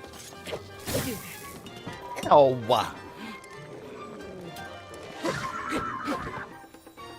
Where's my shield? Because I dropped it, too. It's a Boko horn. Hi, puppers. Hang on. I got you. Actually, Chai's got you. How dare.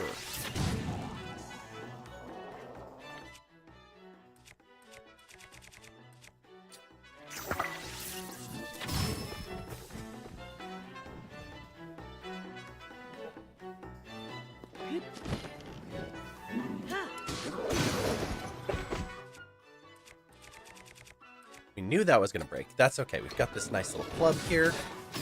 Riju, let's zap him. And then... Yunobo? Where'd you go? Yes, Nika. Hang on, up jump.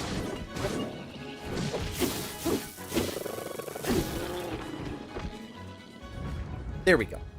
All right. Let me see if I can get Nomi, and then we'll switch over to the other scene. Nomi! Nomi, kitty, where are you? Nika, where'd you put her? Where'd you put the cat? Yeah, you're just smiling about that. I bet you're happy about that.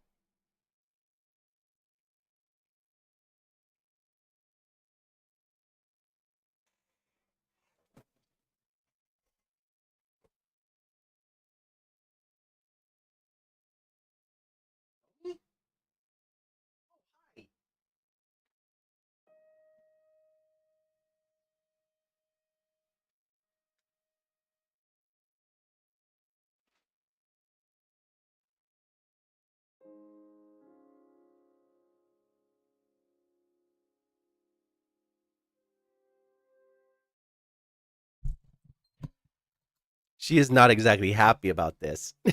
She's like, I got caught. I got caught. Huh. A little demon. You want to say something to the people? You want to talk about this?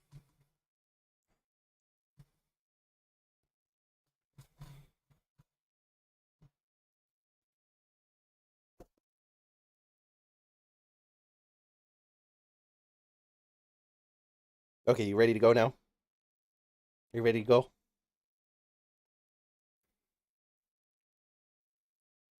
You say a cheery meow right back? Yeah. Oh. Are you still bitey? Are you still bitey? Hmm? I don't know if you actually got it. Oh, you can't anyway because it's only mods. I guess I could extend that to VIPs, but I need to fix it so that it actually functions. So, next week we'll have the redeem for that. When Nomi's long gone out in the other room.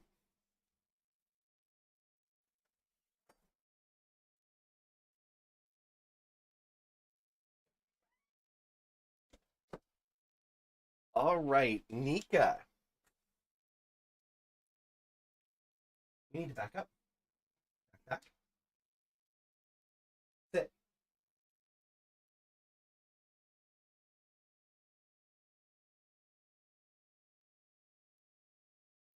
Your eyes look so red right now.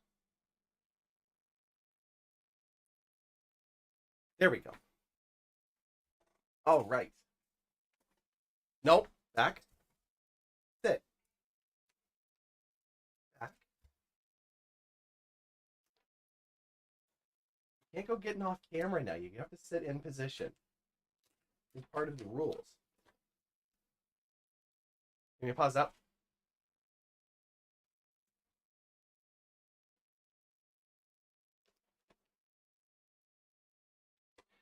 You're so attentive on the treats. Give me another pause up. Oh, you bounced it under my desk. I'll bring her back.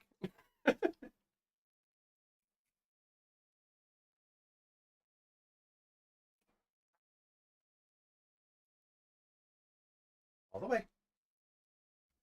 Back. Sit. Sit.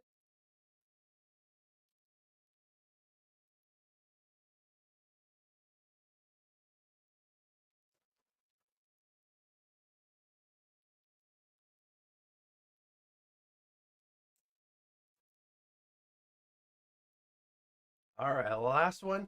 High five. There we go. Good girl. Good girl. Yeah, you're a good girl. Yes, you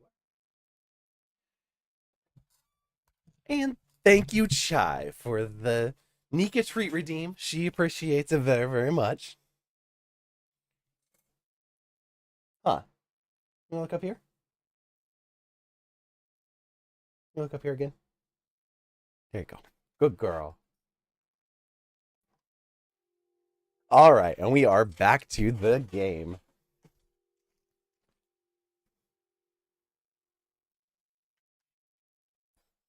I brought her camera down because I got tired of it being mounted on top of my TV, and then I moved it on top of my computer, and it was showing like the back of one of my monitors and weird angles of my rooms. Back tail first, yes, always. You want to reach into the screen and pet the floof? Oh man, let me say more things to the people. Yes, that too. Absolutely that too. Let me double check that the shot didn't work. I don't think it did. No, okay. But I will definitely I'm gonna have to think about this. Because I like the idea of there being a quick one. But I also want it to be a more involved thing. So we'll think about it, won't we, puppy? Can I play my game now? She's like looking at the shelf where the little jerkies are. Like, what? I know where you put them. I'm like, yeah, I put them up out of reach, huh? Like, no, I can stand up. I can hop up on my hind legs. I can reach there. Something similar to what Matt does with the Aussies? Yes.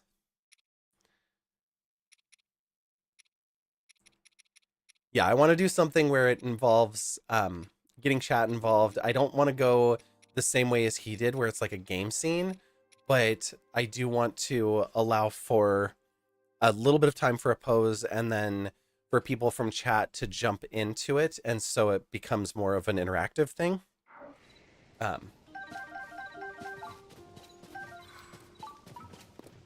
Definitely don't want it to just be a silent, there's a screenshot posted, but I did get it enabled so it posts to the Discord already. I was mentioning earlier that it's really dangerous because the way that it works is it's this camera, and it's this camera regardless of what scene I'm on, as long as OBS and my bot are open. If somebody was to type that, well, if a mod was to type that into chat, it will post the screenshot into my Discord. So I could be sitting here in my bathrobe or less, working on some new stream thing and not thinking about it. and all of a sudden there's a screenshot sitting there in the Discord. So yeah, it's dangerous right now.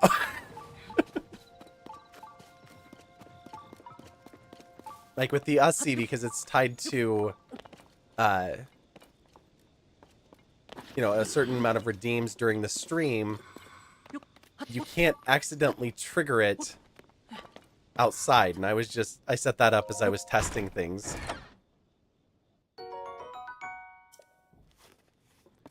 But I don't want it to be the scene it is. Right now it's just the camera. And I want it to actually pull a full scene in with a bunch of extra stuff on it and allow it to show up no matter what we're doing. So it's going to need a little bit of work first. One arrow. One arrow. They do not stock those barrels very well. A barrel per arrow seems like a big waste of space. Oh. There is something inside this. There's a shrine.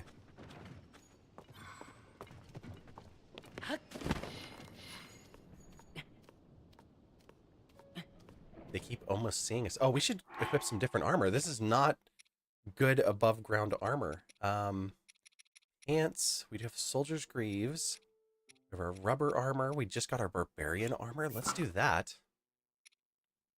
Or our climbing gear. Climbing gear is what we should have. We can be a Boko for a bit. We also have the Tunic of the Depths with gloom resistance on it.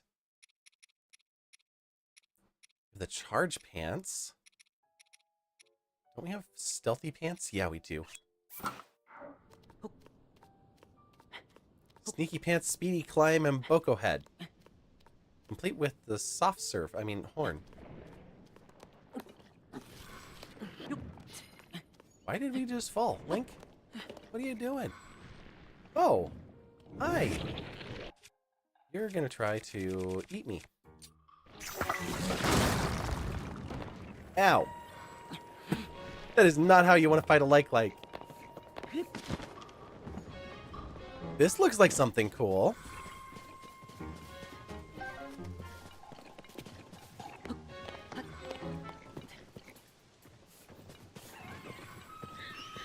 Yeah, I figured you were going to see me.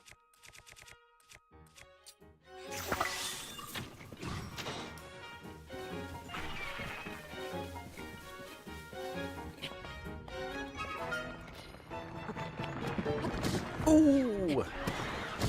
Ow! Just gonna make noises. Ooh! Ow! Ah!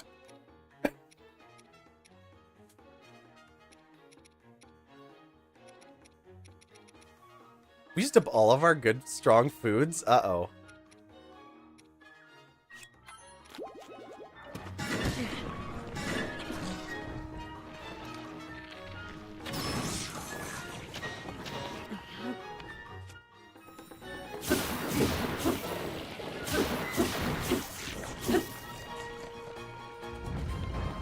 Okay, well, at least that wasn't too bad. I think we probably still have another enemy or two over here to fight. Then we'll get this shrine. We're not shrine hunting right now, so we'll just go to it, not into it. Do I dare? I feel like, yeah, this is fine. It's a little bit stronger. I do like those Zonite shields, though.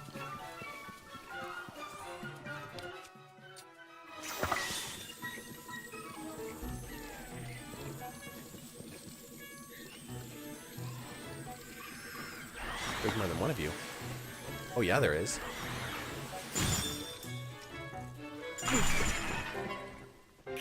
Ouch, but I got it.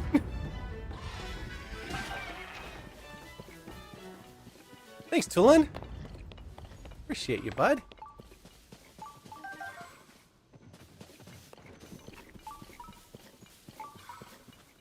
There's a chest up above? Of course there is.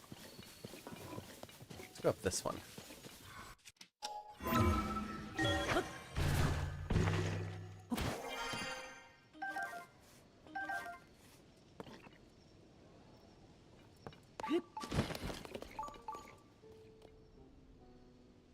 Oh yeah, there you are.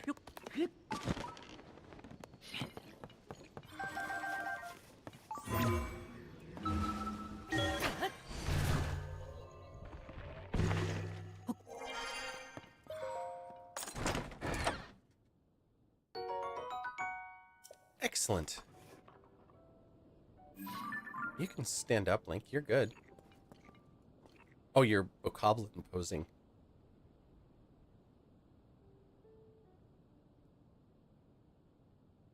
Okay, and that shrine was over here. Past, for some reason, all of these broken trees.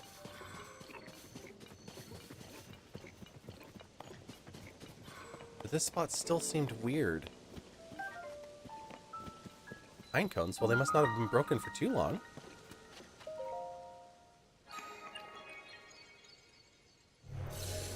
Okay, we're gonna skip this shrine for the moment.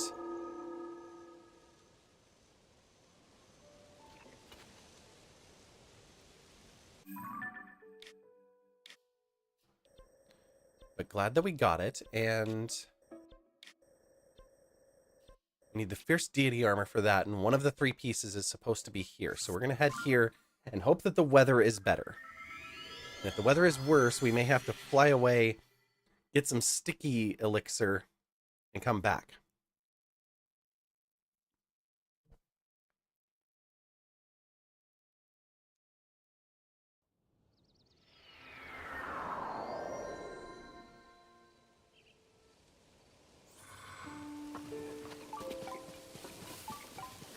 Down below?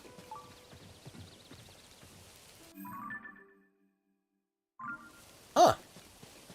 Okay. Let's get up as high as we can here.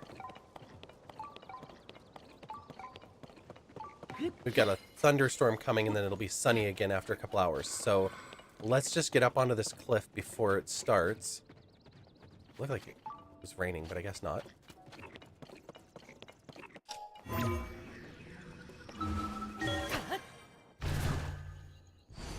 Instead of trying to climb from all the way down here, I figure we'll go up to the top of this, and then we can fly over near the top.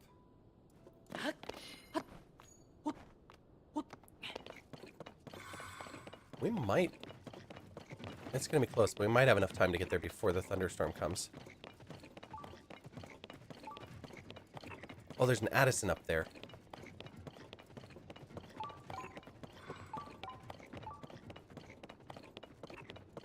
Another nearby down below. There must be caves all over in these hills.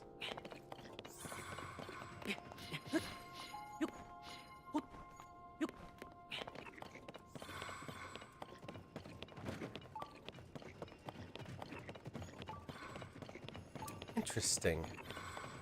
We have hover platforms. You have my support. Oh.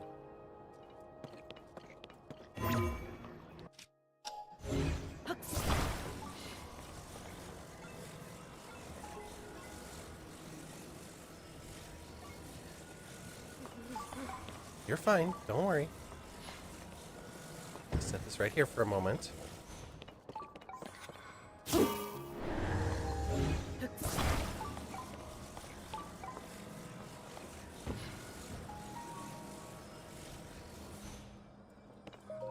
All right, work quick.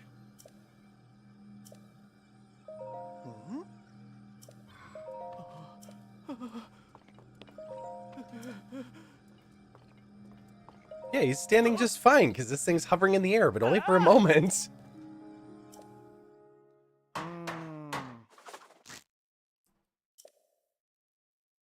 That might be my favorite one of those. I didn't even have to build anything. Hello, Frankie. How are you doing?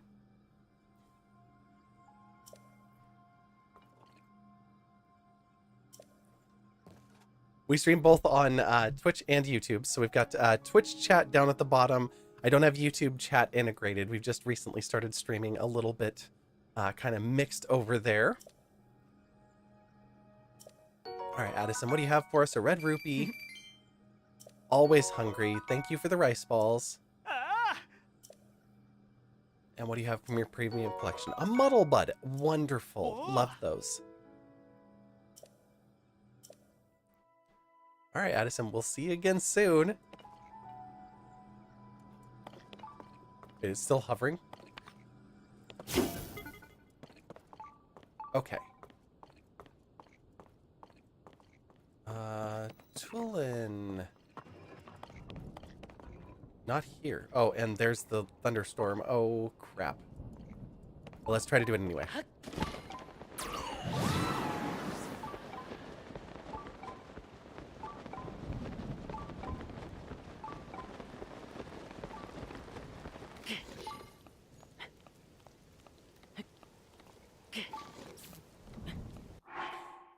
Let's do this without having lightning rods attached to us. Yeah, that's what I was worried about with getting one of those. Low battery. Well, at least this one I can plug in.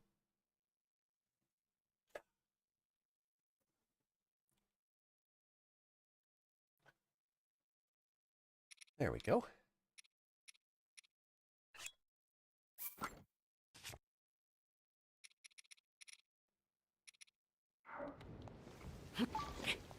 Okay, fine.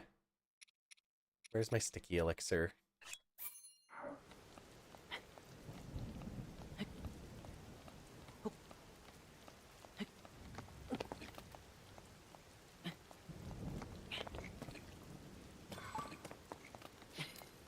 Seems like a shame to use a giant potion for a couple of minutes of climbing, if that, but that's all right. We have bright caps.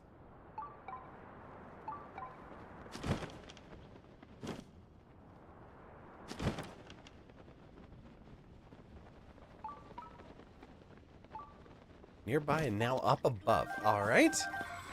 We're just doing a little hunting of Misko's treasure for anybody that's just tuned in. And I suppose now we can equip all the things again. Oh, we don't even need to equip anything for you. Link, do you want to throw something? No, you have to have something equipped to throw? Okay, fine.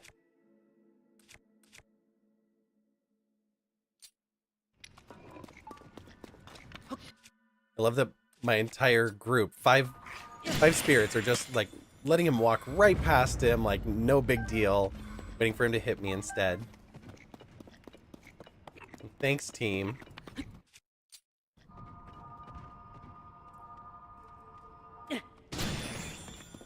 Get out of here.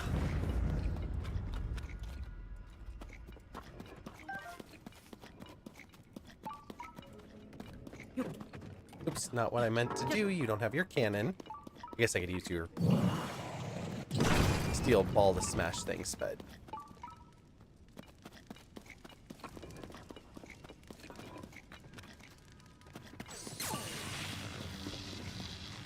Did not mean to activate that. Oh, but why not?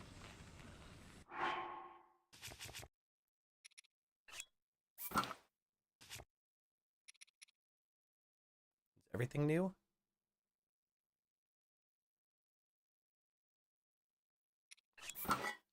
I guess so.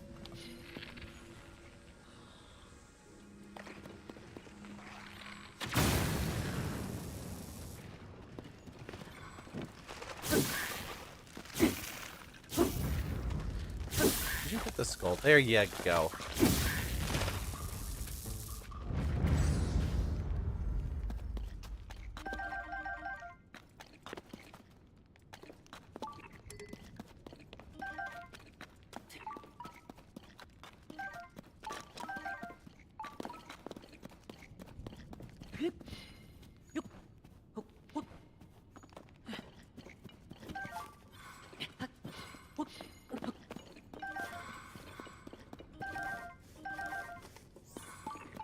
Okay.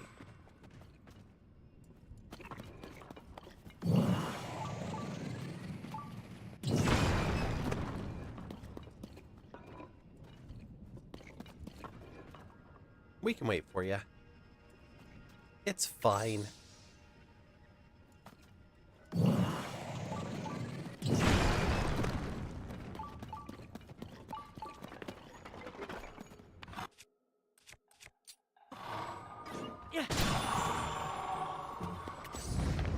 Oh, they don't even have to be close to that when it goes off. Wow.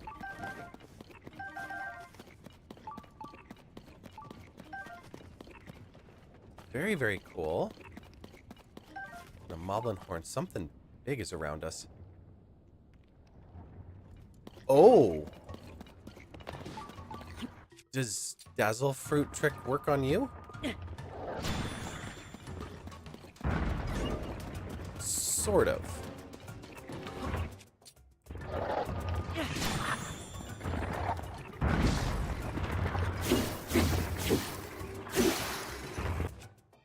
Okay, that one's gone.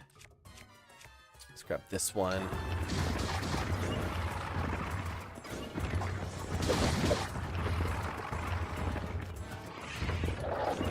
Well, it got his attention anyway. He has like swords stuck in his hip. Forget the sword and the stone, the sword and the hip. That's cool.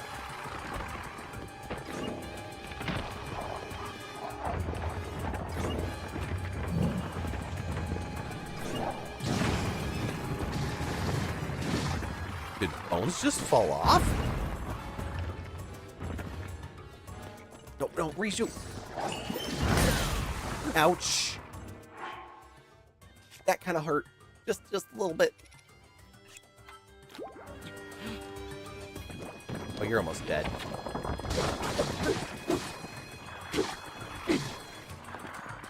You have to be dead. No, you are not dead.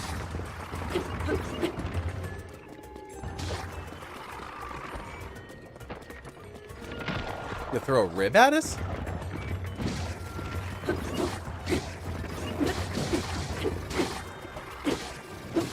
Oh, hitting his feet is doing nothing.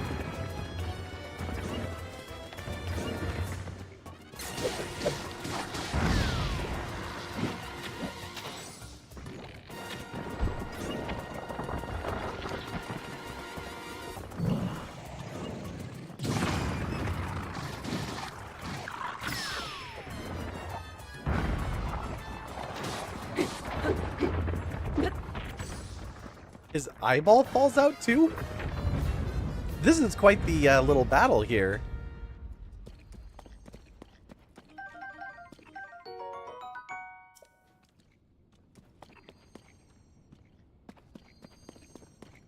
Had some royal things, a boko bow.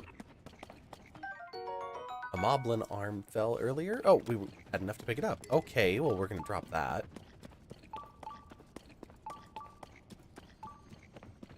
Maybe we'll take the claymore, I think. Oh, this rusty halberd is useless too. And up there's where we're going. Well, that's good to know.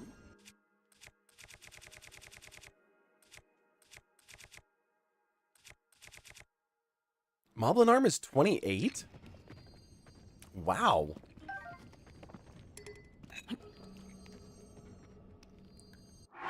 Let's drop it so that we don't do damage to it. Is extremely brittle and easily broken, of course.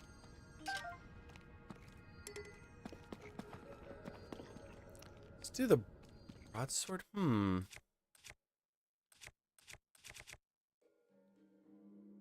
Get rid of the stick. Yeah.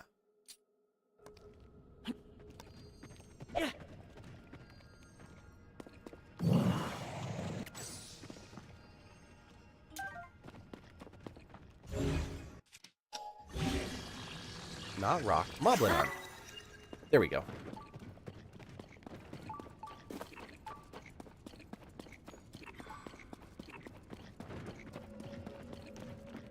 There's a big wall of blue stone over there.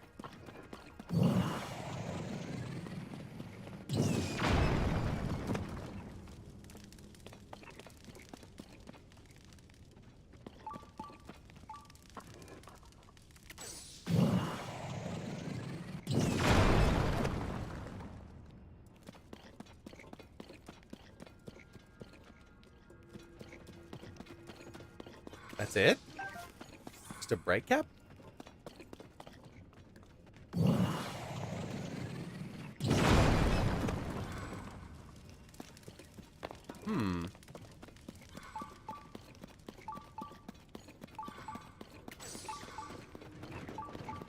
Wonder why they gave us that.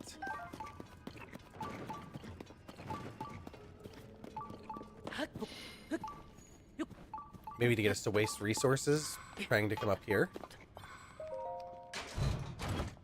Thinking we were going the other way.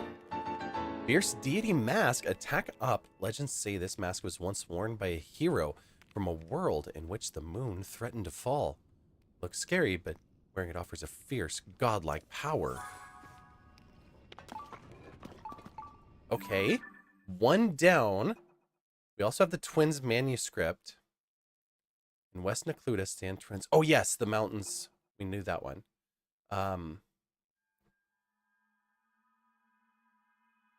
Akala's red-crowned citadel. An old stump in Hyrule Field. So we have Deep Akala. We have the Akala Sea. The Akala Highlands. And Red Crown Citadel makes me think here.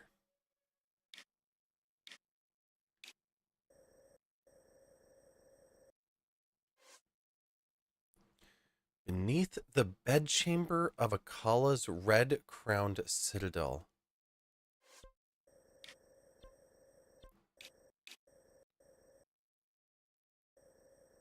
There isn't really a citadel in the Goron city.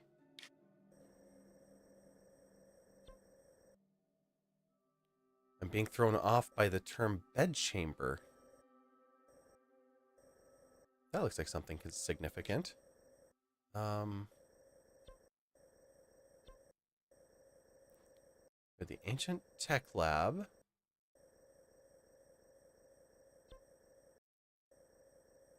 Gut check rock. That's quite the name for a place. Goron Hot Springs, Gorko Tunnel, Gorko Lake, Darb Pond.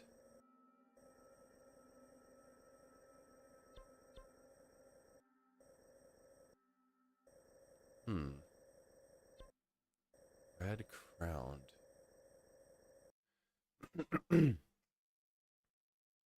It wouldn't make sense for Red Crown to be referencing...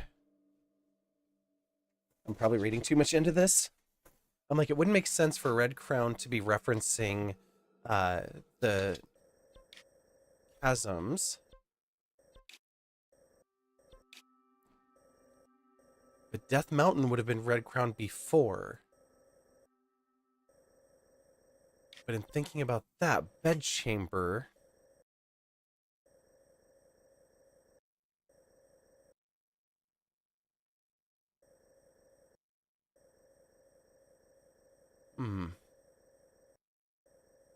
Raru Hillside? Raru Settlement Ruins?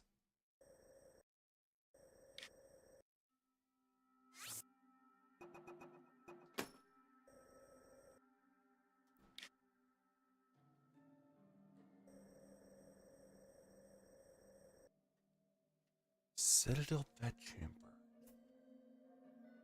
I feel like I should be looking for the stump instead. That's probably a better bet for me right now. Let's go here. And I will let Mika back into the house.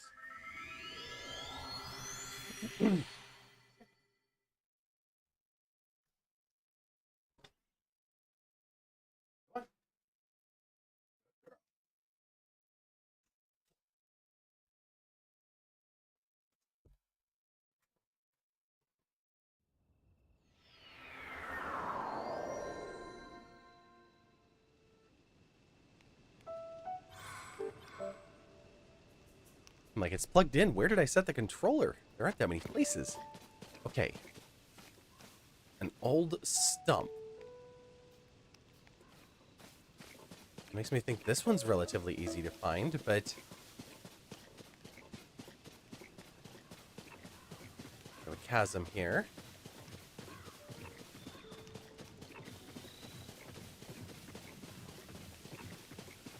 Did I put a marker out here in something? No. Put a heart here. Oh, that's the Great Fairy at Outskirts Stable.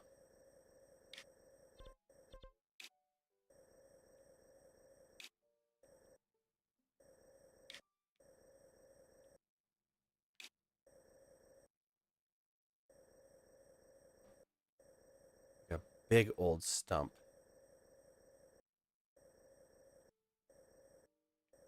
That does say Hyrule Field Chasm. Okay, so we are in Hyrule Field. That at least is confirmed.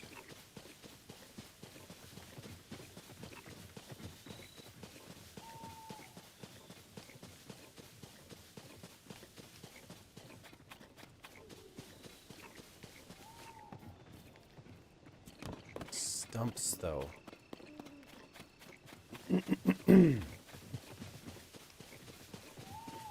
What do I think it is? Well, that's a tree.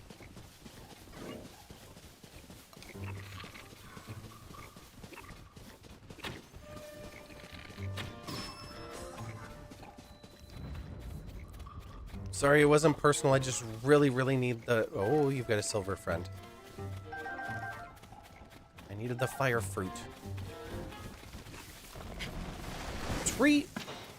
You really came with me?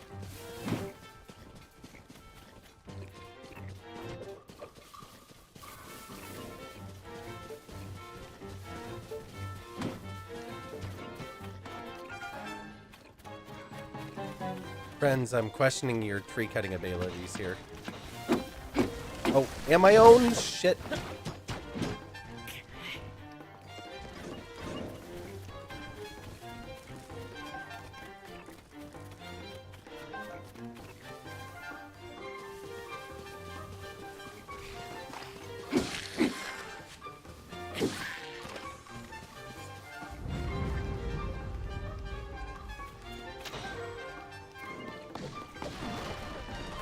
There you go. Just needed Riju to cut you down.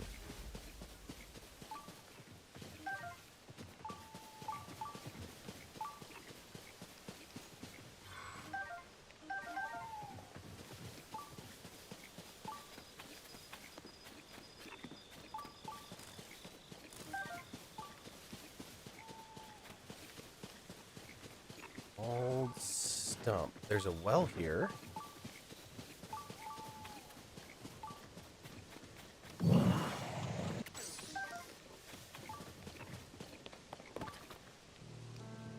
Oh, you've got friends. Is that who I think it is? It is. Let's go over here. This is totally not what we're here for. But it's something that we would look for if we knew what we were looking for. So since it's here, rather than making a journey to find it, just pick up the herb. There you go, Link.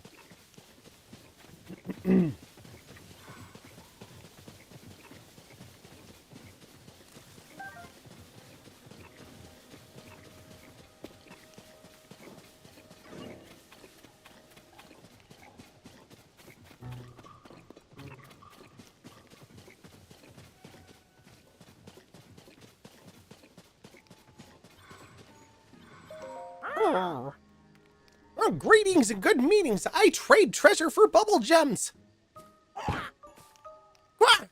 You're the nice traveler from before. You gave me your bubble gem. So kind. Many thanks. You know, it was a very special moment for me. Yes, very special. I need more bubble gems. I must have more. I'm sorry. Ever since we parted, I've been traveling far and wide, and yet I still haven't gathered a single bubble gem. When I become a Satori, what am I to do? Just got ready for bed and you're definitely ready for sleep. No worries. Good night, Chai. Have some wonderful, wonderful sleep. It can't be a coincidence we meet again, traveler. Fate, yes, fate brought us back together. I'm sure of it. Please, if you get your fingers on any more bubble gems, would you give them to me? I promise I'll give you suitable treasures in exchange for them. For example, look up there. That mystic clothing there is all yours if you bring me lots of bubble gems. Ooh, I want it.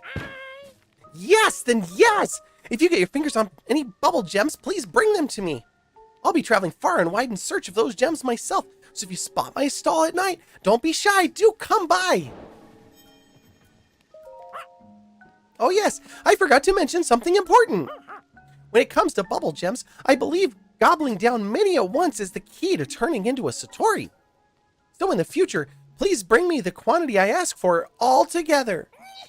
The reward I give you will be based on how many gems you give me. A good deal for us both. If you have bubble gems, I'll trade them for treasure. Okay, let's trade. Let's see. If you give me 2 bubble gems, I'll give you 1 item of value. Oh, yes. I'll give you the Moblin mask. Sure. I'm so happy. I'll dally no more. Here I go.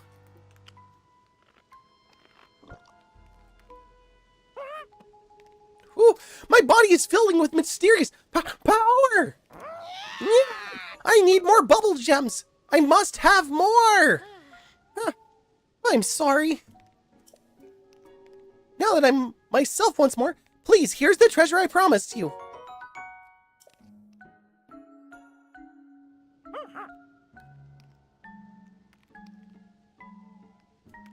I don't want toenails. And I'll let you in on a little secret. Ever since I ate that first bubble gem, I've been able to sense the presence of bubble frogs. Oh, not all of them. For you, I can put my bubble frog feelers to work and seek out places they're likely to be found. Of course, if you happen to have any remaining bubble gems, I'll happily trade them for treasure. Sure. The Hinox toenail might be of interest. I'll give you 3 of them for 2 bubble gems.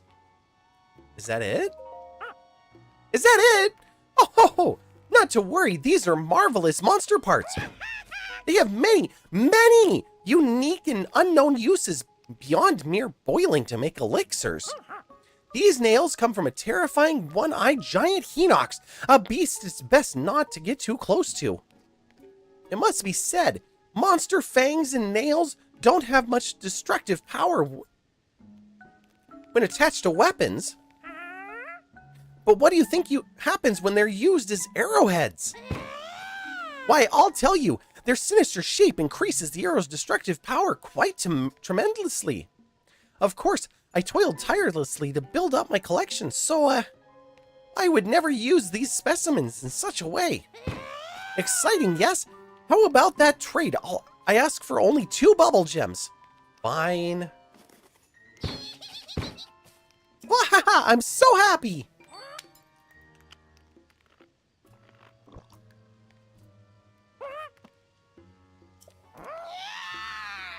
Of course you need more.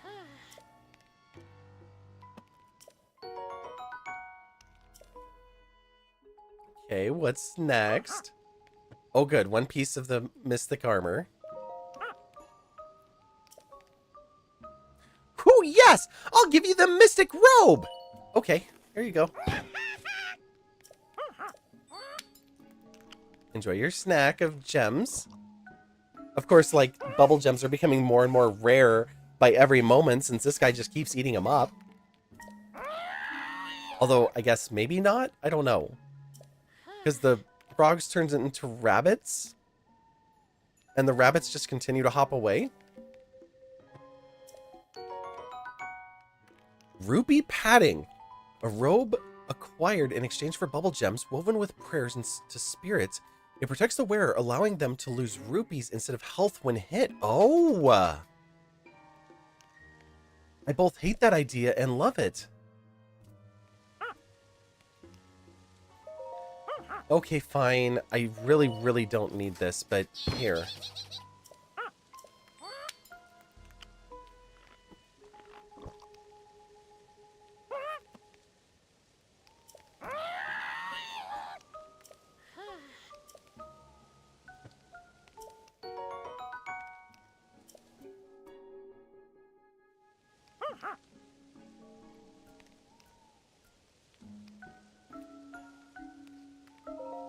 Okay, Lizalfos mask?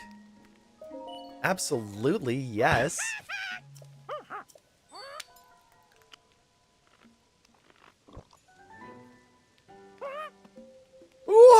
What is this strange feeling running upways and downways my body?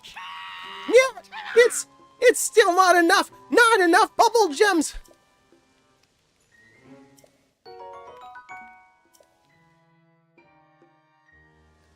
I'm starting to run low.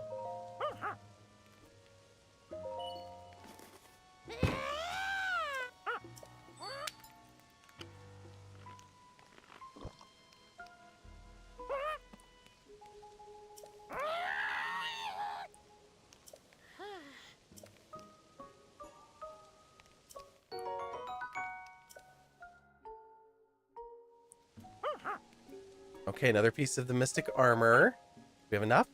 4? Absolutely. So this is going to be our last one.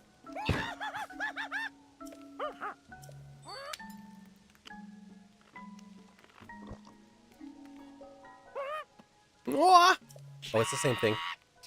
Not a new statement.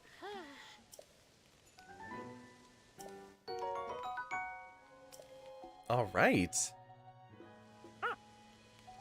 Ooh.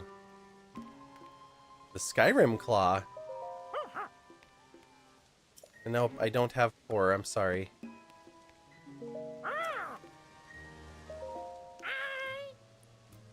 Sense any bubble frogs? Northwest of here, you sense a bubble frog gambols near the northern Passeri greenbelt.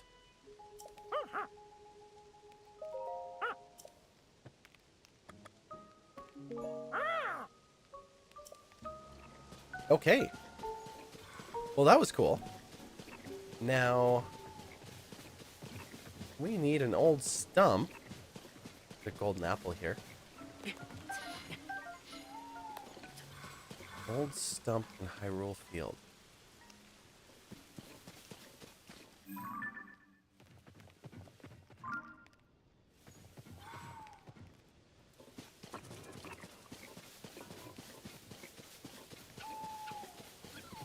I see big trees, but not so much stumps. Oops.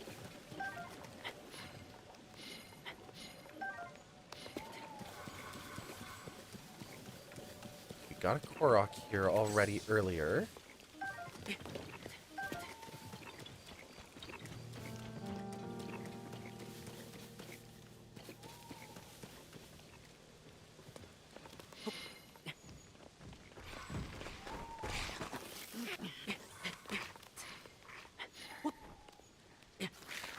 Oh, it's raining. I was like, why are we having trouble?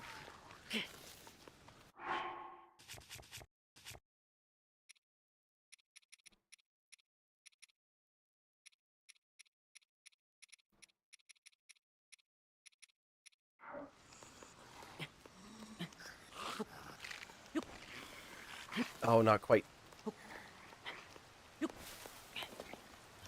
There you go, Link.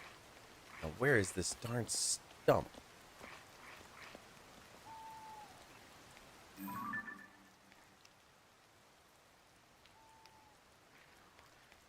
There's a small stump. We did see the well.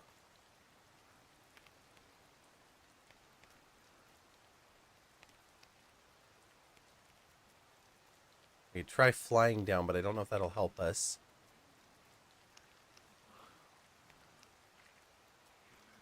What's that one?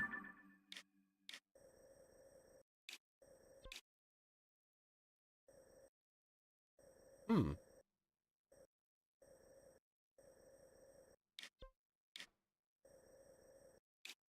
Somewhere we should probably go. Am I really staying up this late? It's not like I have to do anything in the morning. I should do stuff in the morning.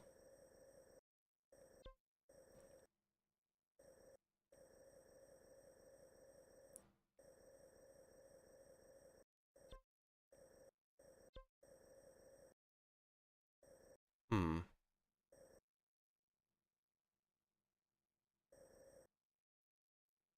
Oh, we've got ads anyway. Okay. How many more gyozas do I have? I have 3 of them left. I'm going to finish off me gyoza real quick. Me gyoza? My gyoza. We'll be back in just a couple minutes.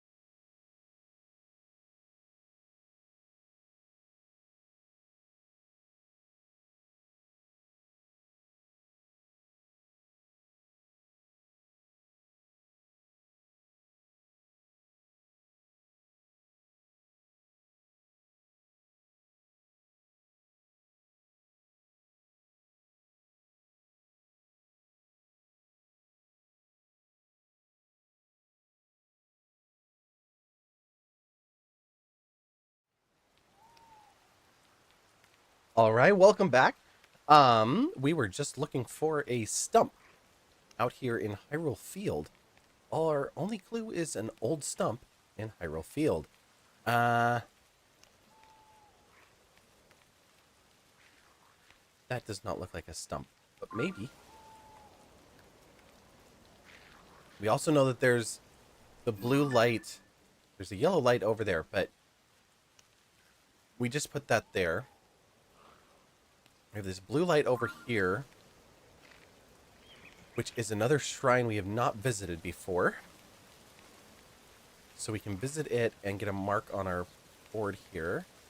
Mark on our board. A fast travel point. Oh my god, brain. Okay, well there will be no more ads tonight because our brain is about done with the streaming. But we'll stick around for a bit since we just ran one.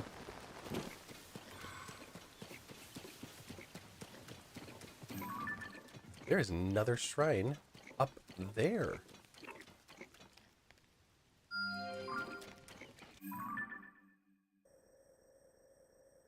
That's the blue one. Where's the purple one? Up. Oh, we have that one already. Okay.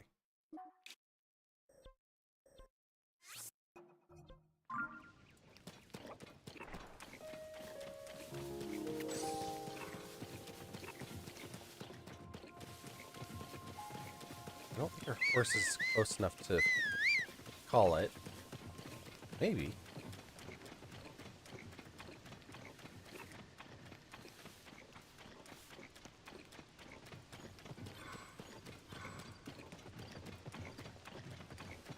Old stump.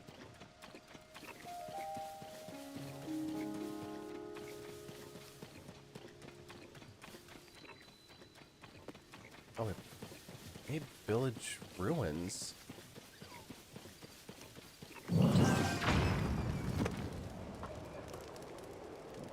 Oops! I just meant to pick up the fire fruit, not launch them into. Oh, not what we want. Not what we want. Ow. Just keep moving, guys. We're fine. Somehow they don't see our army walking across the desert here.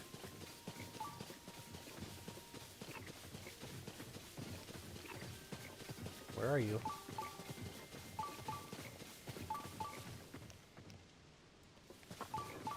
How are you?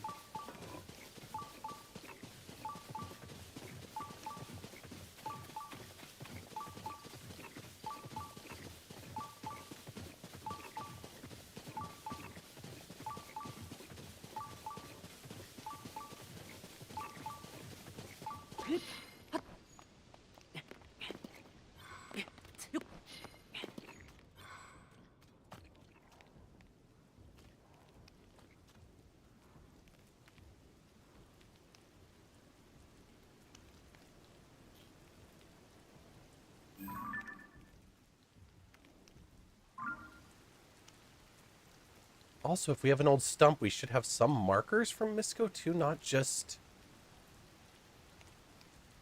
a stump. Like, it wouldn't just be a chest sitting out here on the plains.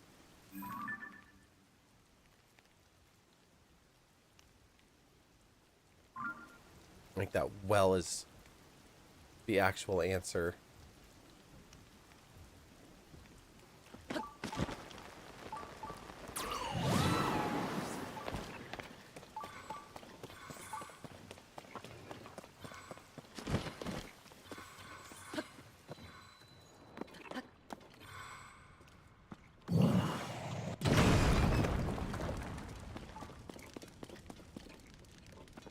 Okay, just some stone.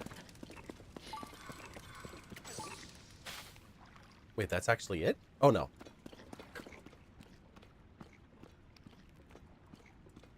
But maybe pretty close to it.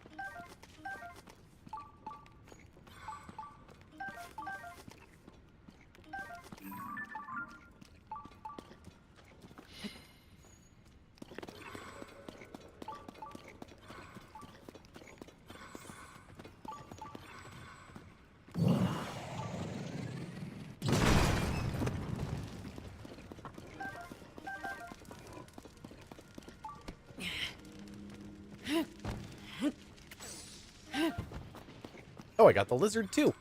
Nice.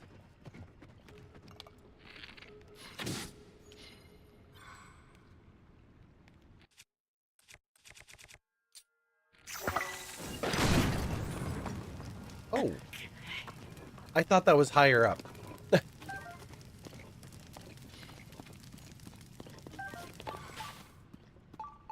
Almost certainly did not think that we were just going to get blown to bits there.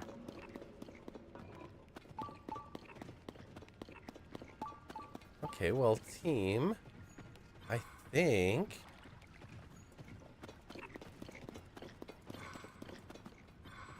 that was it for down here.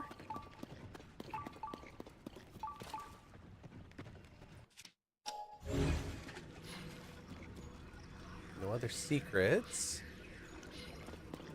Any other explosive rocks? No. Okay.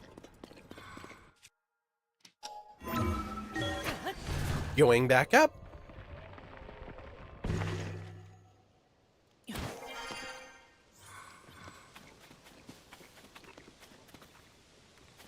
Oh, we should leave him be. We're going to that opening over there.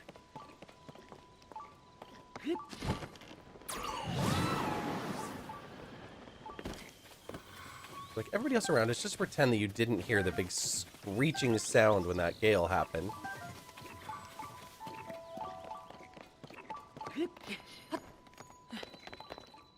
Discovery. Branch Ruins Cave.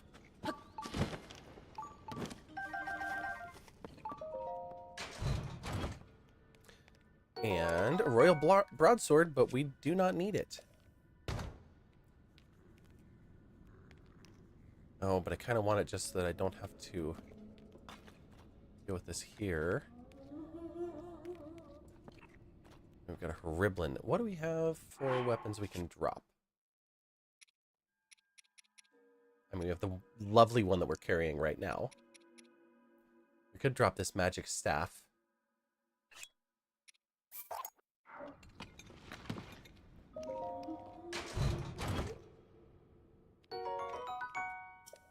Okay.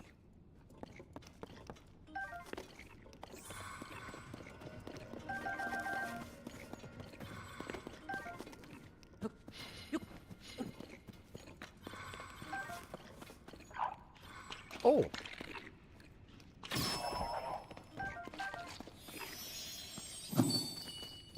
Thank you.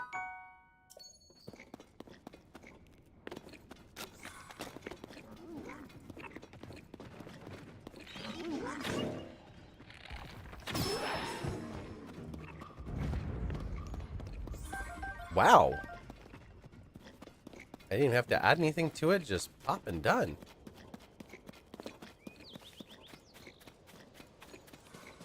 We are still short one old stump.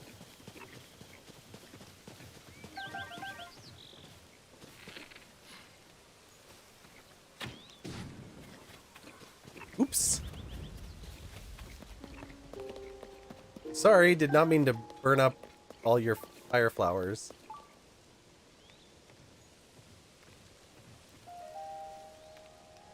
Ruins?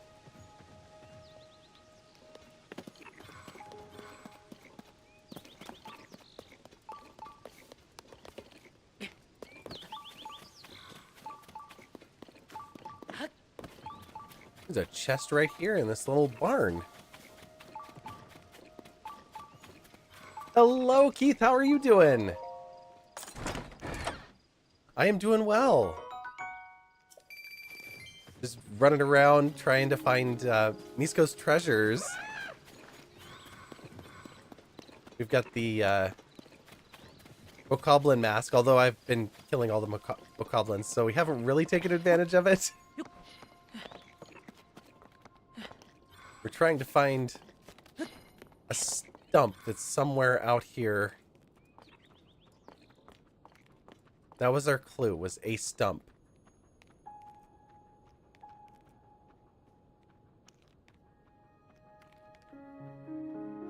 Like, there's trees. There's a little pond. There's the ruins of whatever this was. There is a broken stump there. But Misko's treasures have been in these, like, really elaborate spots, and none of these things align to that at all.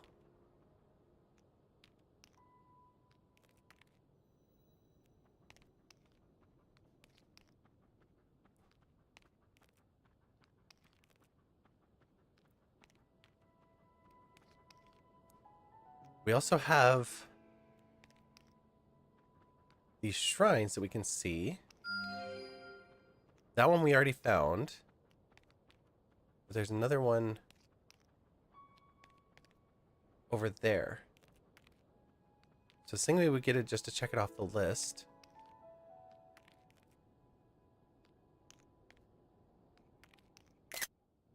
Oops, did not need to take a capture.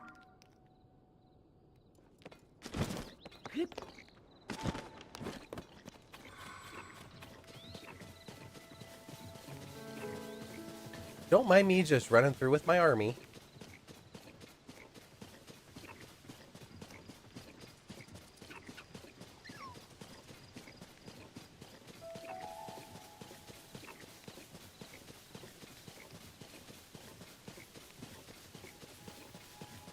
Yeah, we have the Red Crown Citadel of Akala, something under the bed chambers. We're trying to find the Fierce Deity armor. Fierce Deity armor. There we go. Words can come out of my mouth.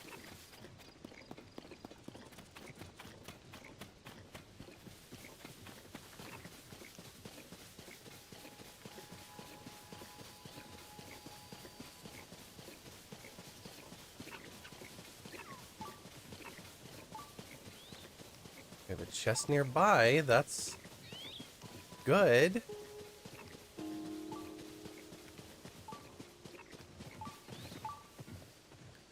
How are you guarding it?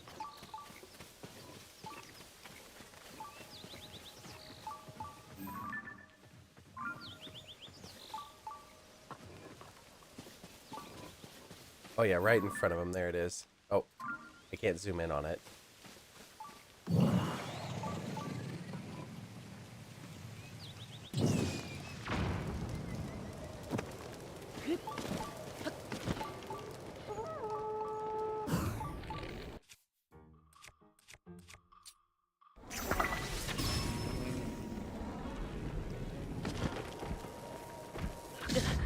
Ooh! Ouchie!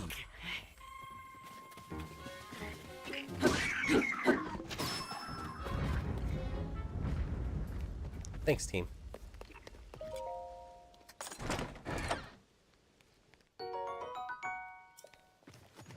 That's better.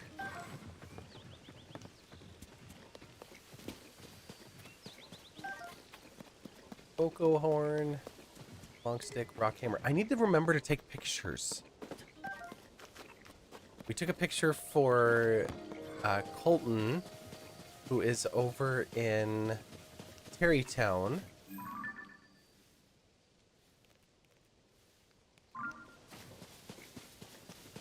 And we need to take him back a picture of a Horiblin so that we can position it in his little monster display.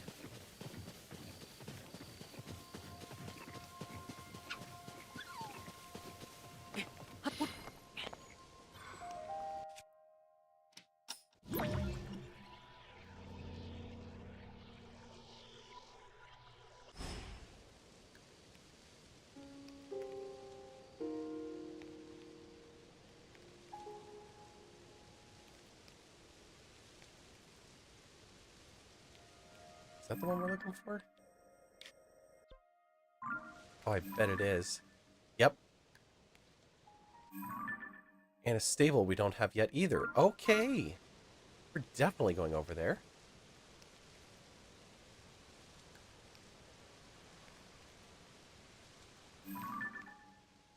Nope, that's stone.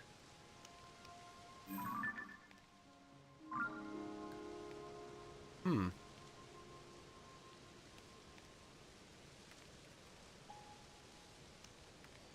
Alright, let's try this. I was curious if this would actually do something, and now gonna find out for ourselves.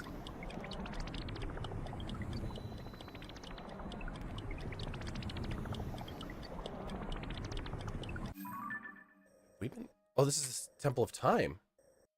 Okay.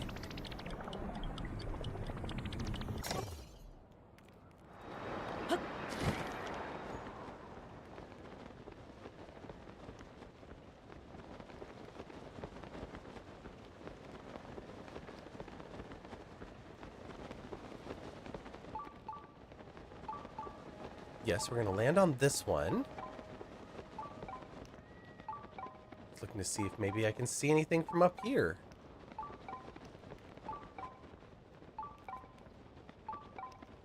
I mean, I can see something down there.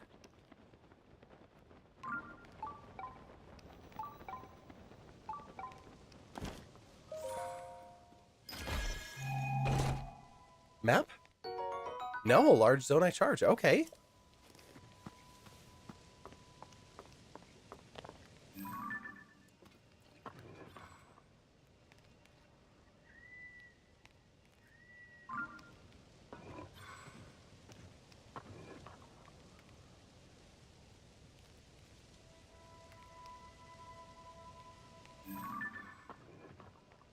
That's the town.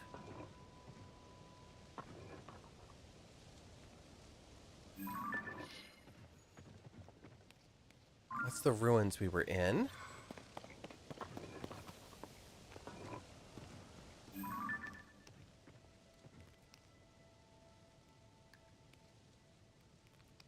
I have no idea what that is. Just jumbled up rocks.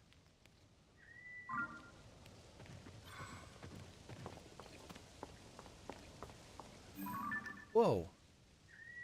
Well, that's definitely a monster home.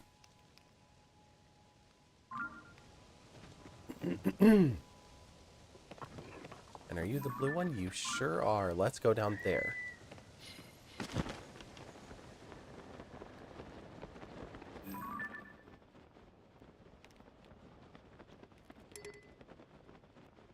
Oh, can't place any more pins. Okay.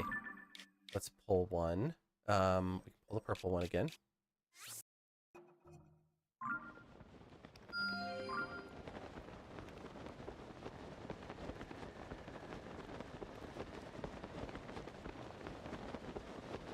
I don't think that's what I'm looking for. It's just a cave.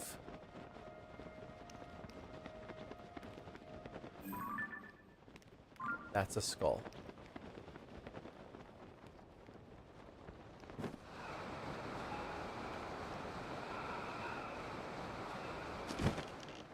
There's a well there.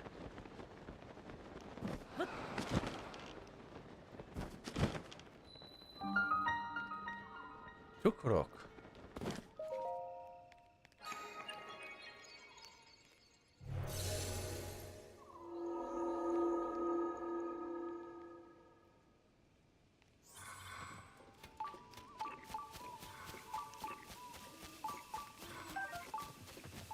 Treasure chest nearby too that's not in the shrine? Oh yeah, over there.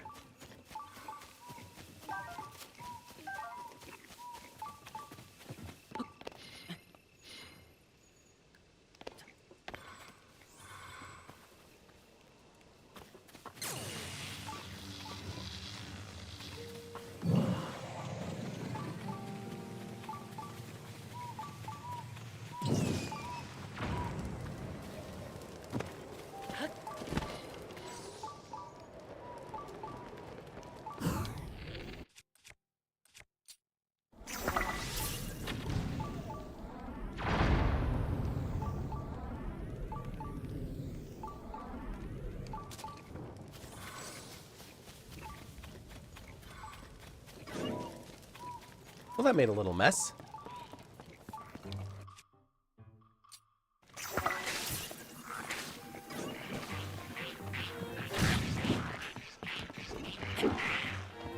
Okay, you're done.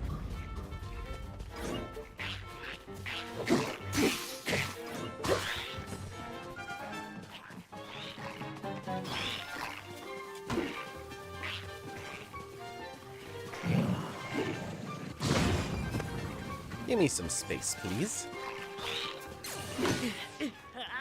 Oh, what? Oh my god. I guess that's what I get for running around with no life. That was our first death of the night. I guess it's probably the hardest thing we fought tonight, too, but still, first death. Gonna take that as a win, sort of.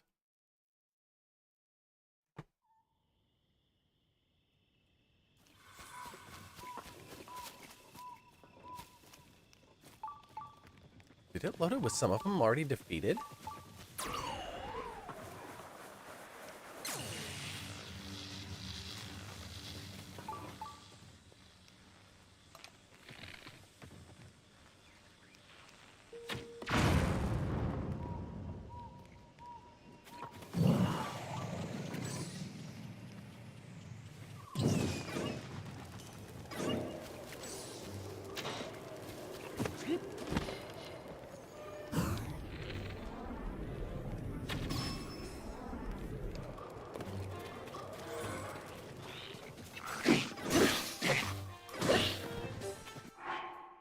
Okay, before they get us again, let's do a little snack.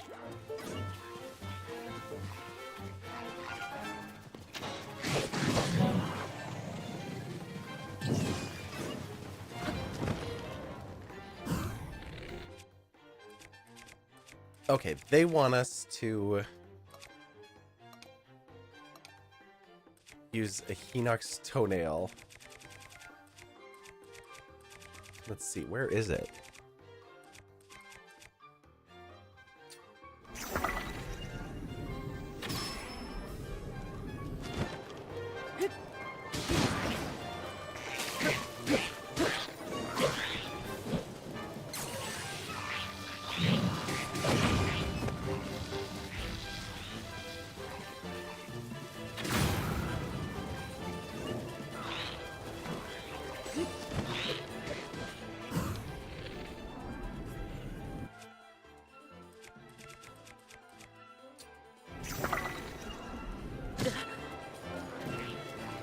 Which is...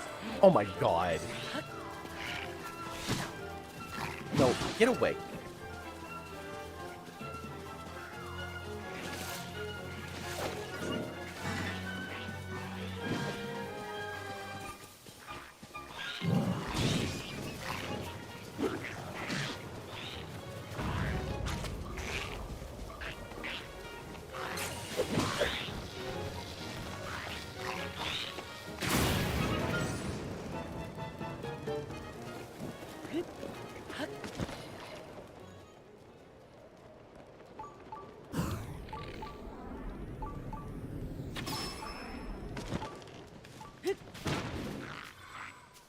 It's a little sword that I'm holding on to.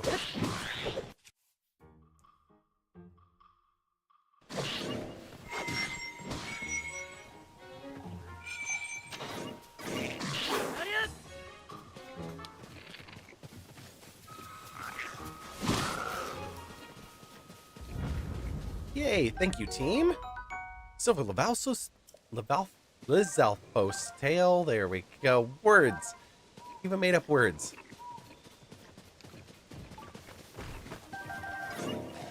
You guys can fight that thing.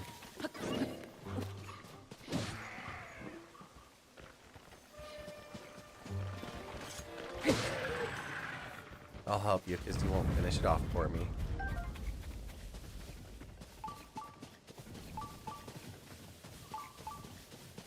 Okay, we can get the chest from their little campground here now.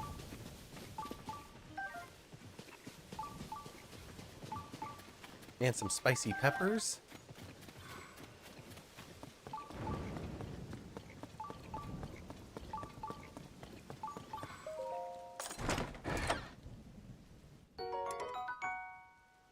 Lizelle Boomerang, 16. We're about to get zapped.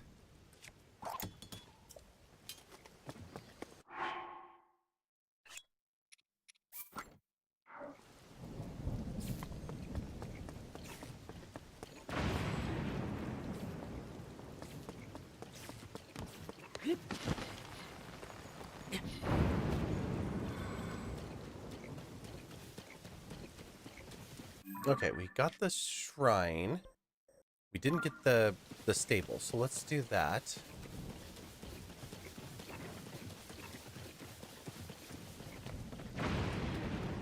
Ooh.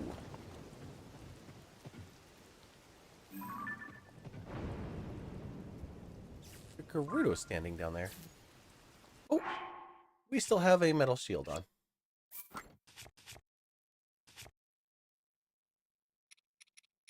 And bow. Okay, we're fine, just as long as we don't attack anything.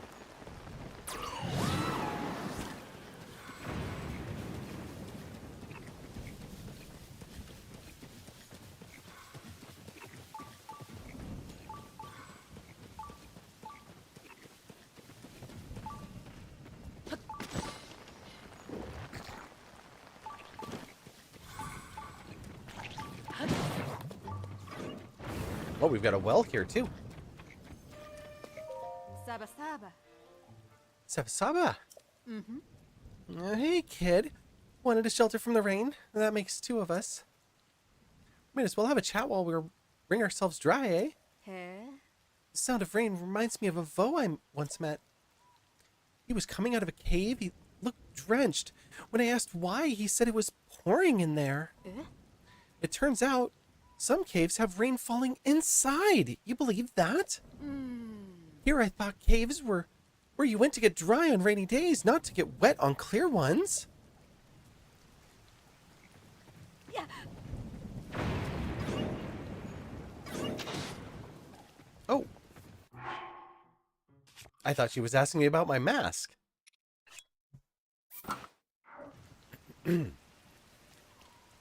All good?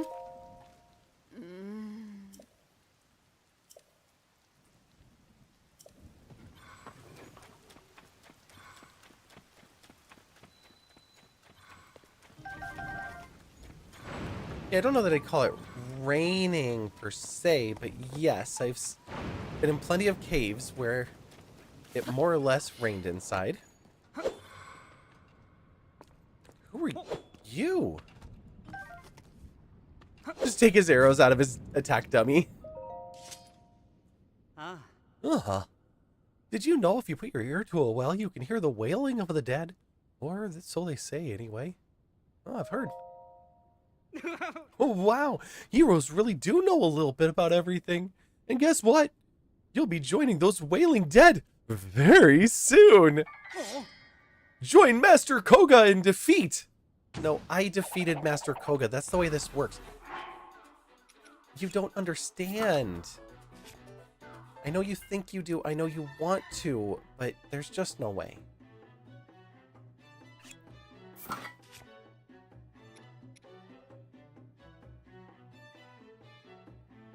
Do we want just a regular thing?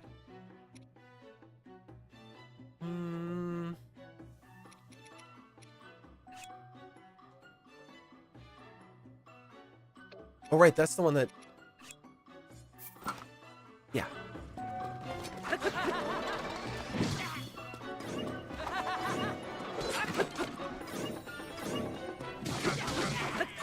Bye! Thanks for the bananas!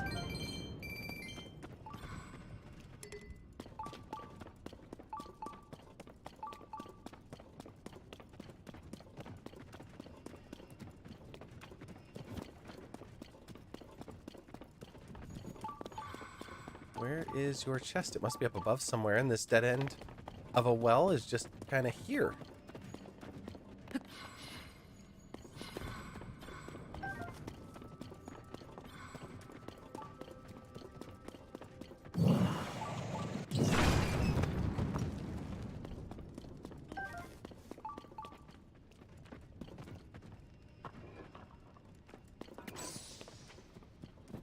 Might as well get that other arrow.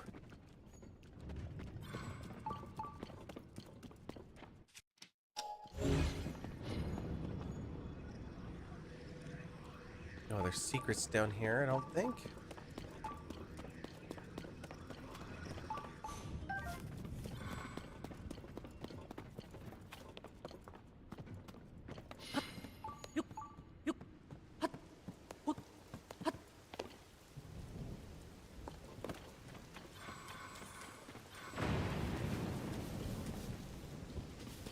Storm's almost over. Almost back to daylight. Oh, we're all equipped with metal again.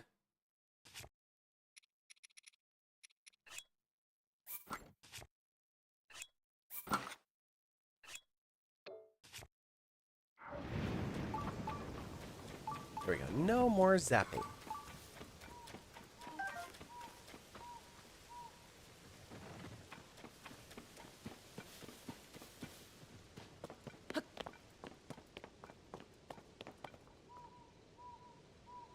And I am even further away from understanding the reference to the old stump.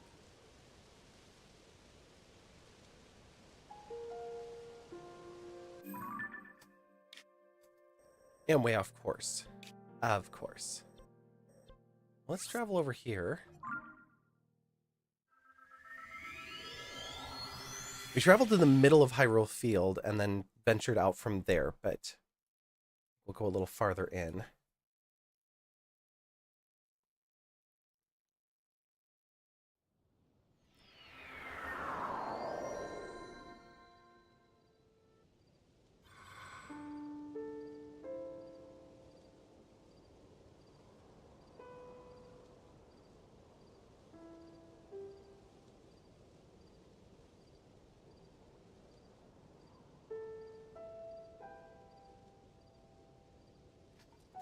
Okay. We're gonna make contraptions.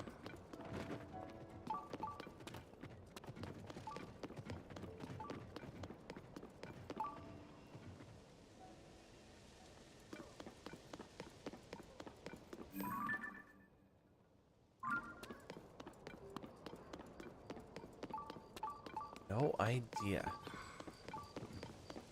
If whatever's up on this hill. And that hill.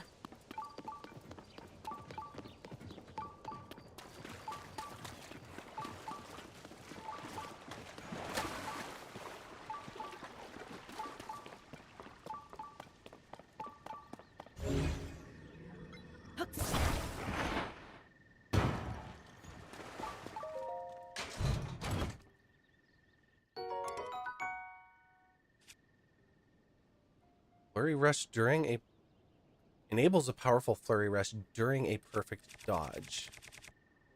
I think we'll leave it behind, even though it's going to continue to beep at us.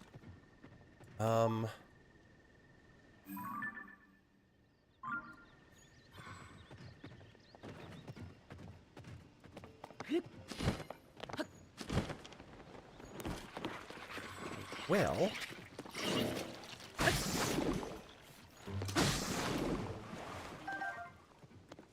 this was supposed to be a wind down.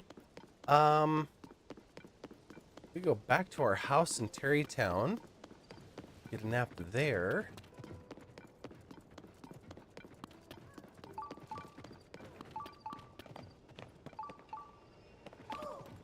Oh, you're like just laying right here. What are you doing out here in the middle of nowhere? Where's your friend? Way over there? All right, fine.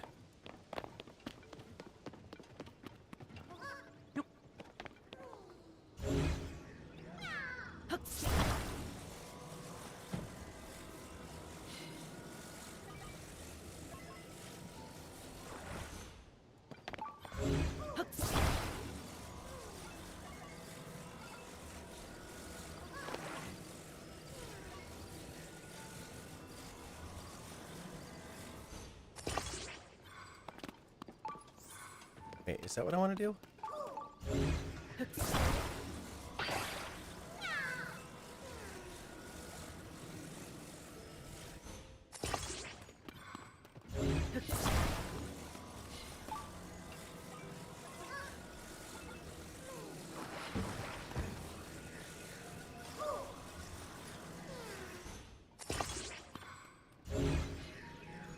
This is one of those. Is this a bad idea? This might be a bad idea. It's probably a bad idea. I'm gonna do it anyway.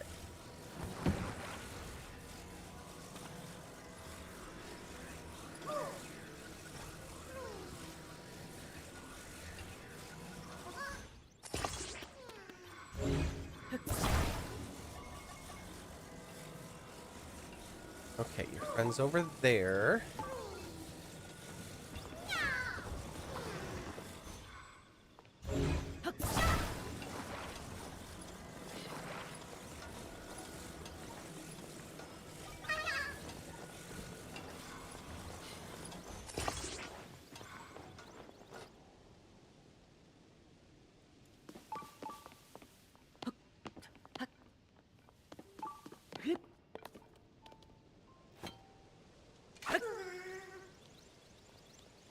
Oh, sorry.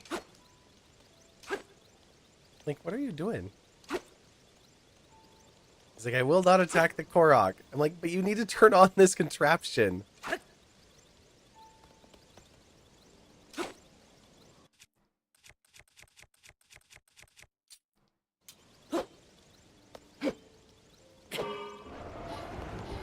That's right, Korok powered.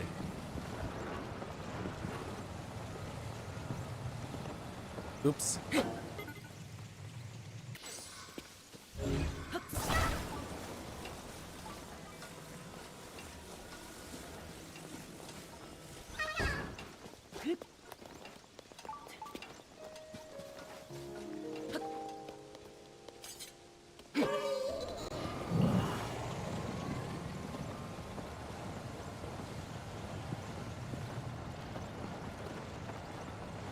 Oh, it drives on the road. That's convenient. Oh, that's not convenient at all. Don't you dare go that way.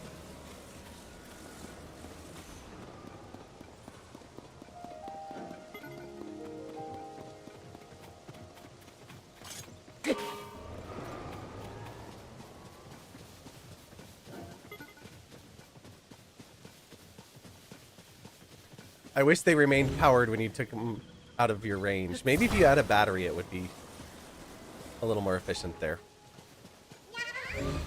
There's your friend. Yes, there it is. There you go. You only got hit by my sword a couple of times. Yes, I know. I know. I'm going there soon.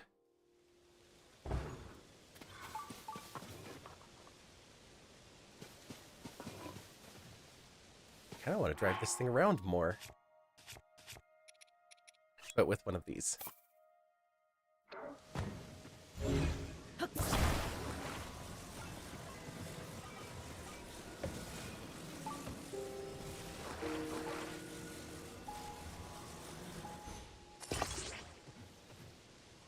Okay.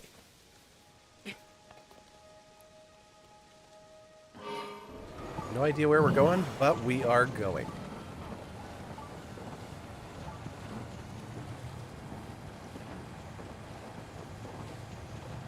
This is much faster than walking.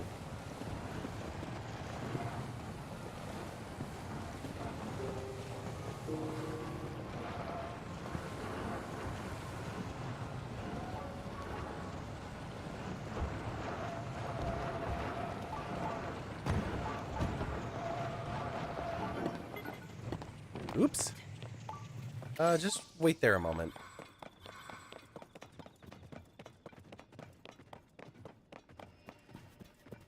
Silver Boko camp. A Boko up there.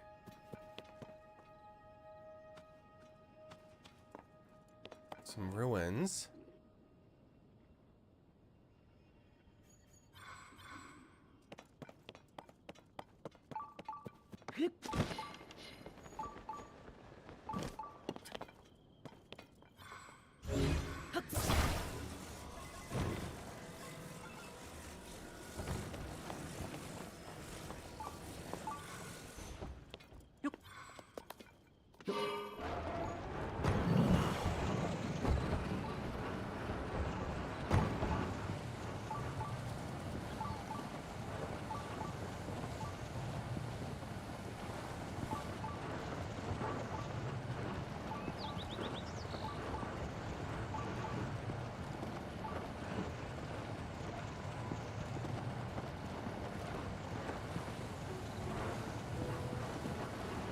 Boko's over there just hanging out, having a good time.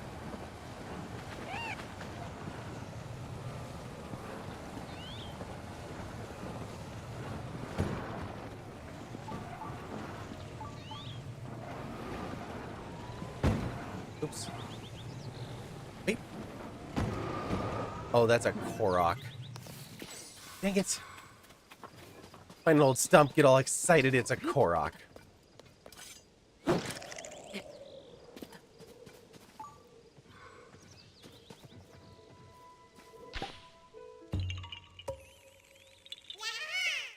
Yes, I did. Gonna tell me about the Korok Forest?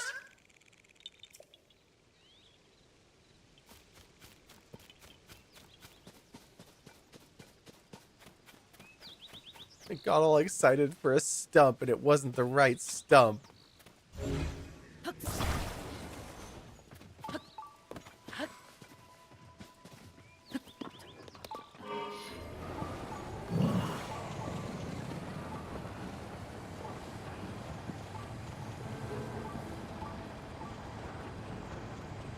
Oh, what about this one? Are we still in Hyrule Field? I don't know if we're still in Hyrule Field, but that looks promising. I don't know if it's still counting since we're up on a mountain, sort of.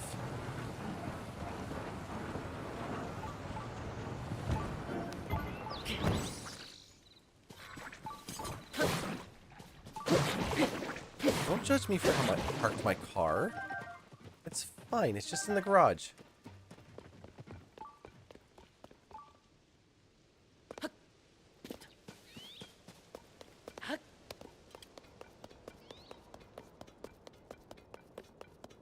It's definitely the most impressive stump we've found yet. Ooh. Cool. Thank you, Sidon. I have a feeling you're going to need to get a few more, because they're just hovering around me here. Let's go over this way.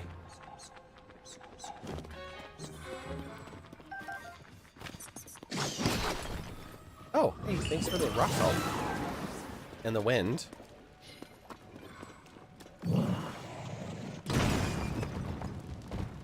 Ooh, sapphire, topaz, and an amber. Nice. Oh, you're good. We don't need anything that excessive. Thank you.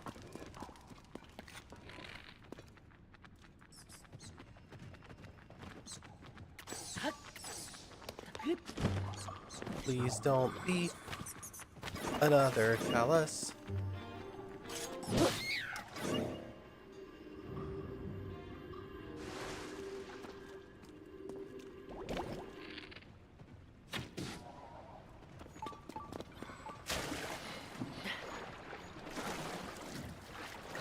This is really cool. A cave that's like all roots.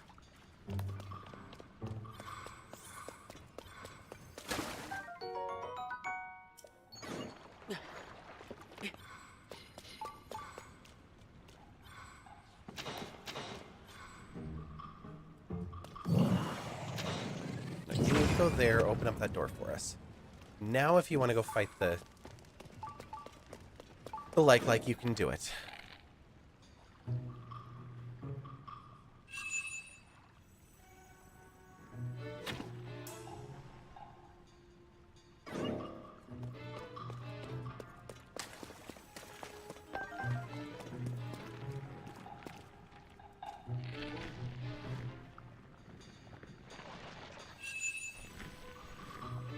Come on.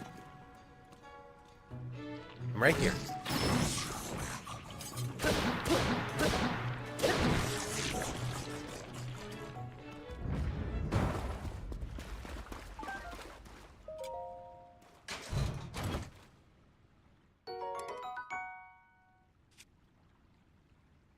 It's not worth it, but we're gonna drop this and pick it back up so that this chest won't be beeping.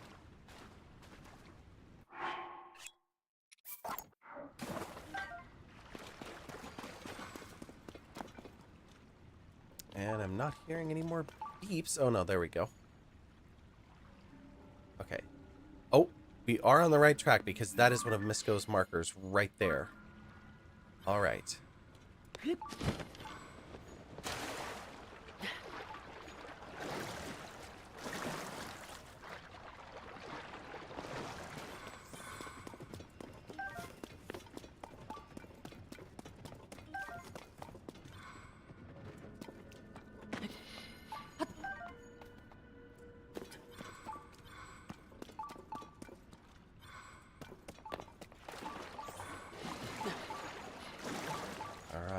what's next down here.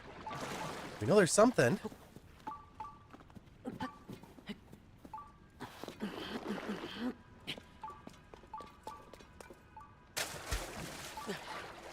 We'll just bounce ourselves back into the water. Why not?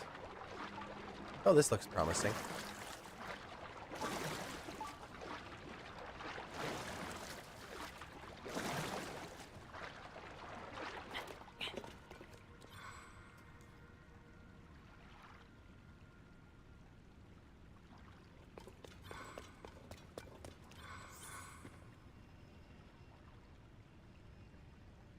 Oh, there's another spot up there if that's not the one we did earlier.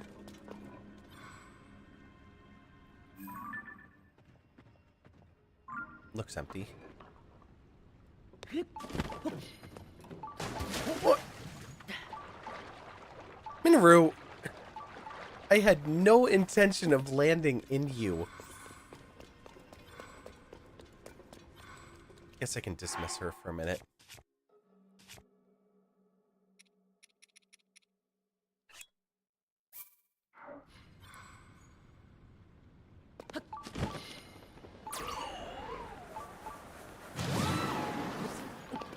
Nope, a moment too late. This really just a cave of fish? Interesting. Guess so.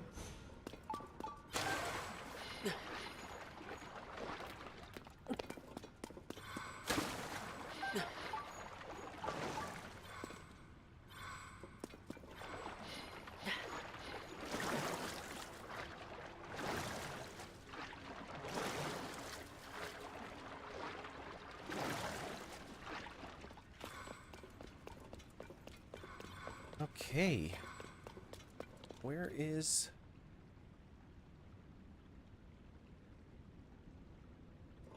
Where's this treasure chest? We only have the one marker down there, so that suggests it's down there. Oh, there's some goodies up here, so we'll check this first.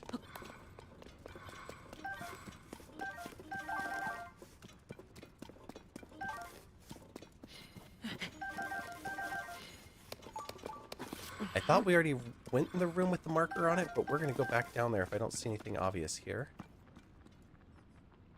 I mean, that looks like something to teleport up through, but that's not what we're after. Oh. Yep, Link, we knew that was coming. You're fine.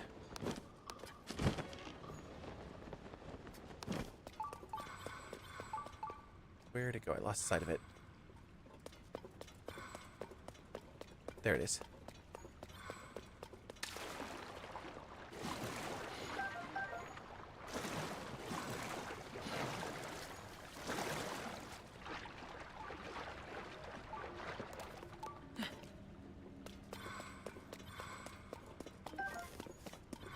Oh no, we didn't go in here.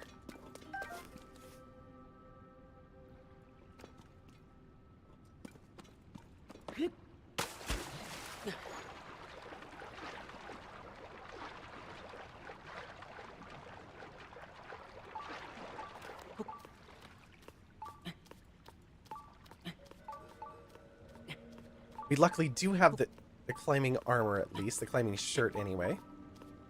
Nearby and above. Yeah, I figured as much. Since we've got another Misco trail marker here.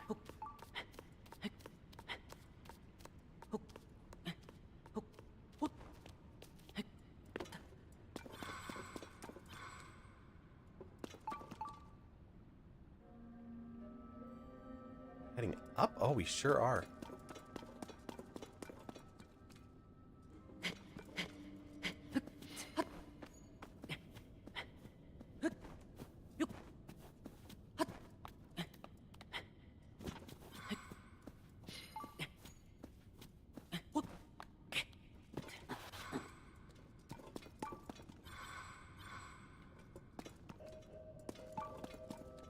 I feel like we're just climbing up the outside of the same spot we just were.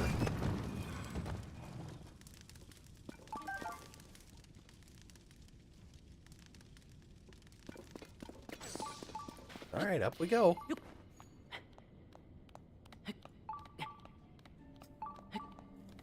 Hopefully we're not heading to the same path, just dropping back down into the water again. Because we're definitely back up by the top where we dropped in. Well, it's still up here. Oh no, this is it.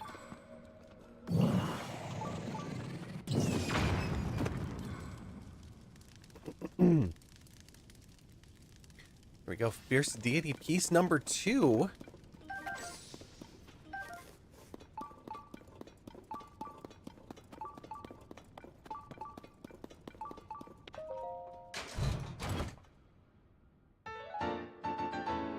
Fierce Deity boots. According to legend, these boots were once worn by a hero from a world in which the moon threatened to fall. Wearing them provides godlike power.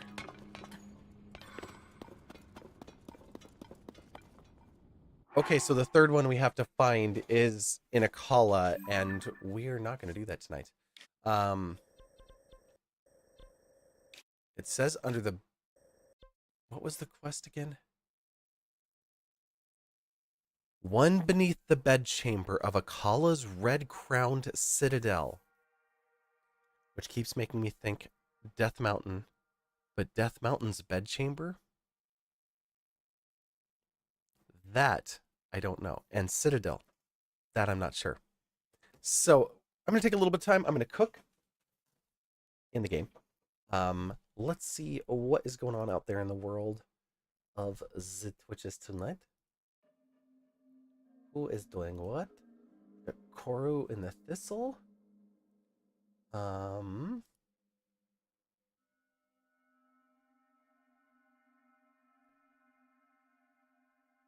I clicked over to somebody and they are watching credits, so I don't think they're going to be on long.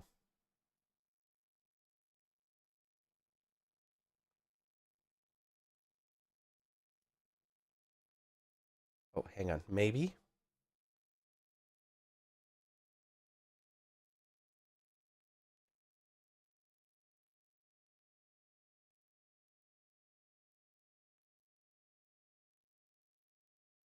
What else are people doing?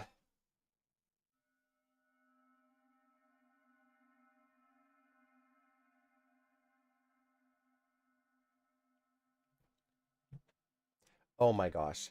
I think I know where we're going. Somebody just went live, and although I no longer support the company that makes the overlays they're using the overlays I used when I very first started streaming, and I love that. So, for my own personal nostalgia's sake, let's go see Mike the Potato. If you're out there and joining us, come along for the raid. If you can, grab the raid messages. If you're lurking, no worries. We appreciate lurkers as well. Thank you for everybody who was hanging out with us tonight. Chai, sorry about your head. Lydia, nice work keeping yours. Kingdom Balance, thank you as well for the raid earlier. We had a great night. We did a bunch of stuff for stream setups and all sorts of stuff. Jam on Toast, hello. I'm sorry I didn't look over at YouTube for a while, so I apologize. I saw you just joined. I hope you had a good time hanging out with us. We were kind of just looking around at some random stuff. I need to get my 2 chats integrated, at least on the on my side, so that it makes a little bit more sense. So I'm going to look into that before our next stream. Our next scheduled stream is not until Friday. But join us in the Discord for all of the updates, movie nights, whatever else, sharing stuff, all sorts of community stuff. And we are on all of the socials, ridiculous amount of socials. If you're on YouTube, this is our unfiltered channel. So this obviously includes everything from streams to VODs to whatever the heck it is we publish over there. We do have another channel for more curated content, but we're out of time on the Twitch side. So we'll see you soon on your own channels for the many of you that stream on the places we all hang out in together, and hopefully get back here again soon. Until then, bye!